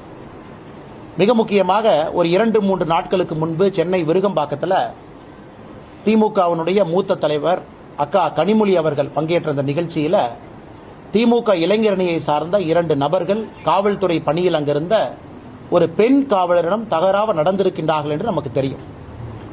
அது நடந்து கூட 2 நாட்களாகியும் கூட முதல் தகவல் அறிக்கை FIR கூட நம்முடைய காவல்துறை அவங்க பதிவு பண்ணல. இது பாரதிய ஜனதா கட்சி எல்லாம் பேசி பெரிய ஒரு போராட்டத்திற்கே கிட்டத்தட்ட போக வேண்டிய சூழ்நிலை வந்துதான் நேற்று இரவு ஒரு FIR ஃபைல் பண்ணி அந்த 2 நபர்களை காவல்துறை கைது செய்திருக்கின்றார்கள். இது தமிழகத்தில் எந்த அளவிற்கு சட்டம் ஒழுங்கு கெட்டிருக்கிறது, பெண்களுக்கு பாதுகாப்பு இல்லை என்பது மிக தெளிவாக தெரிகிறது. அப்ப 2 நாட்களாக FIR போடாம 2 நாட்கள் கழித்து நள்ளிரவுல FIR போட்டு கட்சியை விட்டு நீக்கிறாங்க அப்படின்னா காவல்துறையின் மீது நிர்பந்தம் இருந்ததா? அந்த நிகழ்ச்சி நடந்து அங்கேயே காவல்துறை கைது செய்ய செல்லும் பொழுது அந்த தொண்டர்கள்லாம் காவல்துறையை தடுத்து நிறுத்துறாங்க, கைது செய்ய அனுமதிக்கல. அங்க இருக்கக்கூடிய தலைவர்கள்லாம் வந்து தலையிட்டு தான் அந்த பிரச்சனையை சுமூகமா சண்டை போடாம வெளியே வந்தாங்க. 2 நாட்களா முதல் தகவல் அறிக்கை Tamil Nadu BJP President Annamalai speaking about the harassment incident that took place for a lady police officer during a DMK event. He's speaking about how the police officers had their hands were tied because they were not able to take any action at the spot because of the DMK leaders present there. 48 மணி நேரம் அந்த 2 தவறு செய்த நபர்களை காவல்துறை காத்திருக்கிறதா அல்லது திமுகவினுடைய அமைச்சர்கள் முக்கியமான தலைவர்கள் அவர்கள் மீது நடவடிக்கை எடுக்கக்கூடாது என்று நிர்பந்தம் கொடுத்தாங்களா அப்படிங்கறத He also questions about how 48 hours there was no proper FIR filed or any action taken. Even after a lot of media channels reporting it, he is also speaking about how if the police in Tamil Nadu's hands are really tied because of the DMK government's power. Iraiyur கிராமத்துல தொடர்ந்து இந்த 1 மாத காலமாக பார்த்து கொண்டிருக்கின்றோம். ஒரு பிரச்சனையை தாண்டி ஒரு பிரச்சனை, இரட்டை டம்ளர் முறை என்கின்ற பிரச்சனை. அதை தாண்டி கோவில்ல வந்து நம்முடைய SC சகோதர சகோதரிகளுக்கு அனுமதி இல்லை என்ற பிரச்சனை. இப்ப வந்து ஒரு சமுதாய டேங்க்ல மனித மலத்தை வந்து கலந்திருக்காங்கன்னு ஒரு பிரச்சனை தொடர்ந்து கிட்டத்தட்ட 75 about the other issues that are taking place in the rural places of the state where things are getting unnoticed. அது என்ன நிலைமையில் இருக்குது அப்படிங்கிறது புதுக்கோட்டையில் இருக்கக்கூடிய இறையூரே ஒரு சாட்சி. தொடர்ந்து ஒரே கிராமத்துல தொடர்ச்சியாக பிரச்சனைகள். போன வருஷம் தான் நாம பார்த்தோம், எங்கேயும் இல்லாத அளவுக்கு தமிழகத்துல தான் அதிகமான பஞ்சாயத்து தலைவர்கள் குறிப்பாக எஸ்சி சமுதாயத்திலிருந்து வந்திருக்கக்கூடிய பஞ்சாயத்து தலைவர்கள் கொடியேற்ற கூட முடியவில்லை என்று பார்த்தோம். இதெல்லாம் முதலமைச்சர் கவனத்தில் சீனியர் அமைச்சர்கள் அமைதி பேச்சுவார்த்தை நடந்திருக்கா? இந்த குற்றத்தை செய்தவர் யாராக இருந்தாலும் கூட அவர்கள் மீது தனிப்படை போட்டு நடவடிக்கை எடுத்திருக்காங்களா அப்படிங்கிறது தமிழக மக்களுடைய கேள்வியா He is questioning about the kind of efforts or measures taken by the government in this Dravidian model government to make sure that these kind of caste discrimination issues does not happen in the different parts of the rural areas of the state. Compel பண்ணி force பண்ணி அவருடைய வெறும் கைகளால அந்த கழிவு நீர் போற சாக்கடையை சுத்தம் பண்ண வச்சிருக்கார். அதை எம்எல்ஏ பார்த்து ரசித்துக் கொண்டிருக்கின்றார் ஒரு திமுக எம்எல்ஏ. இவர் மீது உடனடியாக இந்த மேனுவல் ஸ்கேவெஞ்சர் ஆக்ட் 1993 வந்த சட்டத்தை உடனடியாக இந்த திமுக எம்எல்ஏ மீது காவல்துறை பதிவு செய்யணும். இல்ல இதையும் இதே போல காலம் தாழ்த்தி போராட்டம் எல்லாம் செஞ்சுதான் பதிவு செய்வாங்களான்னு தெரியல.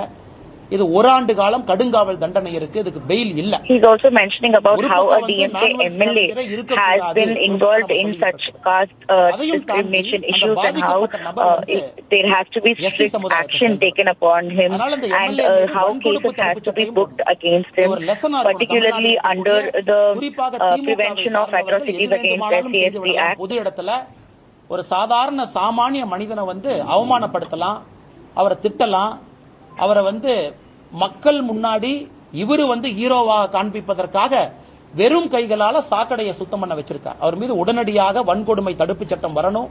உடனடியாக அந்த அபாலிஷன் ஆஃப் இந்த மேனுவல் ஸ்கேவெஞ்சர் ஆக்ட் 1993 அதை போட்டு இந்த எம்எல்ஏ எபனீசர் அவரை கைது பண்ணி ரிமாண்ட் பண்ணணும்.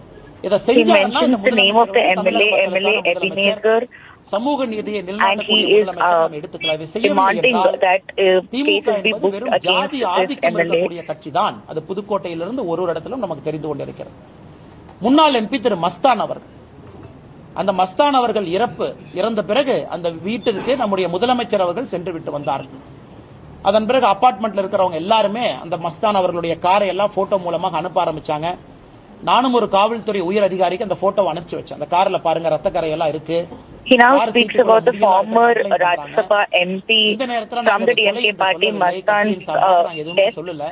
ஆனா நீங்கள் முறையாக நடவடிக்கை எடுக்கணும். எடுக்கவில்லை என்றால் நிச்சயமாக களத்தில் குதிப்போம் என்று ஒரு உயர் காவல்துறை அதிகாரி spoken about this issue to a senior police officer. கடைசியா பார்க்கும்போது திமுகவினுடைய முன்னாள் MP how it is not a natural death, rather it was a murder even before the police found it out. அந்த தவறு செய்திருந்தாலும் கூட தைரியம் எங்கே இருந்து வந்தது? இது முதலமைச்சரை வேற போய் பார்த்துட்டு வந்திருக்காங்க. அதன் பின்பு அவங்களுடைய ஒய்ஃப் கம்பல் பண்ணி சண்டை போட்டு போஸ்ட்மார்ட்டம் நடந்த பிறகுதான் இதற்கு ஒரு முடிவு வந்திருக்கு. இதையும் நாம் பார்த்து கொண்டிருக்கின்றோம். சட்ட ஒழுங்கு என்பது அப்படித்தான் இருக்கு தமிழ்நாடு முழுவதும். Law and order the situation in the state can be very well clearly seen how bad it is because the family members of a DMK leader are able to plan and execute a murder. நேத்து தான் நம்ம பார்த்தோம் நம்முடைய ரால research and analysis விங்ல இதற்கு முன்னாடி இருந்த ஒரு தலைவர் அவரோட நேத்து அந்த தலைவர் இப்பதான் ஒரு 6 மாசத்துக்கு முன்னாடி பாகிஸ்தான் ISI சீஃப் அவரோட சேர்ந்து ஒரு புத்தகம் எழுதியிருக்காங்க. அந்த AS டவுலாட் என்று சொல்லக்கூடிய அந்த ராவுனுடைய சீஃப் அந்த பாகிஸ்தான் ISI சீஃப் துரானியோடு இணைந்து ஒரு புக்கெல்லாம் எழுதியிருக்காங்க. அவர் மேல ஏகப்பட்ட கம்ப்ளைண்ட் இருக்கு. அதை போன்ற நபர்களோடு நடந்து போறாங்க. இதெல்லாம் நம்ம பார்க்கிறோம். அந்த துலாத் அவர்களுடைய பேச்சை இந்தியாவே 6 மாத காலமாக பார்த்து கொண்டிருக்கிறது. பாகிஸ்தான் ISI பத்தி பேசினது, குறிப்பா நம்முடைய அட்டாக் கிராஸ் பார்டர் அட்டாக்கை இந்தியாவின் மீதே குற்றம் சுமத்தினது, அப்படிப்பட்ட நபர்களோடு சென்று கொண்டிருக்கின்றார்கள். இப்ப நாளைக்கு ரொம்ப இன்ட்ரெஸ்டிங்கா காஷ்மீருக்குள்ள ராகுல் காந்தி அவங்க போறாங்க.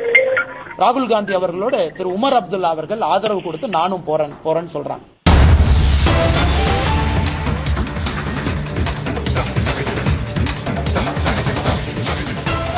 All right, now we're going to cut across to pictures that we are just getting.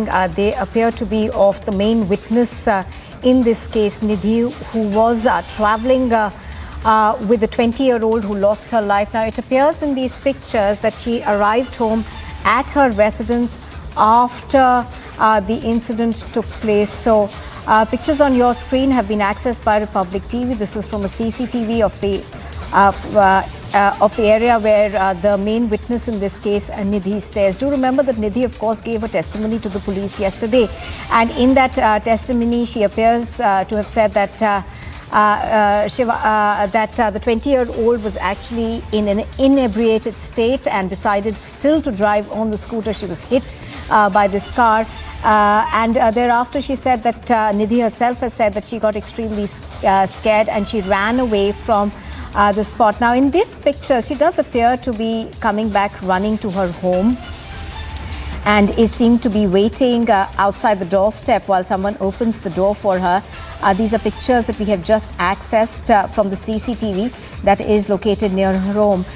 So as I was saying, it does appear that she runs towards her home, towards the door, and does appear in these pictures at least to be very anxiously waiting for someone to open the door. So this is Anjali's friend who was with her when this particular accident took place. Now, do remember that Nidhi, of course, has said that Anjali decided to drive the scooter despite the fact that she was clearly inebriated. Let me go across to Tanisha, who has more details in this. Now, Tanisha, in these pictures, it does appear that she runs back to her residence. And you know, if we just go by the body language over there, she does appear to be quite anxious. Right, but there's total chaos here outside the victim's residence, because in just some moments from now, Delhi Deputy Chief Minister Manish Sisodia is yet to arrive here. He'll be here in another 5-10 minutes. As you can see here, there's massive police deployment at the residence. Nobody is allowed to go. The gates have been shut, and it is said that Manish Sisodia will meet the victim's family, especially her mother. This is what we are getting to know, because remember, it is since last evening that it was that reports were claiming that Manish Sisodia, along with Arvind Kejriwal, will be visiting the victim's house, and today the same has been confirmed, because in just some moments from now, Delhi Deputy Chief Minister Manish Sisodia will be at the residence. As you can see here, there's massive police deployment at the spot. The gates that leads to the house have been shut. There's nobody allowed except for the family members. Right now inside we just have family members and the bodyguards who have been there inside, and soon after he visits the victim's family is when he's likely to make some announcements, is what we are getting to know here. If we talk about the CCTV that you're seeing on your screens, it is on the night when the accident had happened, and that is the CCTV that you see on your screen, where her friend Nidhi, after the accident, as she has been claiming that she fell on the other side, and soon after the accident happened, she rushed, she fled to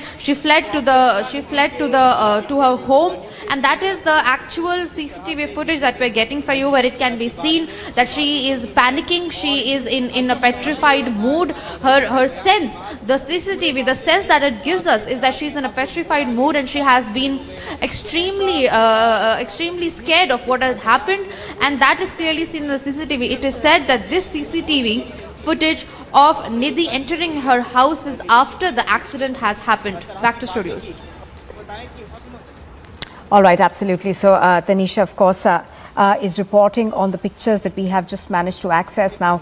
Tanisha, now give us a quick update in terms of the investigation also. Now, Nidhi did speak to the police yesterday, and in her testimony, she has said that she was extremely afraid and decided to run away. Now, this CCTV image also does show that she appears to be, have panicked after what happened.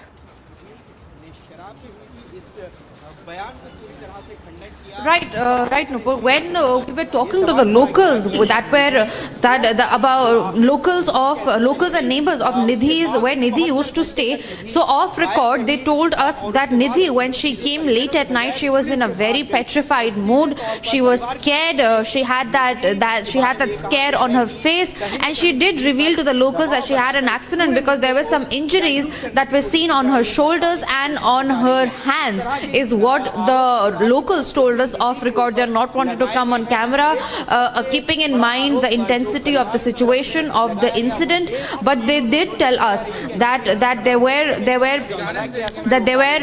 reports that say that the victim and her friend Nidhi were traveling, and it is when the car hit them, and Nidhi, her friend, fell on the other side of the road, while the victim Anjali, she came under the car, is what we are getting to know. However, when the locals confronted Nidhi, her friend, the only thing that she had to say is she suffered an accident. Soon after that, she locked herself inside her room, and the CCTV visuals confirm that, because if you see in that CCTV visual, she has been seen hurriedly rushing to her room. She's been trying to open the locks. So clearly that gives us a vibe about how petrified she was, and how she was trying to keep all of this in a closed room so that nobody gets to know, and hence even a PCR call was not made by her being the friend of Anjali who came under the car. Absolutely. Now, of course, Tanisha is right now outside Anjali's residence, where we are expecting the Delhi Deputy Chief Minister to be coming anytime soon. Now, also, Tanisha, give us a sense of what Anjali's family is demanding right now. Right, Nupur, right now I am at the residence. As you were saying, Delhi Deputy Chief Minister is about to arrive.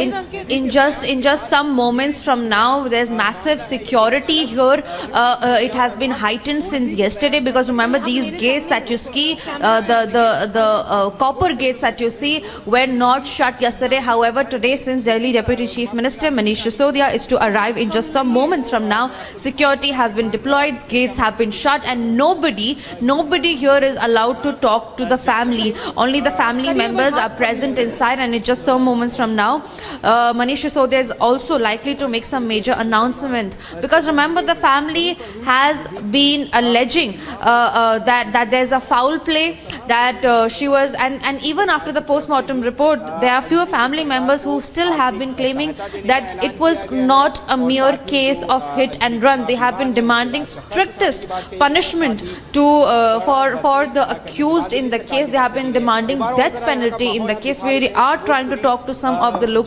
there. However, keeping in mind the intensity of the situation, nobody is willing to speak for now, but we will try getting the family's reaction as soon as we are allowed to get inside. Back to studios. Absolutely. So Tanisha, of course, is bringing us the latest in terms of what's happening outside the home of Anjali right now. On your screens are pictures that we have managed to access. These are of the CCTV footage that Republic TV has accessed. This is CCTV that has been installed near the home of the main witness in this case so far, Nidhi. Now, I just wanted to ask you, Tanisha, now we understand that these pictures are of a time that's been specified as 1:45 or onwards thereafter, but we now seem to, there are now questions being raised in as far as this is concerned as well.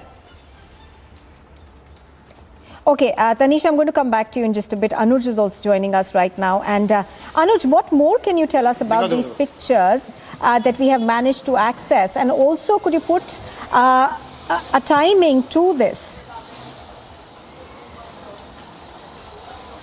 Well, that's something from where I am reporting. First, let me tell you, I'm just nearby the residence of Nidhi. That's the girl who is the main eyewitness in this particular case. Yesterday, we do understand that this was a statement which was recorded by the Delhi police, and under 164, that statement was recorded. So we are just trying to get a sense of this particular area, because the timing is something which is coming out different. If we talk about this incident, when this accident happened, when the girl lost her life, this was reported at around 2:05 a.m.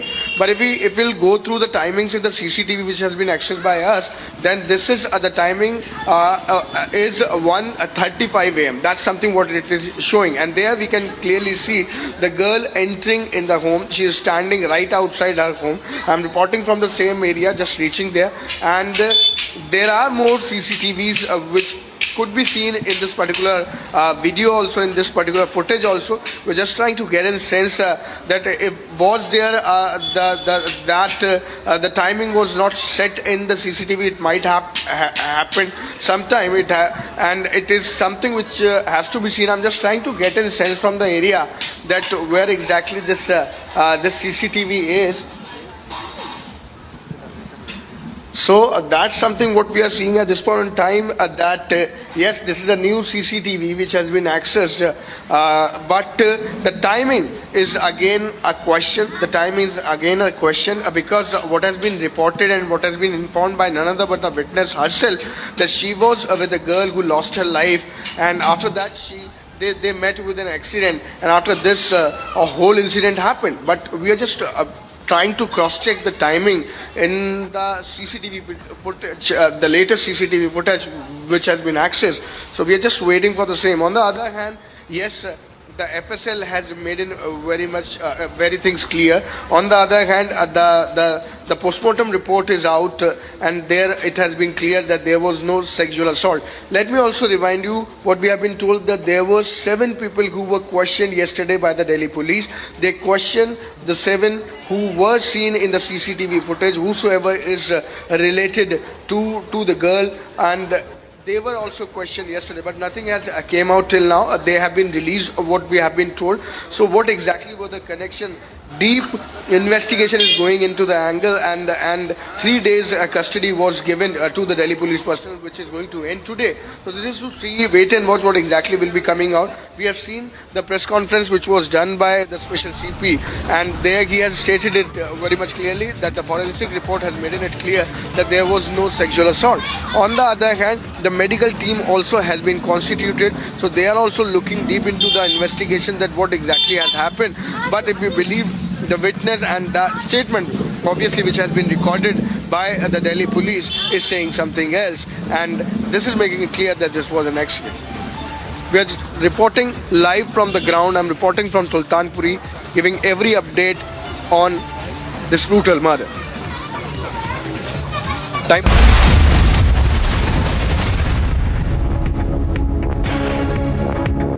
In the global employability rankings by Times Higher Education UK, only the following 6 institutions from India are ranked amongst the top 230 in the world for having the most employable graduates: IIT Delhi, IISc Bangalore, IIT Bombay, IIM Ahmedabad, IIT Kharagpur and Amity University.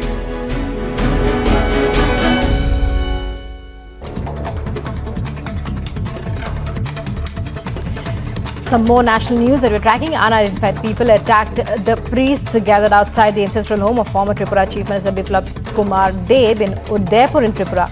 The incident occurred at a time when a group of priests arrived at the former Chief Minister's residence. The mob attacked the priests and vandalized their vehicles. Stone pelting on the Vande Bharat Express for the second day in a row. BJP has raised questions as to why was no action taken after the first attack. However, the TMC has hit back, asking the BJP not to politicize the issue. Actor Gayathri Raghuram quits the Bharatiya Janata Party, calls the BJP party chief Annamalai a tactical liar, further adds that women are not safe in Tamil Nadu.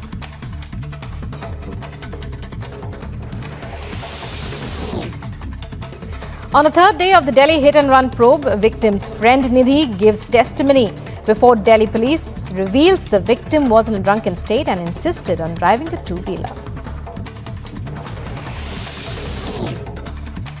The National Executive of the BJP to meet for 2 days on January 16th and 17th, likely to endorse an extension in its national president JP Nadda's tenure, key organizational body to deliberate on strategy for upcoming state assembly polls and prepare for 2024 Lok Sabha elections as well.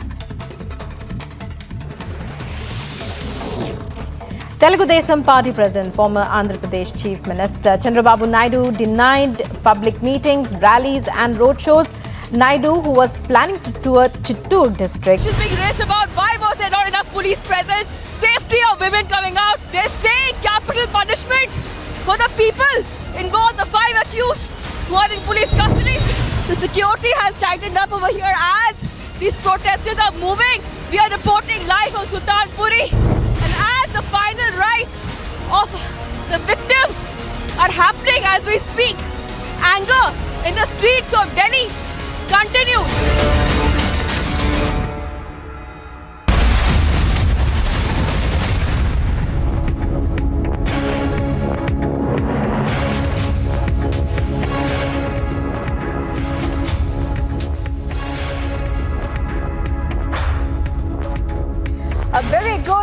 afternoon, viewers. You're watching Republic TV. I am Shivangi Shukla. Let's get to all the top updates we're tracking right now this Wednesday afternoon, starting off with the headlines.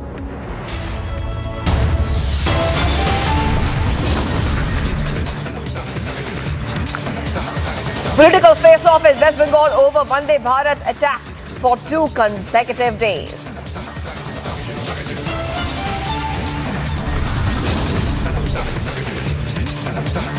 A techie trying to dodge a pothole gets mowed down by a lorry. Tamil Nadu authorities now fill the potholes to cover up killer negligence.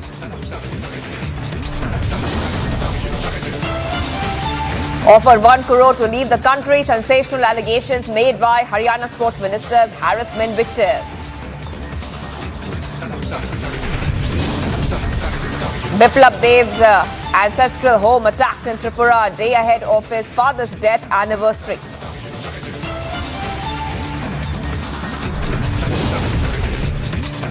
BRS MLA caught on tape thrashing toll plaza staff for doing his job.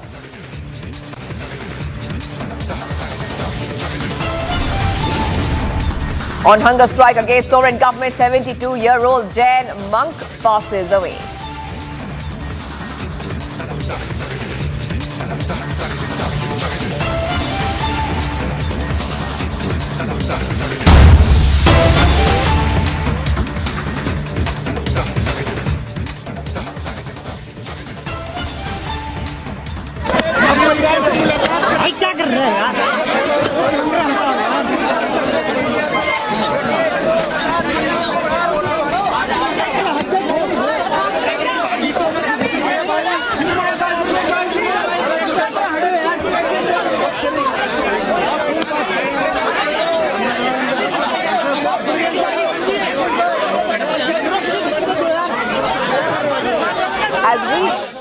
We'll get you all the updates, and this is coming in as another CCTV footage has emerged in the Delhi hit and run case, viewers. So visuals coming in right now, and this case is taking sensational twists. Right now, Sisodia is at the victim's residence.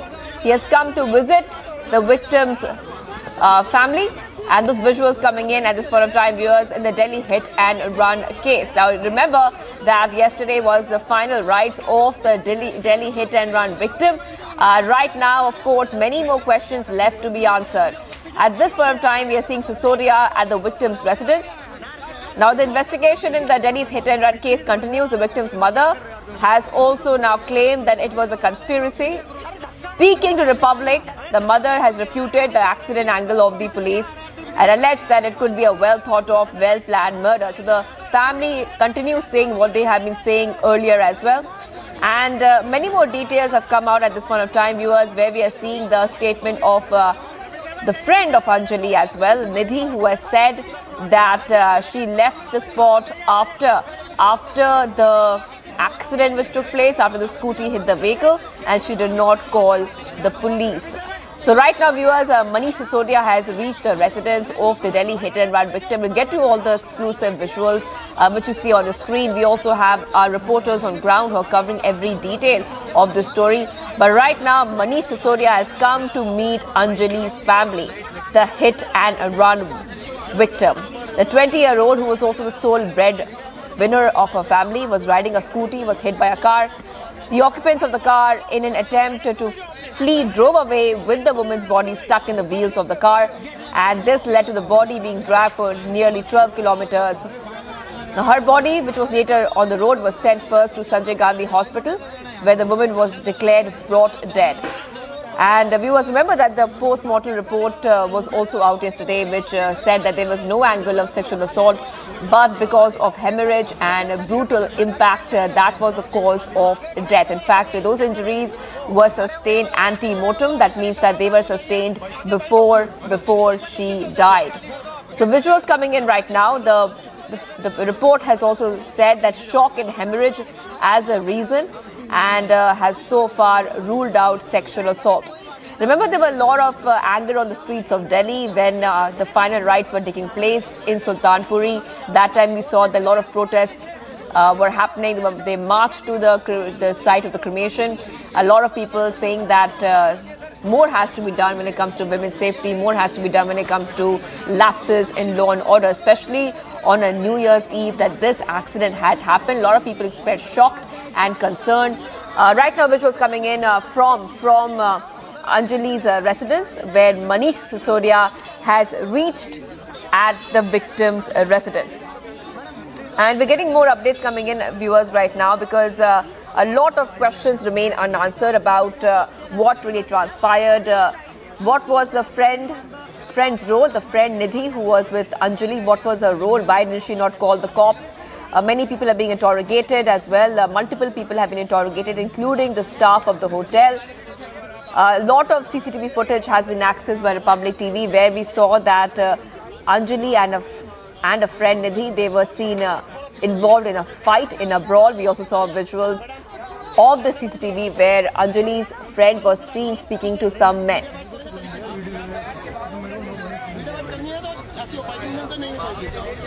All right, let's go across to Anuj, who's joining us live. Anuj, now we're seeing Manish Sisodia meeting Anjali's family. Now Anjali's family has said again and again that the mother has refuted the accident angle of the police.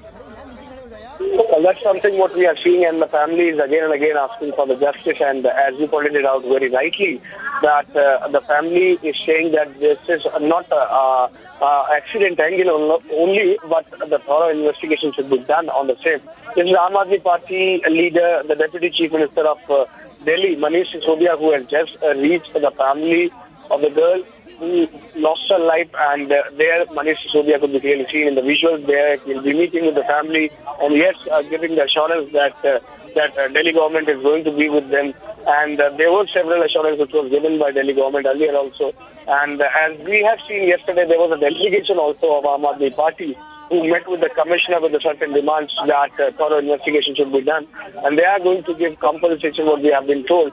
And yes, giving an assurance to the family, giving an assurance that the Aam Aadmi Party and the Delhi government is standing with them. This is a message from the Aam Aadmi Party, and the Deputy Chief Minister himself has reaches to the residents of Anjali. We are just seeing in the visuals that now Manish Sisodia is going to meet the family there. And yes, Aam Aadmi Party delegation, as yesterday we have seen earlier, met with the commissioner. This was Rakhi Billan of Aam Aadmi Party day before yesterday, who went to the hospital also. And Aam Aadmi Party being ruling in the state of national capital is now could be seen in the movement, now could be seen in the action. The Aam Aadmi Party leadership now meeting with the family of the victim, the family of the girl who lost her life. That's Deputy Chief Minister Manish Sisodia, who has just reached Sultanpuri.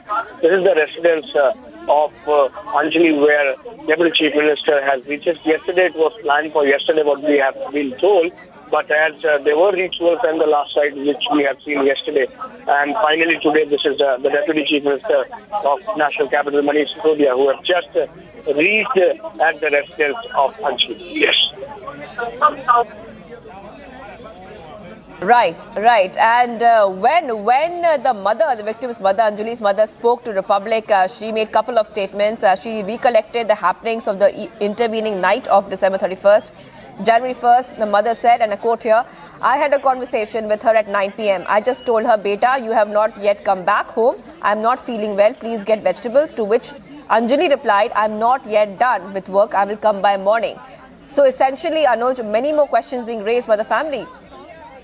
Well, exactly. Since from the day one, this is the family of Anjali who is raising these kind of questions. And as we were stating it earlier also, that yes, the families are not going with the statement of the police, and they are questioning the police why this has happened when this was reported. We do remember what Anjali's mother was saying, that when this was reported to a PCR, when this was reported to the police personnel, when this was already there in the knowledge of the Delhi police, then why did not they took the action at the time? Why there was a delay? That is something what has been stated by again and again by the family of Anjali. On the other hand, we do remember this was the eyewitness who came out and who has spoken it very much clearly, how he made a call to PCR, and it was around an hour when the police was not there, and the girl was under the car, and this brutal murder has happened. So this is something what has been stated by the family again and again, that this is not merely a murder angle, but there is some more involvement and raising questions. All right, viewers, Anuj, I'll come back to you. Getting some breaking update. Republic has accessed the post-mortem report. I repeat, Republic has accessed the post-mortem report. Remember, the post-mortem report had said and ruled out sexual assault. It was a preliminary report, but it said and cited shock and hemorrhage as a reason and ruled out sexual assault. So we have accessed the post-mortem report. We will get you all the details. We'll put that out for you as well, what the post-mortem report says. But remember, even after the post-mortem report had come out, the family members of the victim, Anjali, they had spoken out and in a press briefing, and they have said that even though the sexual assault angle has been ruled out, still maximum punishment should be given to the accused. So that was a very, very important point. Getting some more details of the post-mortem report, viewers. If you see our screens, we are getting more details. Republic has accessed a post-mortem report. Let's go to Niranjan, who has more details of the post-mortem report. No alcohol content found in the post-mortem report, Niranjan. Well, there are some details that are coming out showing the intensity of what happened on the 1st of January that morning. I have the post-mortem report. There are 2 pages of it, critical pages that tell you about the intensity of the accident, the killing, dragged for over an hour. Some of the details here, look at this, the brain matter was missing, spine fracture at the lumbar region present, neck structures. There are some details in the chest, ribs exposed from the back of the chest, grinding effects on the ribs. I repeat, grinding effects on the ribs because the body was dragged across the streets of Delhi. Sharpening of the bones because of the dragging of the body. I mean, these are very disturbing details. If you're reading it, pleural cavity both open with exposition of both the lungs, right lung, details of the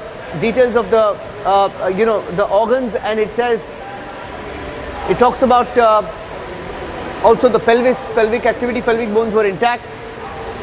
Here, as far as the uterus with ovaries with central cervical opening, etc. Bladder, no injury present to the genitalia. So this is one part which has been used by the police to conclude that perhaps there was no indication of sexual assault. Here, where it says genitals, no injury present to the genitalia. Samples preserved, routine viscera preserved for chemical analysis. Blood on gauze piece, torn jeans pant, all items sealed with the seal of UK, all items sealed and handed over to the authorities. So this is page 1. I have another page. I'm trying to see if I can open that. Okay, this is the same page. At the moment I have the second page, I'll just go across to that. But this is the report that we have as it is, which talks about, hints at the fact that there may not be an angle of sexual assault, but also talks about the intensity of the crime itself, and the fact that sharpening of the bones and the ribs being damaged because of the intensity of the dragging of the body. Let me once again tell you, there is another page that I have here, and this talks about the different injuries to her body. I'm reading out from what we have. Lacerated wound of size, it talks about the wound size on the left side of the forehead. Margins of wound are irregular because the body was dragged. Contusion, reddish in color. Grazed abrasion, reddish in color on the left side of the face. Talks about contusion over the left side of the forehead, and contusion, reddish in color present over the right side of the forehead with medial and situated. So it talks about the different injuries. I'm trying to open another. I have a third page. I'll just open that up because the third page is also critical.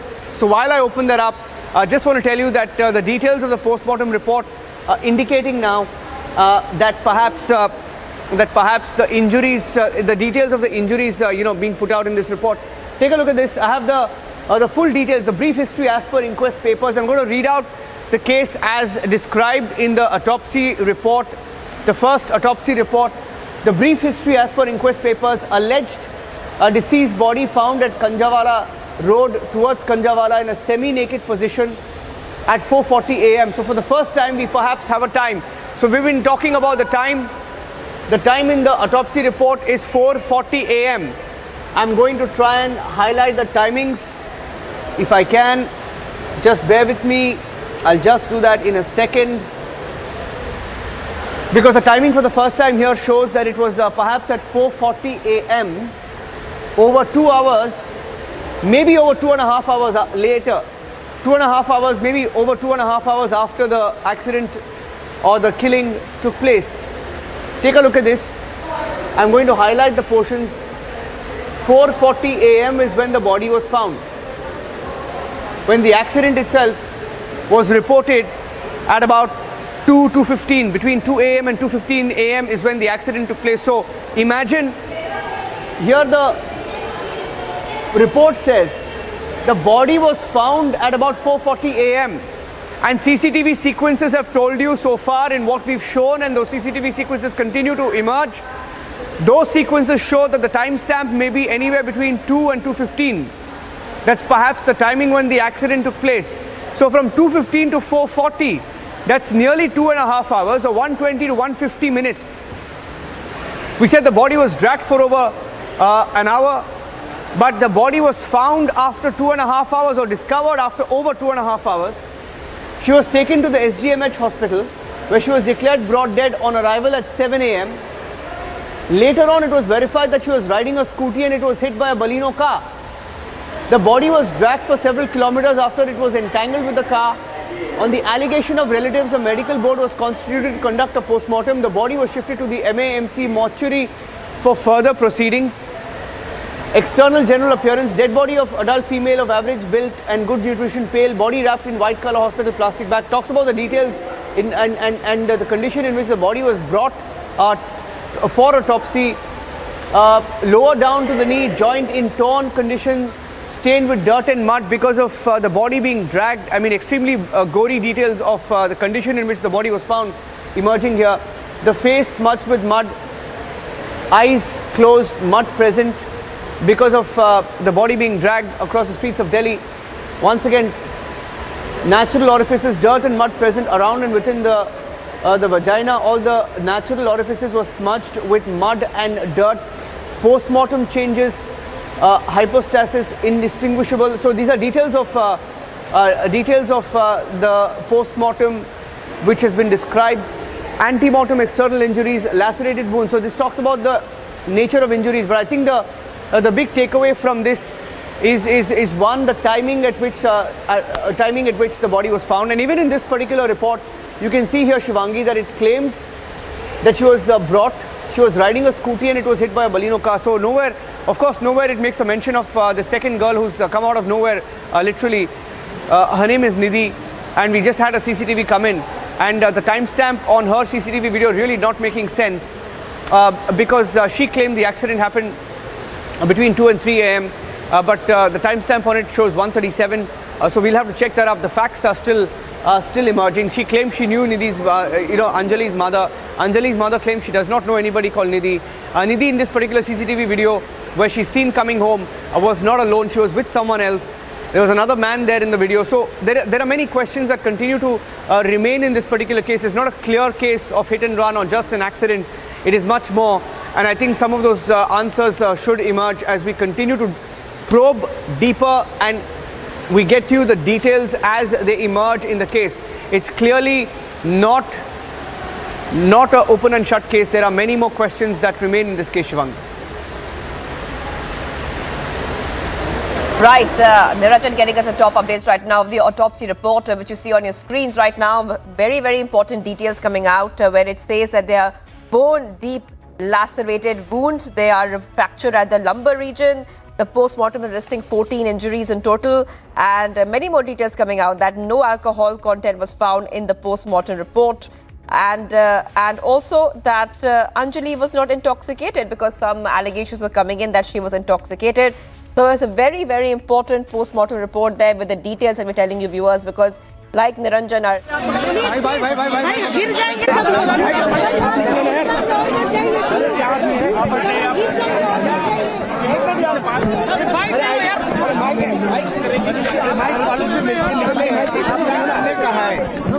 जो investigation चल रहा है उसके लिए संतुष्ट है कि नहीं? हम सब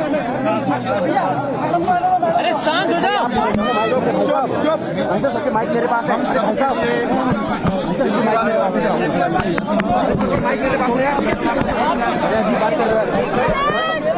सर दरिंदगी की ऐसी घटना है जिसको देख के अंदर तक हिल जाता है इस घटना के बारे में।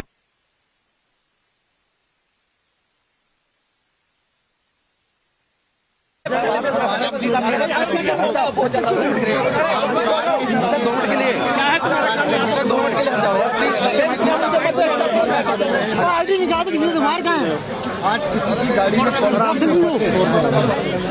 आराम से किसी की गाड़ी में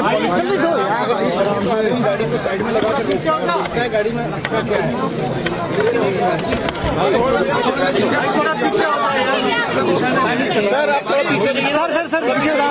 कैसी हो रहा है दर्दगी के अलावा कुछ नहीं था। आज मैं परिवार से मिला हूँ, बहुत दुखद है। कमाने वाली थी परिवार में, छोटे भाई बहन हैं, बड़े भाई बहन हैं, माँ है, बीमार है।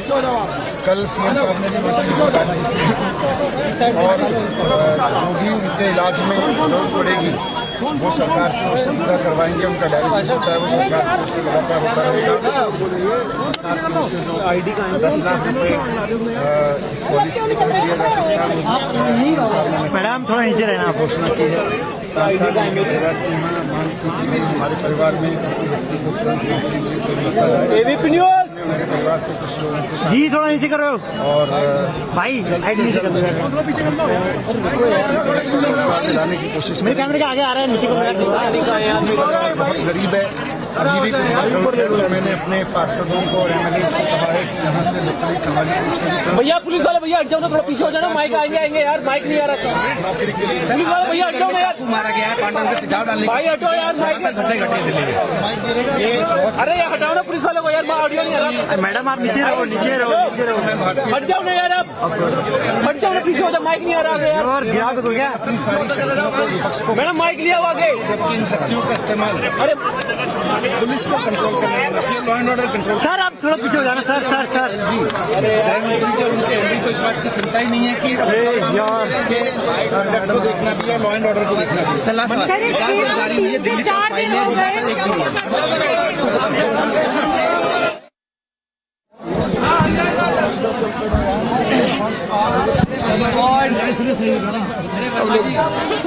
क्या जो भी हुआ भगवान भरोसे हुआ।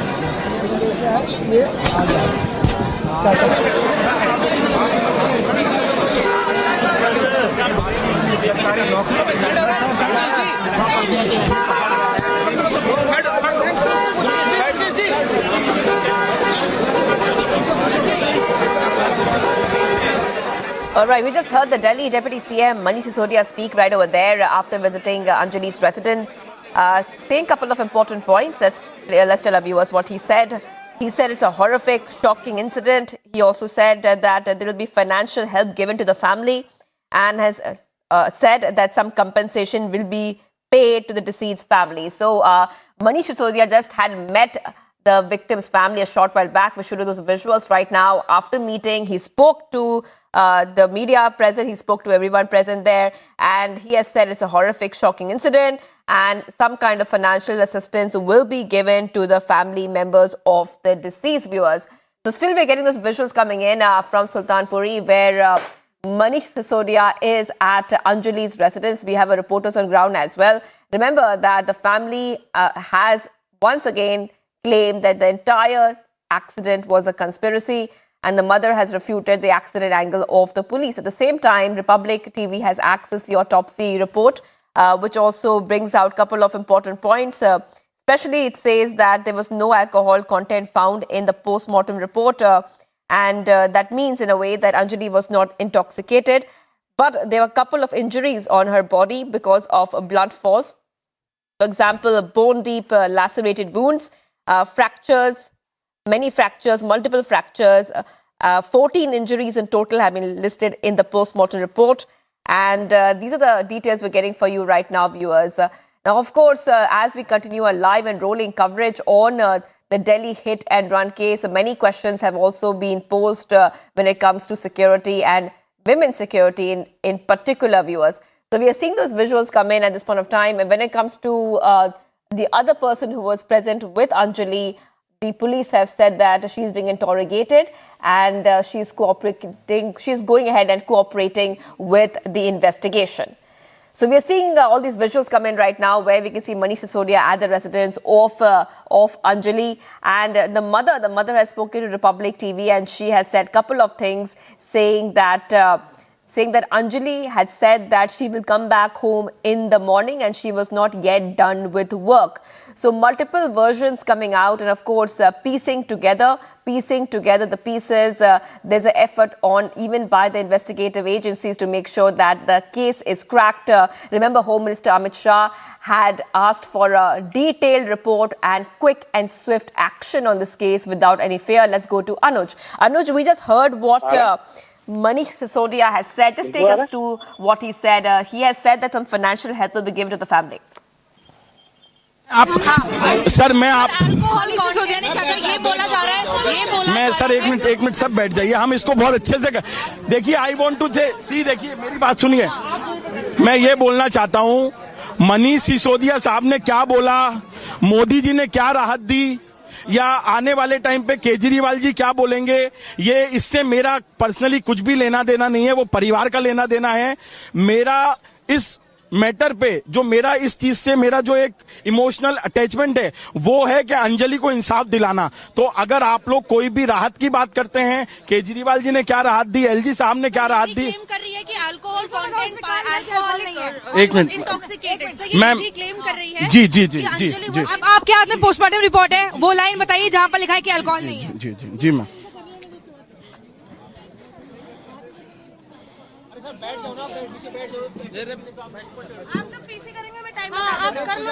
देखिए मेरी बात सुनिए, हम पहले पीसी, मैं कह रहा हूँ, देखिए मेरी बात सुनिए, एक बार अपन एक पीसी करते हैं, उसके बाद आप इंडिविजुअली जो बाइट लेना लीजिए। I want to make a proper PC, ma'am एक प्रॉपर न्यूज सबको जाना चाहिए। हाँ मैं आप माइक लेके आ जाओ, मैं अभी सब मैम, हाँ मैं लिखा है कि अल्कोहल नहीं पाया गया है। सर देखिए इससे हमारा मैसेज नहीं जा पाएगा, प्लीज आप लोग कोऑपरेट करें। ये बहुत एक अलग मुद्दा है, एक बच्ची के साथ बहुत गलत हुआ है, और कल से जो निधि बयान दे रही है अल्कोहल को लेके। जी जी, मैं डॉक्टर भूपेंद्र चौरसिया हूँ। फैमिली ने मुझे जो मीडिया और सारी चीजों को देखने के लिए एक तरीके से उनने निर्धारित किया हुआ है। मैं, आप मुझे एक मुंह बोला आप उसका भाई कह सकते हैं। 1 तारीख को जब ये घटना हुई तो आप ही लोगों के मीडिया चैनल के थ्रू मुझे पता चला कि एक ऐसी दिल्ली की बेटी के साथ ये हुआ है। तो मैंने सुल्तानपुरी पुलिस स्टेशन में कांटेक्ट किया और वहां से मुझे इनके घर का एड्रेस मिला और मैं इनके घर में पहुंचा। मैंने इनकी माताजी को इस बात का आश्वासन दिया कि आप बिल्कुल बेफिक्र रहिए, आपको जैसा भी सपोर्ट की जरूरत होगी मैं आपका बेटा होने के नाते करूंगा। और 3 दिन से मैं परिवार के साथ हूं सारी चीजों में। अब जो कल से चीजें उठ रही हैं, सबसे पहले जो निधि ने एक बहुत बेबुनियाद आरोप जो है मेरी बहन पे लगाया है कि वो शराब के नशे में धुत थी और उसको इतनी भी सुध-बुध नहीं थी कि वो गाड़ी चला पाती। उसने पहले कोई ट्रक से टकराने की कोशिश हुई, उसके बाद जो है वो इस गाड़ी से टकराती है। तो मैं पोस्टमार्टम के आधार पे, पोस्टमार्टम की रिपोर्ट के आधार पे आप सबको बताना चाहता हूं। ये देखिए एब्डोमेन जो है, एब्डोमेन में इसमें क्लियरली मेंशन है, स्टमक में semi digested food material present and wall have no abnormality detected. मतलब कि एब्डोमेन में किसी भी तरीके का कोई अल्कोहलिक पदार्थ नहीं पाया गया है। मैम अल्कोहल पाया जाता तो इसमें लिखा होता कि केमिकल वहां पर जो है अल्कोहल मिला है। अगर उसमें स्टमक में वो ये कह रहे हैं सिर्फ फूड पार्टिकल मिला है, मतलब कि अल्कोहल कहीं से कहीं तक नहीं था। दूसरी बात, sir late me finish. Sir एक बहुत बड़ी ब्रेकिंग न्यूज आप लोगों को दूंगा और वो इतनी भयंकर ब्रेकिंग न्यूज है कि आप लोगों ने कभी नहीं देखा होगा। पोस्टमार्टम रिपोर्ट के हिसाब से अंजलि का जो ब्रेन है वो अभी भी मिसिंग है।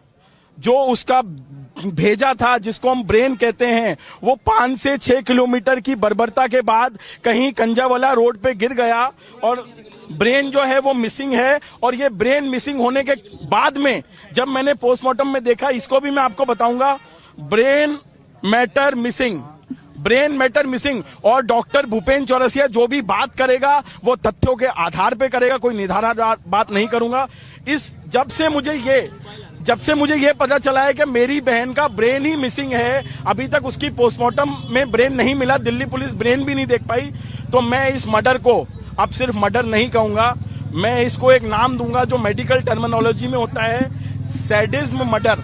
सैडिज्म मर्डर मतलब होता है किसी को मारना एक अलग होता है और किसी को पेनफुल मौत देना अलग होता है। आपने सुना होगा एक झटका होता है और एक हलाल होता है।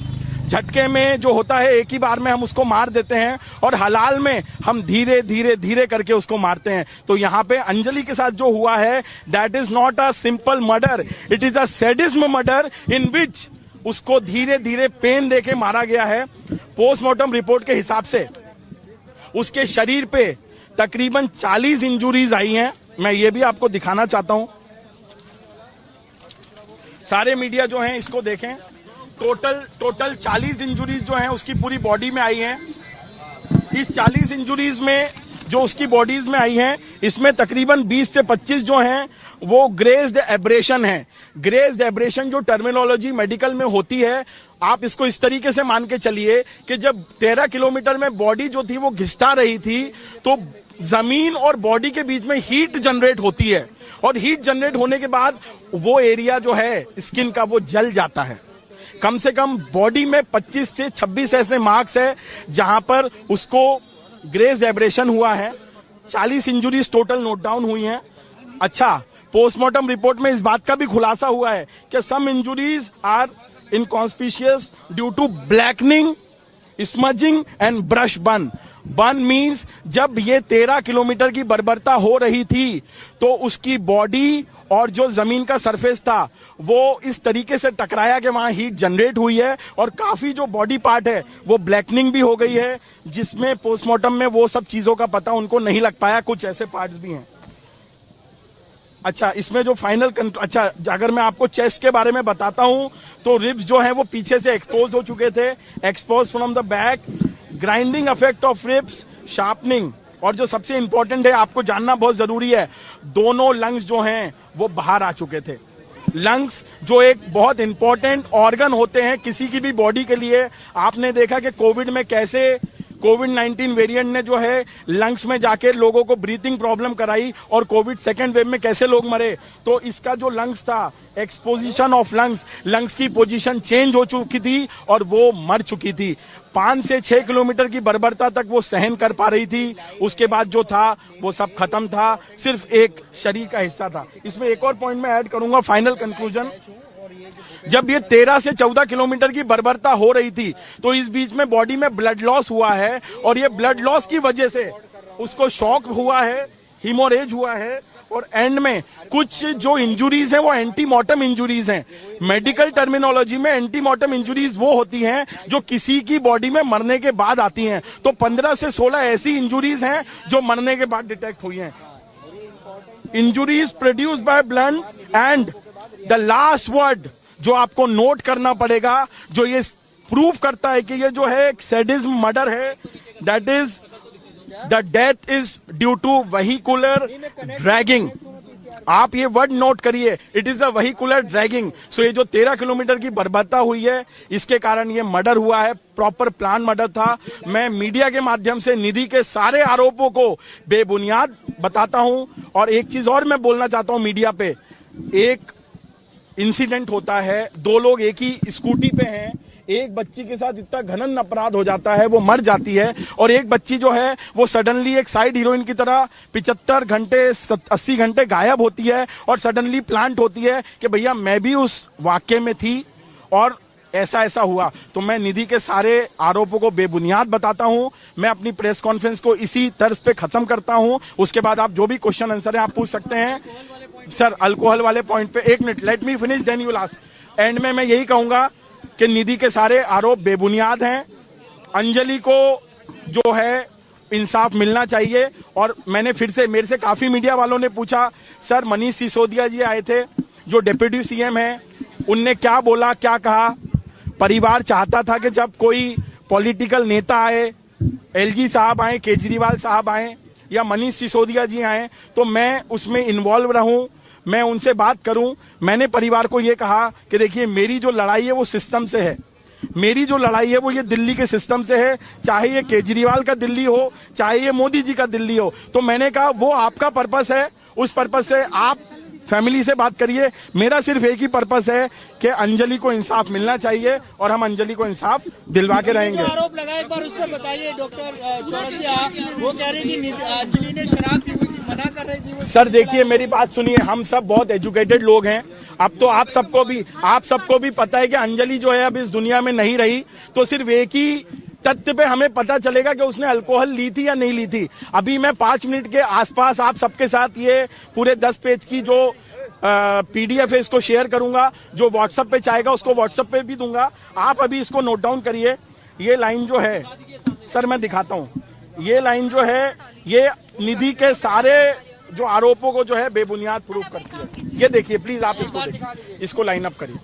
अरे यार आप दूसरों का फ्रेम खराब कर रहे हैं। नहीं आप देखिए, कोई बात नहीं, कोई बात नहीं सर, इसको जो है देखिए आप। सर मैं आप लोगों को अभी पीडीएफ कॉपी दूंगा इसकी। आज आपको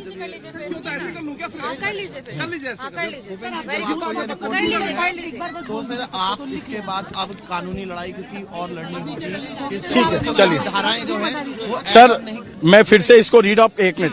semi digested food material present and wards are not affected, मतलब कि पोस्टमार्टम रिपोर्ट में एब्डोमेन में किसी भी तरीके का अल्कोहल पदार्थ नहीं पाया गया है। और ये जो रिपोर्ट है मैं फिर से आपको, क्योंकि ऐसा ना लगे कि ये किसकी रिपोर्ट है, ये मौलाना आजाद मेडिकल कॉलेज में ये जो आपका पोस्टमार्टम रिपोर्ट नंबर 04/2023 और अंजलि जो है इसका जो आपका लेटर गया है ये F342 MB 100/2023 home and family welfare 515/19 doctor Upendra Kishore director professor HOD forensic medicine Maulana Azad, doctor Rupesh चंदा एंड डॉक्टर विशांत कुमार, जो नेम ऑफ डिकीज्ड हैं that is Anjali daughter of Satbir, 20 साल की एज थी, A35 करण विहार की निवासी थी। मैं ये सब चीज आपको इसलिए बता रहा हूं कि मैं कोई दूसरी पोस्टमार्टम रिपोर्ट नहीं लाया हूं, ये वही रिपोर्ट है जिसको एंड में आपके ये तीनों डॉक्टर साहब ने अपने सील और साइन के साथ जो है वेरीफाई किया। भूपेंद्र चौरसिया जी। आप सिर्फ ये बताइए कि अब क्योंकि आप लोग लगातार कह रहे हैं कि 302 का मामला बनता है, अभी पुलिस ने ऐड ऑन नहीं करी है। सर देखिए परसों जब मैं परिवार के साथ वहां पे एसएचओ साहब से मिला था सुल्तानपुरी में, तो मैंने एसएचओ साहब से सबसे पहले मिलते से यही बात कही कि ये 302 का मुकदमा है, इसको 304 में ना डाल के 302 में डाला जाए। तो उनने मुझसे एक छोटी सी बात कही थी कि आप जो अंजलि की मदर हैं उनसे बयान जारी करवा दीजिए। हमने ऑलरेडी लिखित में बयान दे दिया है कि उसकी मदर ये सस्पेक्ट कर रही है कि इनका जो है मर्डर हुआ है, और 302 के लिए उस टाइम वहां पर जो एसएचओ साहब थे मलिक साहब, उनने यस बोल दिया था। अभी मैं मीडिया रिपोर्ट से मुझे पता चल रहा है कि शायद अभी भी ये 304 के मामले में चल रहा है। तो इसके बाद मैं परिवार के कुछ सदस्यों के साथ, अगर परिवार के सदस्य ना भी जा पाए तो मैं खुद जो है यहाँ से सुल्तानपुरी थाने में जाके एसएचओ साहब से मिलूंगा। अभी भी आपको शक है कि क्या कुछ गलत हुआ होगा मर्डर के अलावा भी अंजलि के साथ, क्योंकि ये सवाल अभी भी खड़ा सेक्सुअल असॉल्ट के शक अभी भी है परिवार। देखिए सेक्सुअल असॉल्ट जो है, मैं पोस्टमार्टम के हिसाब से सेक्सुअल असॉल्ट नहीं आया है। और मैंने फिर कहा कि मैं कोई भी आपको इन्फॉर्मेशन सिर्फ एक ब्रेकिंग न्यूज बनाने के लिए नहीं दूंगा, मैं तथ्यों के आधार पे बात करूंगा। तो मैं सेक्सुअल असॉल्ट को नहीं एक्सेप्ट कर रहा, बट जो एक थ्योरी जो निधि के द्वारा एक थ्योरी चल रही है इस बीच में, क्या जब ये वाकया हुआ तो निधि वहां पर मौके पे मौजूद थी, इस बात का मैं खंडन करता हूं। क्योंकि 3 सीसीटीवी फुटेज अभी तक मैंने देखे हैं इस मामले में। 1:30 का सीसीटीवी फुटेज है जो होटल का है, जिसमें वो दोनों आपस में कुछ बात कर रही हैं और बाद में निधि जो है वो गाड़ी चलाते हुए जाती है। किसी मीडिया रिपोर्ट से मुझे पता चला है कि 1:35 या 1:40 का एक मीडिया फुटेज है जिसमें निधि अपने घर पहुंच चुकी है ना? हाँ, वो एक जी जस्ट लेट मी फिनिश। 1:35 पे निधि अपने घर पे पहुंच चुकी है। 2 बजे जो सीसीटीवी फुटेज आता है उसमें अंजलि अकेले गाड़ी ड्राइव कर रही है। तो मैं आपको फिर बताना चाहता हूं, अगर रात को 1:30 बजे मैंने अपने दोस्त को उसके घर छोड़ दिया तो ये क्या मामला है कि 3 घंटे 1.5 घंटे के बाद या 1 घंटे के बाद वो मौके वारदात पे ये कहता है कि मैं भी उस स्कूटी में बैठी थी और जब ये सब वाकया हुआ तो मैं वहां से भाग गई। तो ये सब चीजें जो हैं वो शंका के घेरे में है सर। सीसीटीवी का टाइमिंग जो था वो लेट था और 2-2:15 के करीब की वो फुटेज है जब वो भागते हुए घबराई हुई अपने घर नहीं, मुझे सर एक बात बताइए, मैं ये मान के चलता हूं कि जितना भी पुलिस ने सीसीटीवी फुटेज खंगाले हैं हम उसी टाइमलाइन को मानेंगे जो उसमें दिए गए हैं। आप एक सीसीटीवी फुटेज में कहते हैं कि 1:30 बजे का सीसीटीवी फुटेज का टाइमिंग ओके है और 2:30 बजे में अगर पुलिस ये कहती है कि नहीं भाई साहब ये 1:30 का नहीं है, ये तो 2:30 बजे का है, तो ये अपने आप में एक शंका की बात है। क्योंकि सीसीटीवी फुटेज में जो टाइमिंग है, मैं सारे सीसीटीवी फुटेज के टाइमिंग के आधार पर मैं इस तथ्य को मानूंगा। ठीक है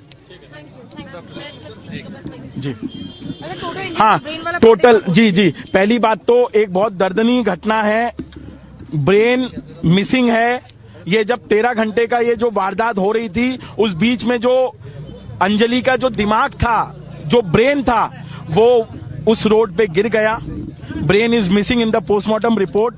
चेस्ट जो है, रिब्स पूरी तरीके से एक्सपोज हो चुकी हैं बैक साइड से। ग्राइंडिंग इफेक्ट ऑफ रिब्स जो है शार्पनिंग हो चुकी है और दोनों लंग्स जो थे उनकी पोजीशन चेंज हो चुकी थी और लंग्स पूरे के पूरे एक्सपोज हो चुके थे। Lungs is the basic necessity for breathing, you know this thing. Brain is the basic necessity for passing the senses. So दोनों चीजें अफेक्ट हो चुकी थी। टोटल 40 इंजुरीज उसकी बॉडी में आई हैं, जिसमें से 20 से 25 इंजुरीज बहुत बड़ी इंजुरीज थी जो ब्रश बर्न या आप कह सकते हैं क्या ग्राइडेड एब्रेशन है। ये जो सरफेस थे और गाड़ी के बीच में जब वो फंसी हुई थी तो उसकी स्किन और जो जमीन के बीच में जो चीजें लगी हैं उसमें कुछ बर्न डेवलप हुआ है और इसीलिए रिपोर्ट में ये भी कहा गया कि सम इंजुरीज जो है वो हम नहीं पता कर सकते क्योंकि ब्लैकनिंग हो गया है उस एरिया में, स्मजिंग हो गया है और ब्रेश बन है। सबसे इंपॉर्टेंट जो मैं बताना चाहता हूँ, semi digested food material present in wall. So at the आवाज आ रही है? Hello. Shock and haemorrhage due to blood loss and the most important injuries produced by blunt force and death is due to vehicular dragging. Thank you very much. हाँ single byte कर रुक जाइए जी गोविंद जी खड़े होके एक मिनट खड़े होके कर लेते हैं। एक मिनट खड़े होके कर लेते हैं।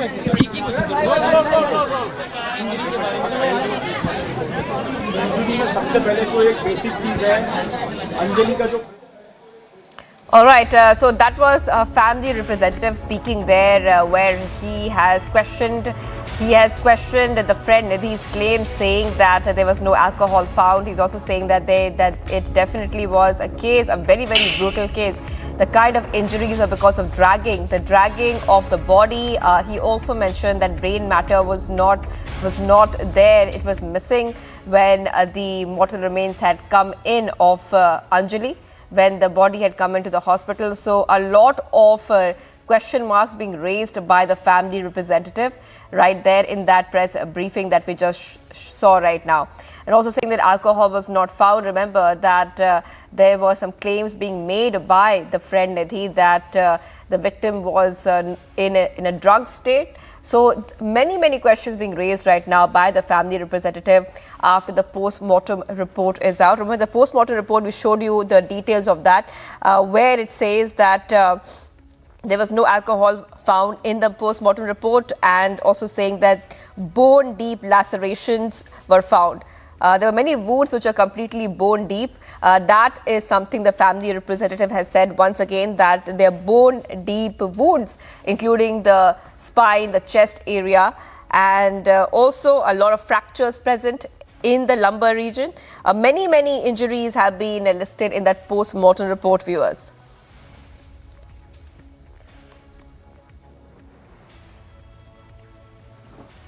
All right, viewers, let's go ahead to the other story we're tracking right now. Getting some breaking updates, and SIT is currently questioning Minister Sandeep Singh 5 days after the FIR. SIT questions Minister Sandeep Singh. So we're getting these updates coming in at this point of time, viewers. And this is the harassment case which has been put against the Haryana minister. Remember, a woman has accused Haryana minister of harassment.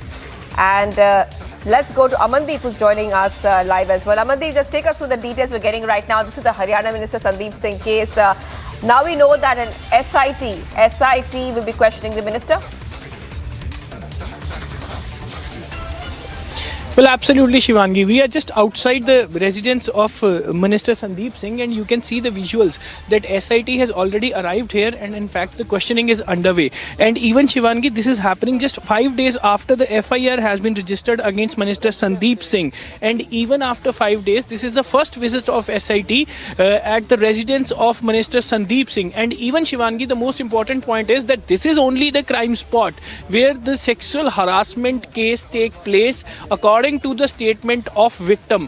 And even now the police will recreate the scene, police will inspect the spot and also question Minister Sandeep Singh, and this is the first time happening. And even before this, Shivangi, police have recorded the statement of the victim, and even the victim has also given the statement to the duty magistrate today itself under section 164 CRPC. And immediately after that, the SIT team has reached at the residence of Minister Sandeep Singh, just because the FIR that was registered against Sandeep Singh is having a non-bailable section, that is 354B, in which the bail is not allowed from the police station. And that is the reason the arrest is very much mandatory in this case. And this is the first time that SIT reached out to Sandeep Singh at his residence. And even, Shivangi, meanwhile, the victim has already left from the Chandigarh court, and she is also reaching here in a very short time. And even the entire crime spot will be recreated in front of the victim, according to her statement, just because it was a sexual harassment case, Shivangi,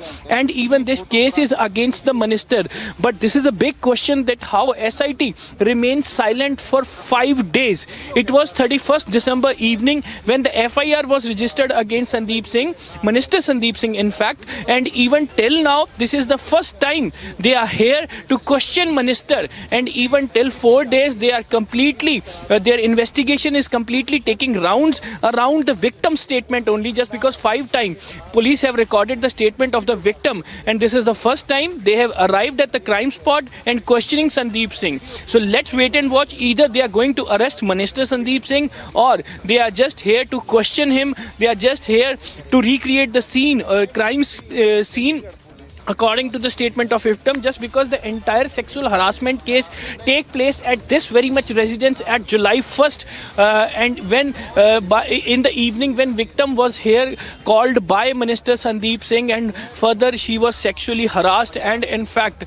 that was all mentioned in the statement of victim as well as in the FIR also. And even yesterday victim has handed over her phones to the police, just because there are certain evidence, in fact electronic evidence in that phones that was very much necessary in the case. And now you can see the entire police is deployed here, and in fact they have placed the barricades on the both sides of the roads, just because SIT is inside. Now this case is turning to be more sensitive. So far no arrest has been made.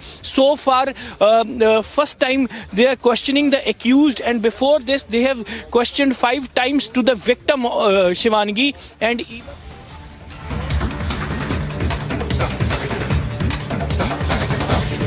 Charger है, तो मैंने बोला हाँ मेरे पास हैगा, तो उन्होंने मेरे को अपना फ़ोन दिया, मैंने चार्जिंग पे लगा दिया उसका फ़ोन। तो फिर बस मैं लगा के बाहर ही आया था, तो इतने में उसके मैंने उसका गेट खोल दिया था। ठीक है, तो करेक्ट 2:30 बज रहे थे, हम बाहर ही बैठे थे ना, हमारे चला के फ़ोन हाथ में था, हमने टाइम देखा जब वो आई थी। ठीक है, और भी कभी उनको आपने इस टाइम रात में आते हुए देखा? काफी बार देखा है। कई बार आपने देखा? हाँ। यहाँ कौन कौन रहता था उनके घर पे? वैसे तो वो सोचता हूँ तो अकेली रहती थी। हाँ। वैसे जैसे कभी कभार उसकी मम्मी वगैरह आ गई, नानी वगैरह आ गई तो आ गई, वैसे अक्सर अकेली। लगी थी क्या उसे? हाँ, चोट उसके यहाँ पर लगी थी, और हाथ पर जैसे फ्रैक्चर से जाता है ना, मोड़ पड़ा जाता है, वैसे हो गया था, और पैर पर बस। कभी और जो है जब पुलिस आई तो आपको कब पता चला कि ये मामला हो गया, एक लड़की की मौत भी हो गई है? वो तो जब पता चल गया जब इसको लेके गई थी, हम जब ही समझ गए थे ना। अच्छा। क्योंकि दो लेडीज पुलिस आई थी और निशान सर आए थे। उसके पहले उस लड़की ने आसपास किसी को बताया हो, निधि ने इस बारे में? उन्हें आसपास मोहल्ले पड़ोस में बोला था बस इतना ही कि मेरा एक्सीडेंट हो गया स्कूटी से, और कुछ नहीं बोला था। और कुछ नहीं बोला था कि उसकी दोस्त थी क्या थी? कुछ नहीं बोला? और कुछ नहीं बोला उन्होंने, सिर्फ इतना था एक्सीडेंट बस इतना। ठीक है।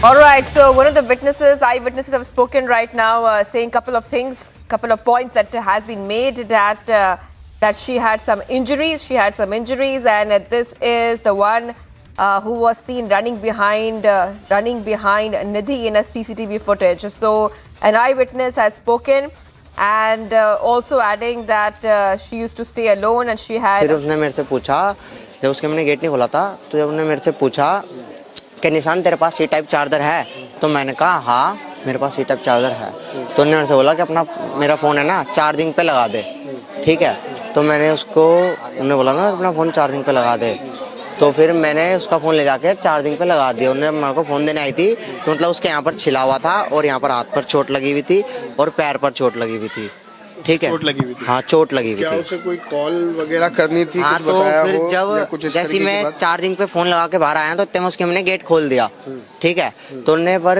ये बोल के फ़ोन मंगाया कि मेरे को मेरा फ़ोन ला के दे जल्दी, मेरे को अर्जेंट किसी को कॉल करनी है। मैंने कहा ठीक है। कुछ जिक्र हो रहा था ऐसा कि किसको कॉल करनी है, क्या है क्या नहीं, क्योंकि क्या आपसे कहा हो कि मैं आपके नंबर से फ़ोन कर ले? नहीं, उनने बस इतना बोला था कि मेरे को मेरा फ़ोन ला के दे जल्दी, मेरे को अर्जेंट कॉल करनी है बस। और पर उसका फ़ोन पूरा स्विच ऑफ पड़ा होता डेड। अच्छा, उसको चोट लगी हुई थी आप बता रहे थे, तो क्या आपने पूछा था कि कहाँ कैसे चोट लग गई क्या? नहीं मैंने पूछा नहीं, पर उन्होंने ऐसे सुबह जब वो छत पे गई थी तो गली वालों ने पूछा था, तो उसने बोला था कि मेरा एक्सीडेंट हुआ है स्कूटी से, गली वालों को बोला था। यहाँ पे कौन कौन निशांत रहता है इस घर पे निधि के? अमूमन कितने बजे निधि आती थी? उस दिन क्या एटमॉस्फेयर था?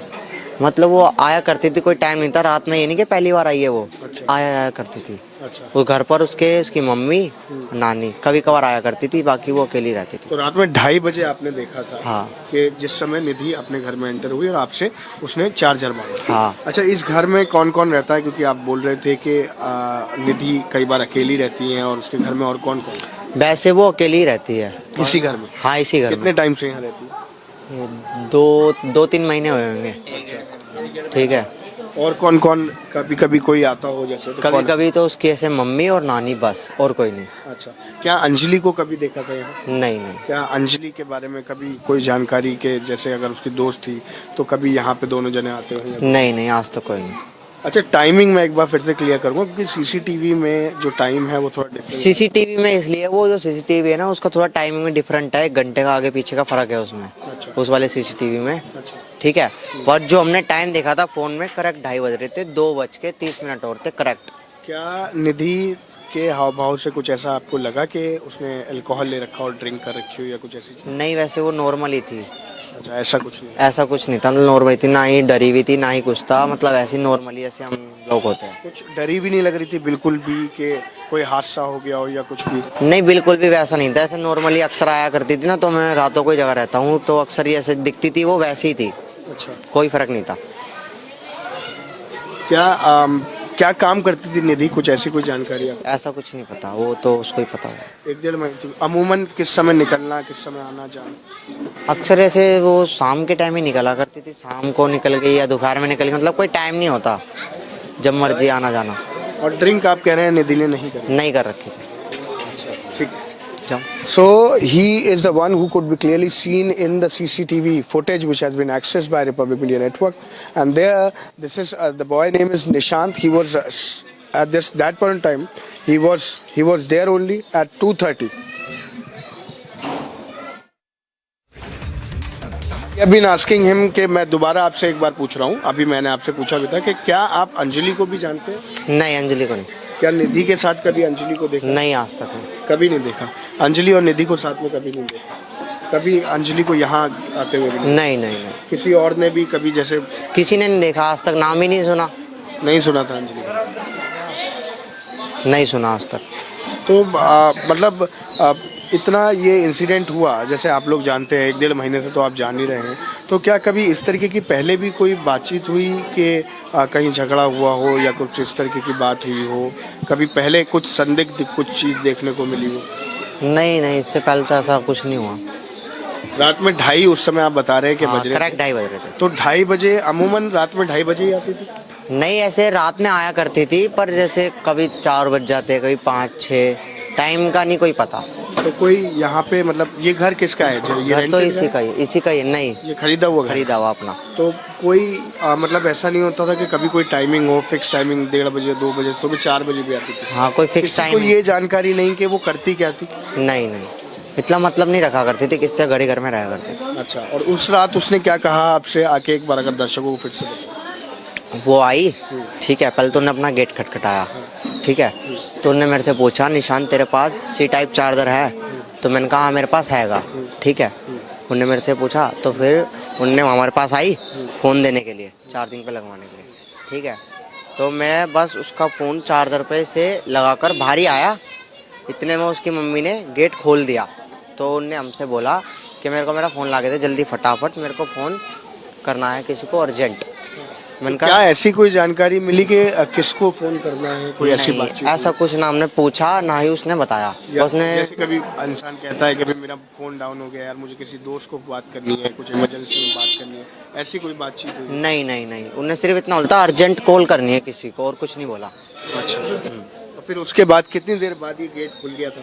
बस जब खुल ही गया था, जब मैं चार्जर पे फ़ोन लगा के आया और बस आके बाहर ही बैठा ही था, इतने में उसके मैंने गेट खोल दिया। तो फिर उसने मेरे से बोला कि मेरे को मेरा फ़ोन ला के दे दे, मेरे को अर्जेंट किसी को कॉल करनी है। और जैसा अभी मैं आपसे पूछ रहा था, अभी मेरी आपसे बातचीत होती, क्या किसी भी हाल में निधि डरी हुई दिख रही थी? नहीं, डरी में तो नहीं थी, बस यहाँ पर से छिली हुई थी और हाथ पर चोट लगी थी और पैर पर। अच्छा, बस। लेकिन क्या कुछ घबराहट दिख रही थी कि कोई जैसे कोई बड़ा हादसा हो गया हो, कुछ इस तरीके की चीज़ देखने को, शक्ल से जैसे पता लगता है कि इंसान डरा हुआ है, ऐसा कुछ देखने को? नहीं, वैसे तो नॉर्मल ही थी। और चोट के बारे में आपकी कोई जिक्र नहीं? चोट के बारे में उन्होंने सुबह अल्लाह करा था कि एक्सीडेंट हो गया मेरा स्कूटी से, बस इतना बोला था और कुछ नहीं। अच्छा, क्या ये जब हो गया सब सारी चीज़ें, क्या आपने किसी को बताया था कि कल रात में ये इतने बजे आई थी निधि और वो चोट लगी हुई थी उसकी? मैंने जब उसको पुलिस वाले लेके गए थे ना, मतलब जब थोड़ा बहुत मेरे को डाउट सा हुआ, मैं और मेरा भाई बैठे तो हमने आपस में जिक्र करा कि और इसी रात को ये मतलब। पुलिस वाले कब लेके गए थे? पुलिस वाले ले गए थे 2 तारीख की रात को। 2 तारीख की रात को पुलिस? हाँ, करीब टाइम हो रहा हुआ 9, साढ़े 9 या 8 का टाइम। अच्छा, जब लेके गए थे 2 लेडीज पुलिस आई थी और उसकी मम्मी थी साथ में लड़की की, और भाई वगैरह थे और एक निशांत सर थे पुलिस वाले, निशांत। अच्छा, तो क्या पुलिस ने आपसे कोई पूछताछ करी कि रात में उस रात क्या हुआ था, या अगल बगल किसी से ही पूछताछ करी हो? उन्होंने कि भाई क्या देखा? क्या पुलिस ने ये सीसीटीवी जो उन्होंने पहली बात सीसीटीवी कैमरा इसने देखे थे, उन्होंने कुछ नहीं देखा था, वो बस आए, गेट खुलवाया, ठीक है। वो कुछ बोल रही थी नहीं थी लड़की। क्या बोल रही थी उससे? वो बस ऐसे कुछ बोल रही थी कि मैंने क्या किया, ये वो ऐसे कुछ बोल रही थी उनने, ठीक है। तो बस पुलिस वाले ने बोला कि चुपचाप चल, तो बस उसको चुपचाप फिर वो लेके चले बस। अच्छा, तो क्या पुलिस ने आपसे या फिर अगल बगल जो मैं भी पूछ रहा था, किसी से कुछ पूछा? पहली बात उन्होंने सीसीटीवी नहीं देखे, तो उनको कुछ पता थोड़ा है कि कौन था रात में। सीसीटीवी पुलिस ने बिल्कुल एक बार भी नहीं देखा? उनको पता ही नहीं है किसी बात का सीसीटीवी के बारे में, उनको पता हो तो वो देखे, उन्होंने वैसे देखे नहीं सीसीटीवी, पुलिस ने बिल्कुल नहीं देखे। अभी तक यहाँ से कोई सीसीटीवी पुलिस ने नहीं, आप लोगों ने देखे, आप लोगों ने देखे बस। हमने सीसीटीवी लिया है, उसके अलावा पुलिस ने यहाँ से कोई सीसीटीवी अभी तक नहीं? कोई नहीं लिया, बस वो आप लोगों ने लिया है। पुलिस का बर्ताव कैसा था जब पुलिस आई? क्या वो एग्रेशन में थी, गुस्से में थी, या जैसे कि किसी को ढूंढ रहे हो इस तरीके से थी? कैसा माहौल था?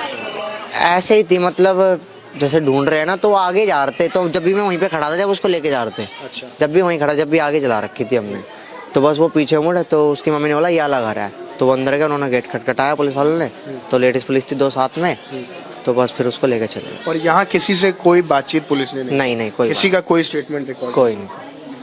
धन्यवाद बातचीत करने के लिए। तो this is a man who has just made it very much clear that what exactly has been done by the police when they came to know that there was another girl. Then too there are multiple CCTVs. There are multiple CCTVs accessed by us also. We have shown in the footage what exactly has happened when Nidhi's entered her residence.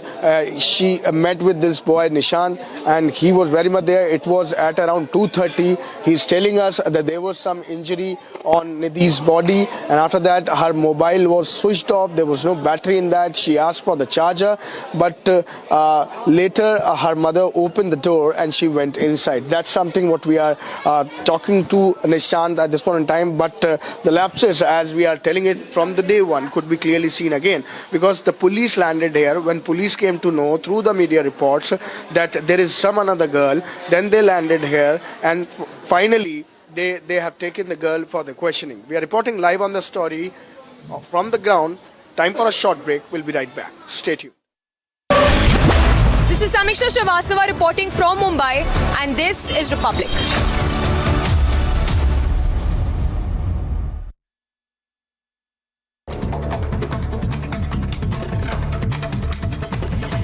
Some more national news that we're tracking. Unidentified people attacked the priests gathered outside the ancestral home of former Tripura Chief Minister Biplab Dave in Udaipur in Tripura. The incident occurred at a time when a group of priests arrived at the former Chief Minister's residence. The mob attacked the priests and vandalized their vehicles. Stone pelting on the Vande Bharat Express for the second day in a row. BJP has raised questions as to why was no action taken after the first attack. However, the TMC has hit back, asking the BJP not to politicize the issue. Actor Gayathri Raghuram quits the Bharatiya Janata Party, calls the BJP party chief Annamalai a tactical liar, further adds that women are not safe in Tamil Nadu.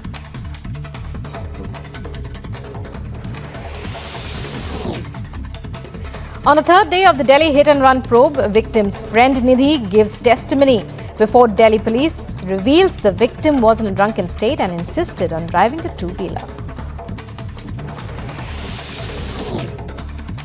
The National Executive of the BJP to meet for 2 days on January 16th and 17th, likely to endorse an extension in its national president JP Nadda's tenure, key organizational body to deliberate on strategy for upcoming state assembly polls and prepare for 2024 Lok Sabha elections as well. Telugu Desam Party President, former Andhra Pradesh Chief Minister Chandrababu Naidu denied public meetings, rallies and roadshows. Naidu, who was planning to tour Chittoor district from today, has been denied by the Palamaneer police for the same. In a video shared by NFL Division, an RPF constable from Pune junction of Katihar Railway Division can be seen. A lot of people saying that it's time to give justice to the Delhi hit-and-run victim. If you can see the visuals right now, these protesters just passed through the Sultanpuri police station. Their police presence is all here as well. The security has tightened up over here as these protesters are moving ahead on this road.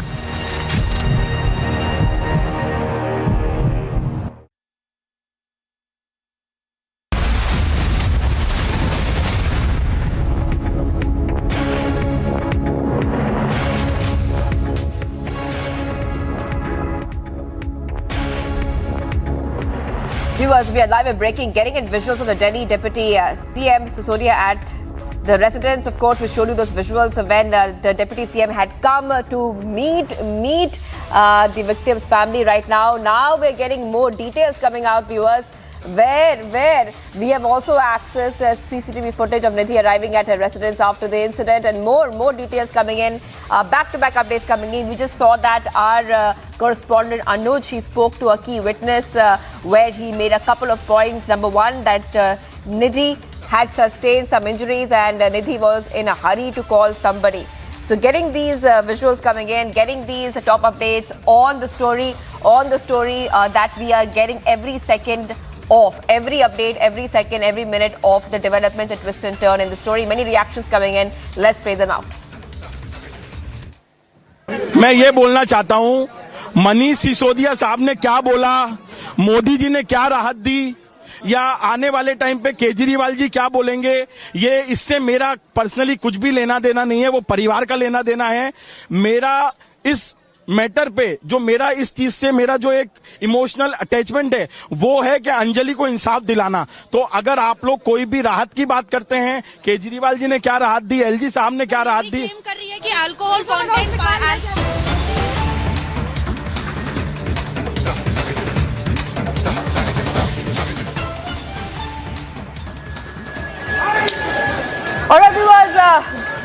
let's go across to Patna, where BSSC aspirants are holding a protest against the state government. Lathi charge by police on the protesters is happening right now, viewers.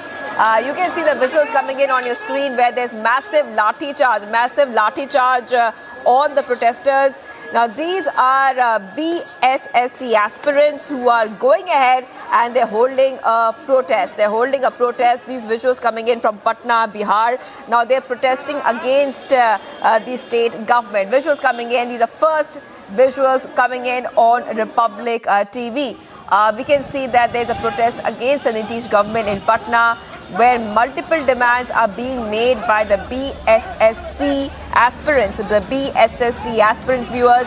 And viewers, remember that this is not the first time we have seen the students protest over delay in BSSC results in the past. But right now we're getting these visuals where you can see that the police really cracking down on these protesters. Lathi charge on them as well as the BSSC aspirants are holding a protest against the state government. Let's go to Prakash. Prakash will get us all the details. Prakash, what are we watching on our screens? And this is a big crackdown on the job seekers there. Well, yes, there is people who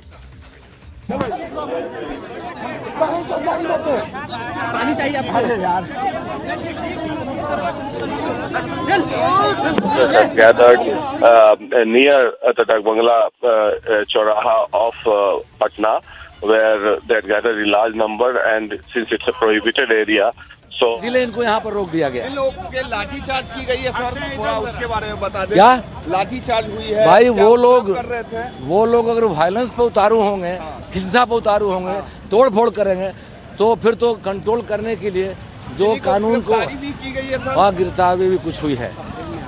ये बताइए कि sir ये लोग जो उपद्रव मचा रहे, क्या इन पर FIR वगैरह किया? बिल्कुल होगा FIR।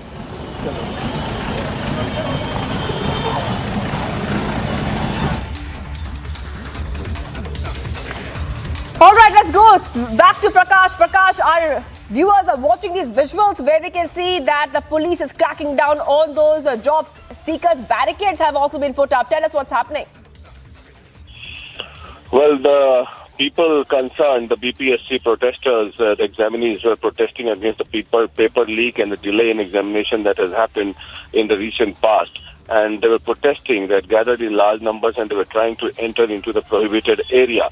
So, in order to disperse the crowd, the police resorted to lathi charge. As we can see in the visuals, a number of people have also been detained, few have suffered injuries, and they were resorting to violence, as well as we got to know from the administrative officials.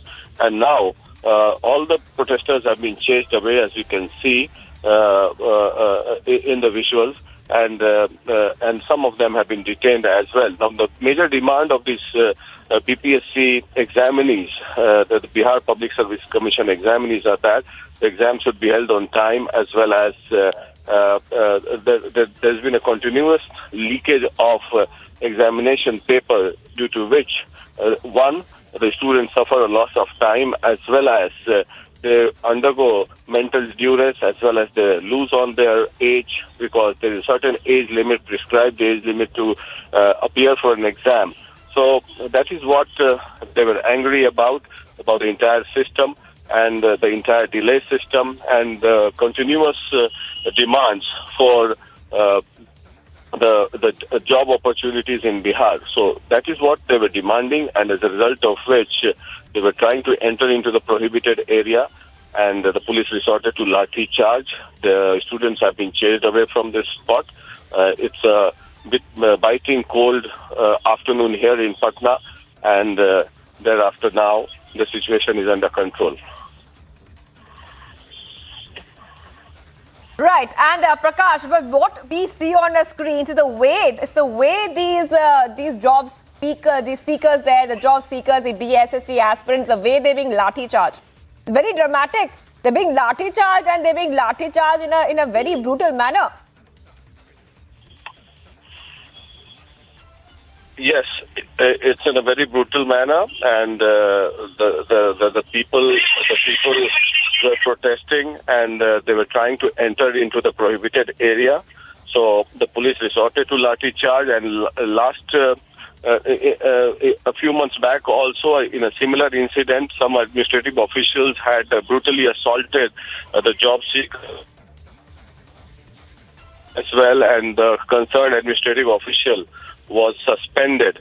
So we'll wait and watch what kind of action the Bihar government takes, because Tejasvi Yadav time and again has been saying that he will give opportunities as well as jobs to the local youth here in Bihar, and as a result of which these protesters have been continuously demanding jobs from Tejasvi Yadav as well. So these protests have been continuing, and as a result of which the violent protests have happened, and administrative officials on the spot taking stock of the situation and trying to restore normalcy here at the Dagbangla crossing.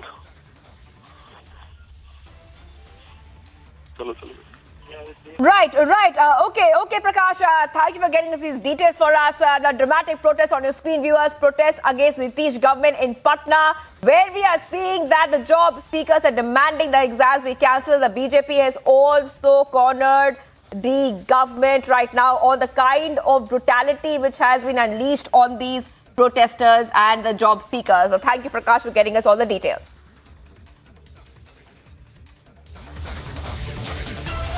All right, viewers, let's go back to the top story we're tracking right now, and this is the Delhi hit-and-run case. We are getting more details coming in, viewers, at this point of time. Remember that twists and turns keep emerging in the Delhi hit-and-run case. Getting some more breaking update coming in, viewers. Getting some... dragging के कारण मौत हुई है। इसको अब मैं normal murder नहीं कहूंगा, इसको मैं कहूंगा सैडिज्म मर्डर। सैडिज्म एक मेडिकल टर्मिनोलॉजी होती है जो बेसिकली सेक्सुअल असॉल्ट में यूज की जाती है, painful murder.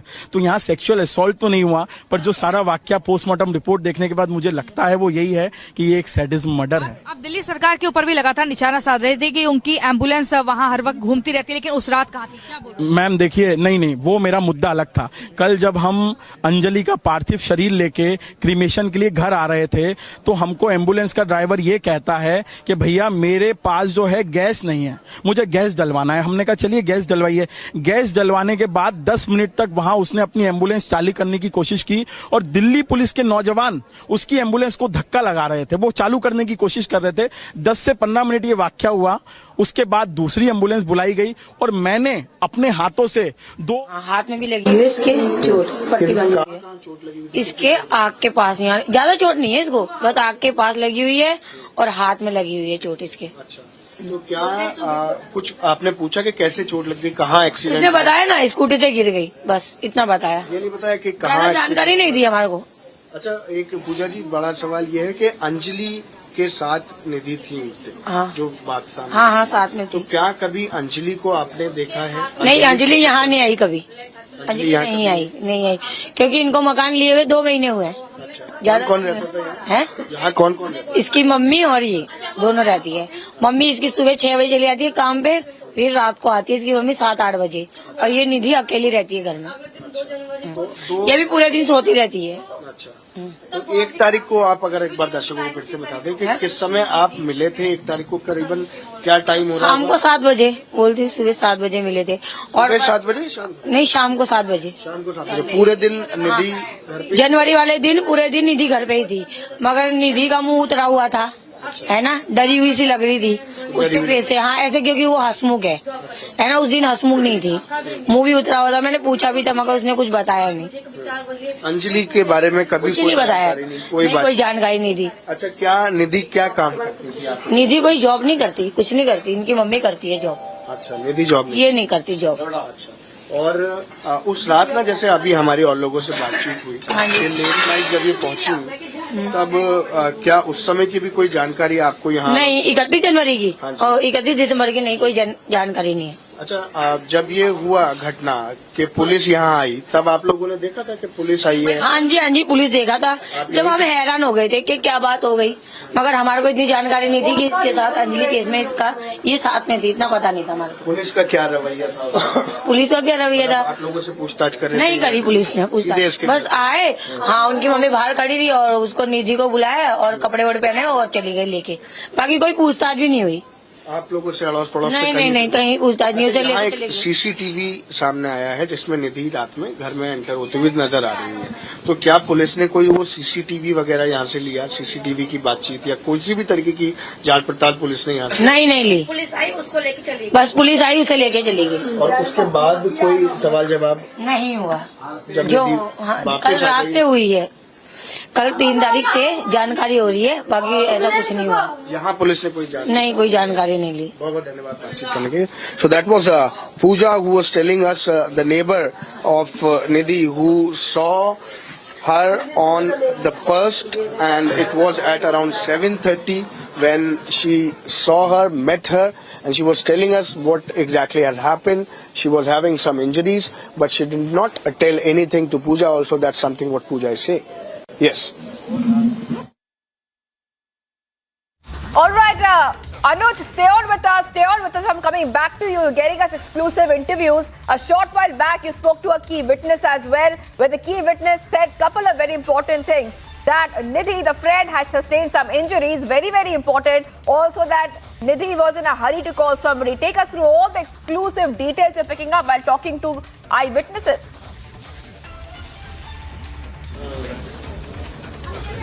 Well, exactly. There are numbers of witnesses who are coming out, and as we were just speaking to Nishant also, where he was making it clear, this exactly is the area. Let me give you the sense. This exactly is that particular lane from where the puja enters. This is the residence.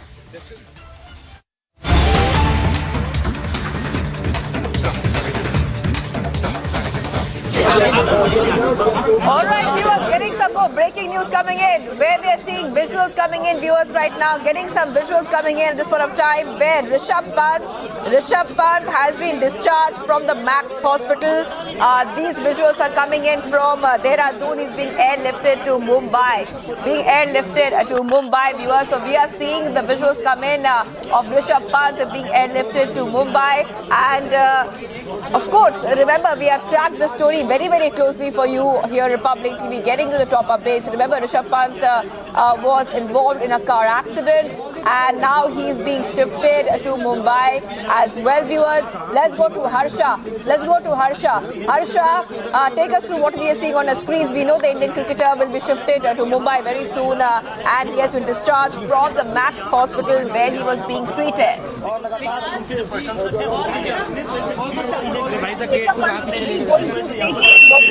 And he's at Jolly Grant Airport. From Jolly Grant Airport, the private flight will directly take Rishabh Pant to the Mumbai, because now the entire injury which is being treated of Rishabh Pant, the ligament injury which we were talking about on the right knee, which is very deep and the scar is very deep. That injury will be taken care in Mumbai Hospital along with Rishabh Pant, his sister and mother. Both are present there. In fact, BCCI is very closely monitoring the entire status and condition of Rishabh Pant. How is he recovering right now? He's much better because most of the injuries have recovered. He was admitted in Max Hospital for almost 6 days where his treatment was going on. Now for the surgery of ligament and for the further MRIs and X-rays of the right knee, he is being shifted to the Mumbai Hospital.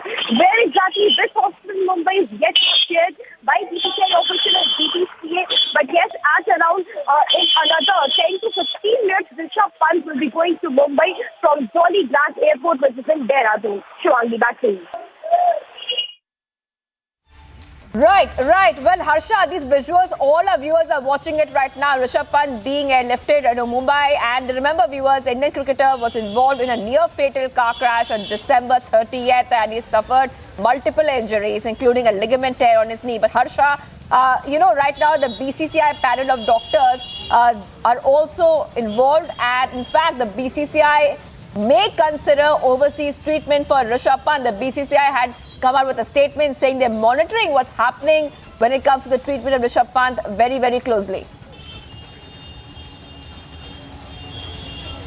Exactly, Exactly, Shivangi. Now BCCI from the day one, because we saw how serious the car accident of Rishabh Pant was. In fact, a committee is also set up by NHAI, because NHAI Road Safety and Save Life Foundation, all three of them were closely monitoring what exactly were the reasons of the crash of the accident of Rishabh Pant. Now in the morning, we already broke the news that NHAI has told that there were no potholes, and for Rishabh Pant's accident, potholes were not responsible. There was no long patches on the road. But if we talk about the injury, there were many were saying that it was a very horrific accident of Rishabh Pant in the highway, which is NH58. He recovered very fastly, but there are some injuries which are very deep. And BCCI officials from the day one were exactly saying that the basic injuries will be treated in the Max Hospital.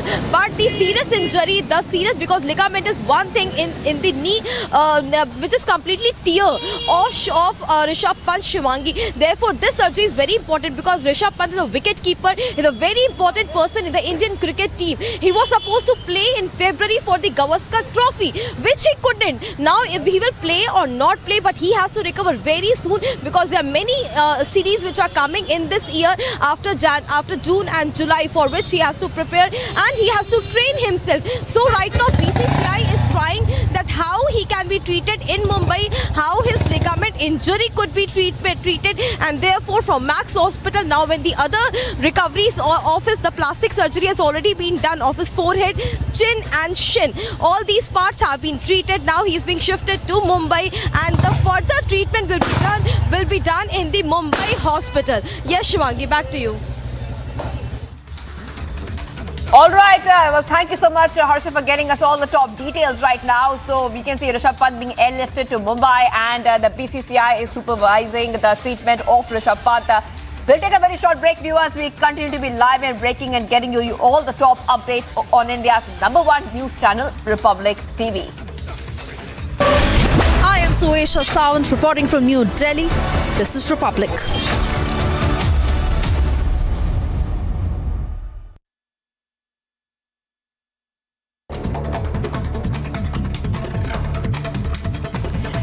Some more national news that we're tracking. Unidentified people attacked the priests gathered outside the ancestral home of former Tripura Chief Minister Biplab Dave in Udaipur in Tripura. The incident occurred at a time when a group of priests arrived at the former Chief Minister's residence. The mob attacked the priests and vandalized their vehicles. Stone pelting on the Vande Bharat Express for the second day in a row. BJP has raised questions as to why was no action taken after the first attack. However, the TMC has hit back, asking the BJP not to politicize the issue. Actor Gayathri Raghuram quits the Bharatiya Janata Party, calls the BJP party chief Annamalai a tactical liar, further adds that women are not safe in Tamil Nadu.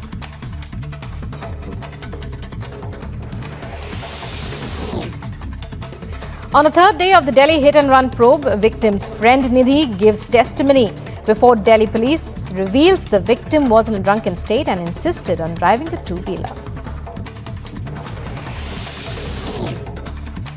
The National Executive of the BJP to meet for 2 days on January 16th and 17th, likely to endorse an extension in its national president JP Nadda's tenure, key organizational body to deliberate on strategy for upcoming state assembly polls and prepare for 2024 Lok Sabha elections as well. Telugu Desam Party President, former Andhra Pradesh Chief Minister Chandrababu Naidu denied public meetings, rallies and roadshows. Naidu, who was planning to tour Chittoor district from today, has been denied by the Palamaneer police for the same. In a video shared by NFL Division, an RPF constable from Pune junction of Katihar Railway Division can be seen saving the life of a passenger.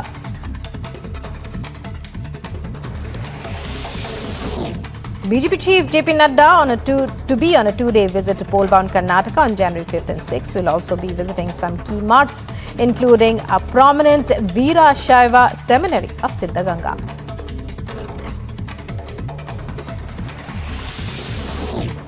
Early morning protests break out in Poonch, where anti-Pakistan slogans are raised and effigy is burnt by locals demanding another surgical strike on Pakistan.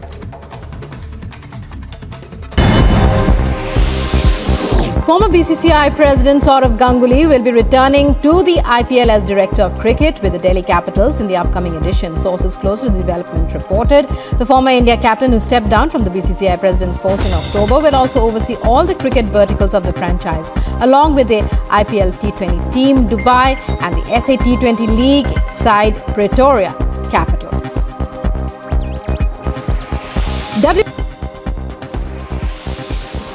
Ace tennis star Matteo Berrettini sailed past Casper Ruud.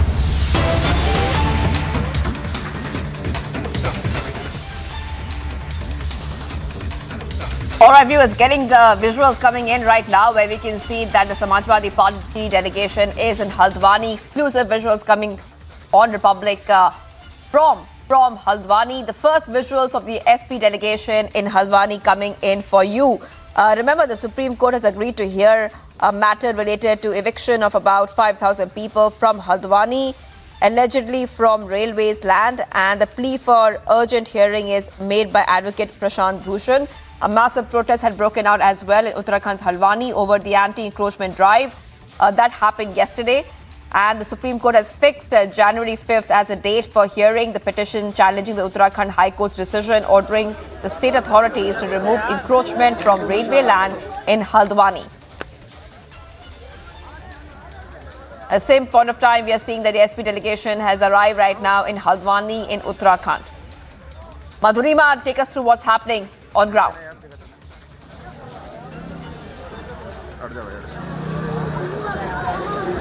Under the scanner, and now the SP delegation is here. They are going to recce the entire area and talk to the people about their woes, about their complaints, and what do they have to say. But the most point remains the same. What is the point of this participation here at this particular time? Because they do not have, they do not have a government here. The MLA is from the Congress party and not from the Samajwadi party. So what is the point of coming here and minting political benefits out of this entire matter? Because we've seen in the past as well as to how Samajwadi Party workers and leaders have come forward and tried to communalize the entire matter. And this entire delegation coming here shows that how this this idea of communalizing and minting political benefit out of the entire situation is still going on. So now they're going into the insides of this entire area, and they will be decking it. And after that, it's highly likely that they're going to even hold a press conference over here. Now the matter is in the Supreme Court, where the Supreme Court will be hearing the matter on January 5th. Now the point here is that this case is between the railways and the people living here.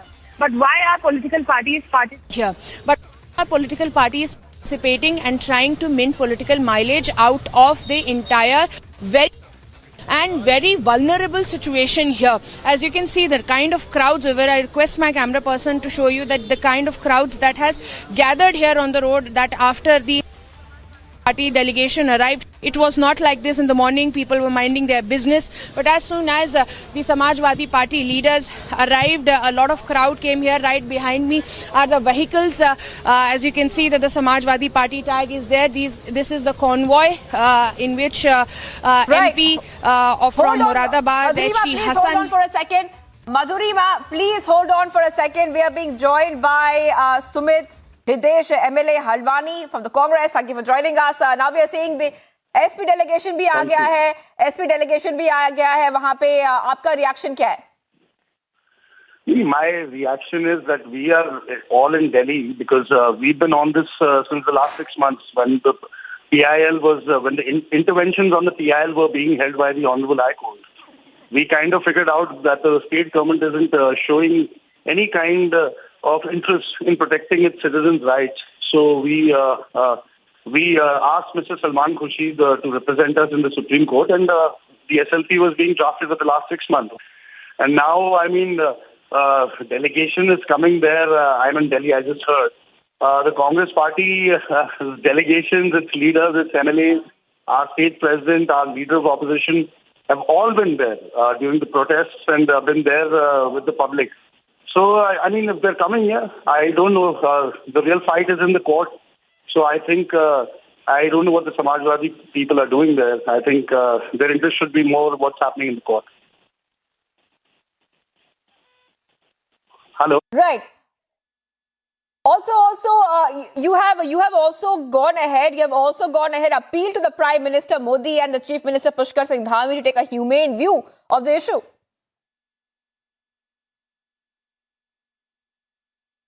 Because this matter was being heard in the Honorable High Court. I met the CM at least 5-6 times, asking him to give the state's representation in the High Court.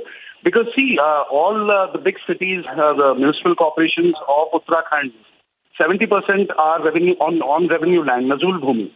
And this is a similar case here. Now the railway never went directly to court, taking its claim on any land. It was always in the addressal of certain PILs that have been occurring regularly. Where the railway suddenly, without a gazette, because if you show ownership of land, especially the railways or defense, they have a gazette map. So they didn't have any evidence. Now, some portion, I do believe, is the railways, but the majority belongs to the state government, the state land. Like I said, 70% of my constituency is people are residing on revenue land. And it's a similar case here. But it's being politicized for no reason, and these people are being victimized for no reason. And people from all religions reside there. There are Hindus, Muslims, there are temples, there are mosques. There are state-run schools. There is a state-run hospital. So is the state government trying to say that they encroached upon railway land and built all these things themselves? Community centers? I mean, it's a gross travesty of justice, and this injustice has been perpetrated by the state government on its own residents. All right. Thank you so much, Sumit Desh, who is the Congress MLA. Haldwani, thank you so much. Thank you. Thank you so much for joining us. Let's go back to Madhurima. Madhurima, you are live with us. You are there at the spot as well. We are seeing the SP delegation come in there. And right now we are seeing a political war of words also playing out. Well, yes, absolutely, because we just heard the MLA as well. He's saying that he went to the chief minister of the state and tried to speak to him. But the thing is that what he's not telling is that, yes, the state government initially had given an advocate. But however, the people here are not happy with the kind of representation they got in front of the High Court. Right now, I'll just request my camera person to show you around that today it's not a generally, which is a quiet area.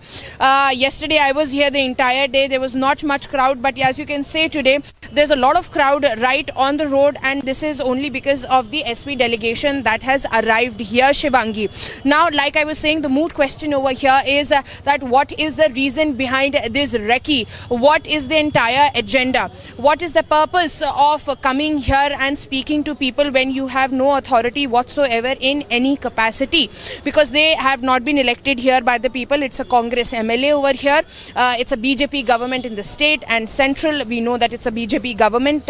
Then what is the entire idea? Now, with this delegation, we'll show you the pictures that we are showing you. We move a little forward to show you that the crowds are entirely on the road.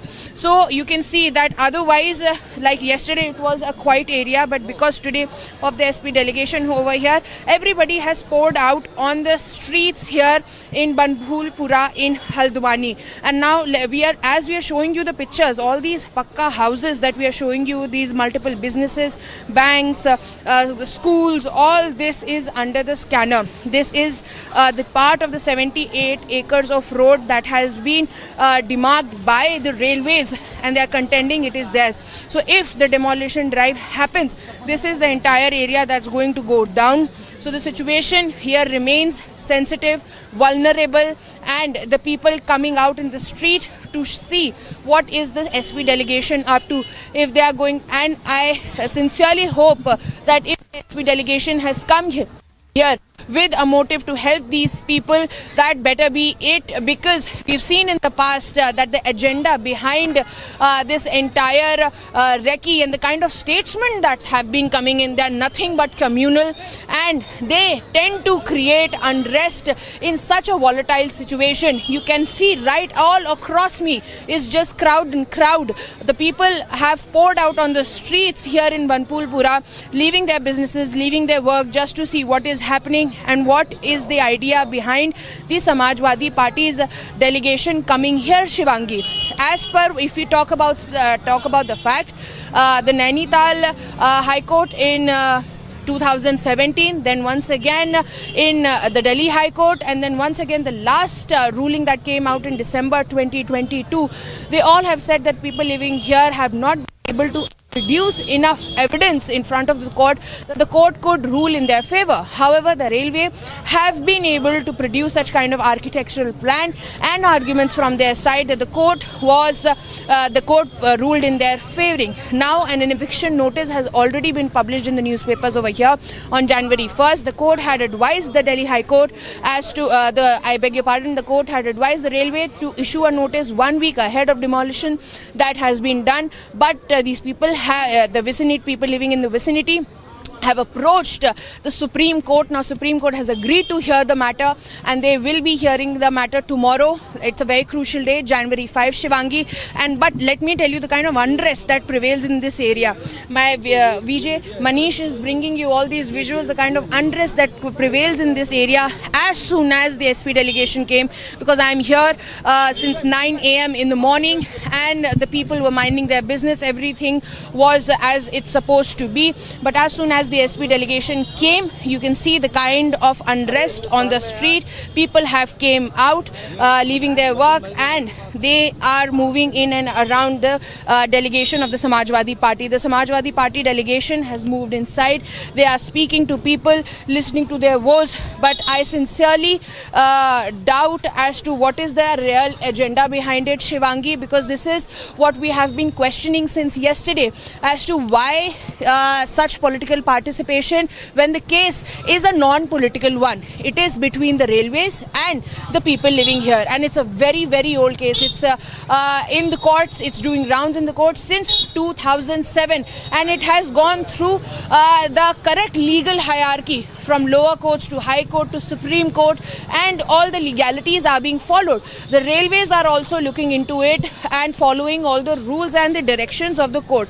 Nothing is happening politically, or no action is being taken on the orders or any influence of any political party, but the multiple opposition parties are trying to give it a communal color, are trying to say that a certain section of community is being targeted, Shivangi. But as I have said, that there are multiple temples here, there are dharamshalas here, there are schools here, there are colleges here, not just mosques. So if this entire area goes down, all these buildings will also come down.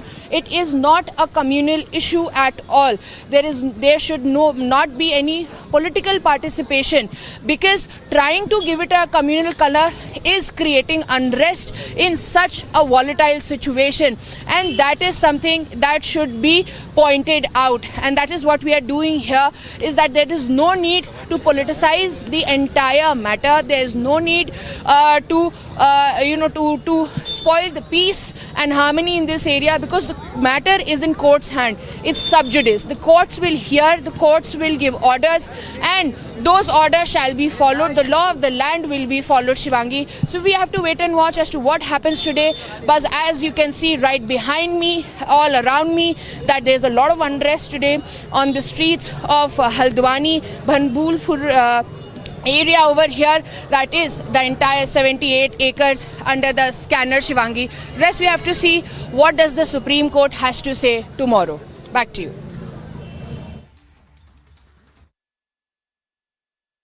अभी चूंकि मामला न्यायालय में है, और जो भी न्यायालय का आदेश होगा, और हम हमेशा कानून को, संविधान को, सबको मानने वाले लोग हैं, जो भी विधि सम्मत न्यायालय का फैसला होगा सरकार उस पर काम करेगी। लेकिन सर इसमें पॉलिटिक्स भी की जा रही है, एक सपा का डेलीगेशन आ रहा है या हरीश जी उपवास कर रहे हैं, तो ये लगने रहा है कि अभी सुप्रीम कोर्ट के देखिए सभी को माननीय न्यायालय पर भरोसा करना चाहिए, उन पर विश्वास करना चाहिए। हमारी संस्था है और हम सब लोग न्यायालय को मानते हैं और सरकार के स्तर पर न्यायालय का जो भी निर्णय आएगा वो हमको मानना है।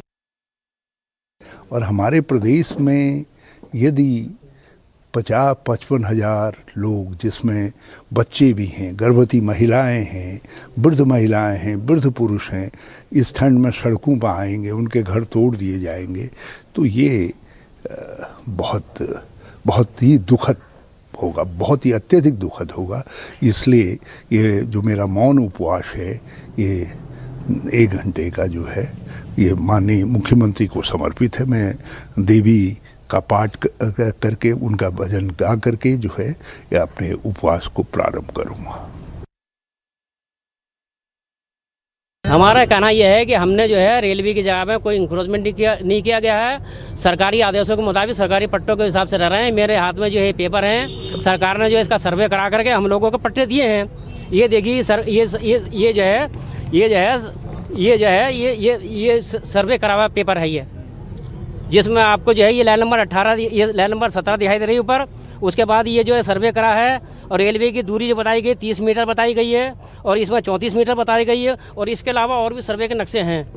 तो रेलवे की जगह पर तो हमने कोई अतिक्रमण कर नहीं रखा, रेलवे हमारी तो कोई बढ़ रही है बस्ती की। So we are reporting from Haldwani, Bandhulpur area, and right behind me my VJ Manish is bringing you the visuals. That sloganeering has begun here. People are trying to raise their concerns in front of the SP delegation. The SP delegation is here, and as you can see that a sea of people from the entire vicinity has poured out on the streets right next to a Samajwadi Party leader's residence where Shri Hassan just came, and as you can see that they have come out on their roofs, in their balconies, and slowly in sections the sloganeering is happening. My video journalist, if we move a little forward and take you close to this particular vehicle on which the people are standing, and the sloganeering is also taking place. You can see that people have come out on the roof. They are on these vehicles, and now they are raising their voice, and sloganeering is taking place. They are of course denouncing the government, saying that they did not get much support from the side of the government, and they wish that the government could advocate for their case harder. But the question is that this entire atmosphere has come on display only after an SP delegation has come here. These people were doing their jobs, they were minding their own business, but just half an hour back HT Hassan along with other Samajwadi Party leaders reached here in this Bandhulpur area in Haldwani, and you can see the kind of sloganeering that is taking place over here, and this is a point of concern because such sloganeering then turns we have seen that how sometimes the situation gets out of hand, but people raising their concerns, they are worried as to what would be the verdict tomorrow, that how the Supreme Court is going to hear, because according to them they have been living here for a very, very long time. Some of the schools are even 100 years old, and now today that a delegation has come over here. They are they are a little agitated, they are pointing out their concerns, but the kind of political mileage minting is happening here is very I say it's questionable, because people over here have poured out in front of they've come out of their houses, they're raising their voices as the Supreme Court is going to hear. It is just, all of this is just happening just one day ahead of the case that will be heard by the Honorable Supreme Court tomorrow. They are going to hear the matter as the Delhi High Court has given the verdict in favor of the railways. You can see that the situation is a little aggravated. This situation is little aggravated, and the sloganeering continues. The situation situation is a little volatile over here, and all this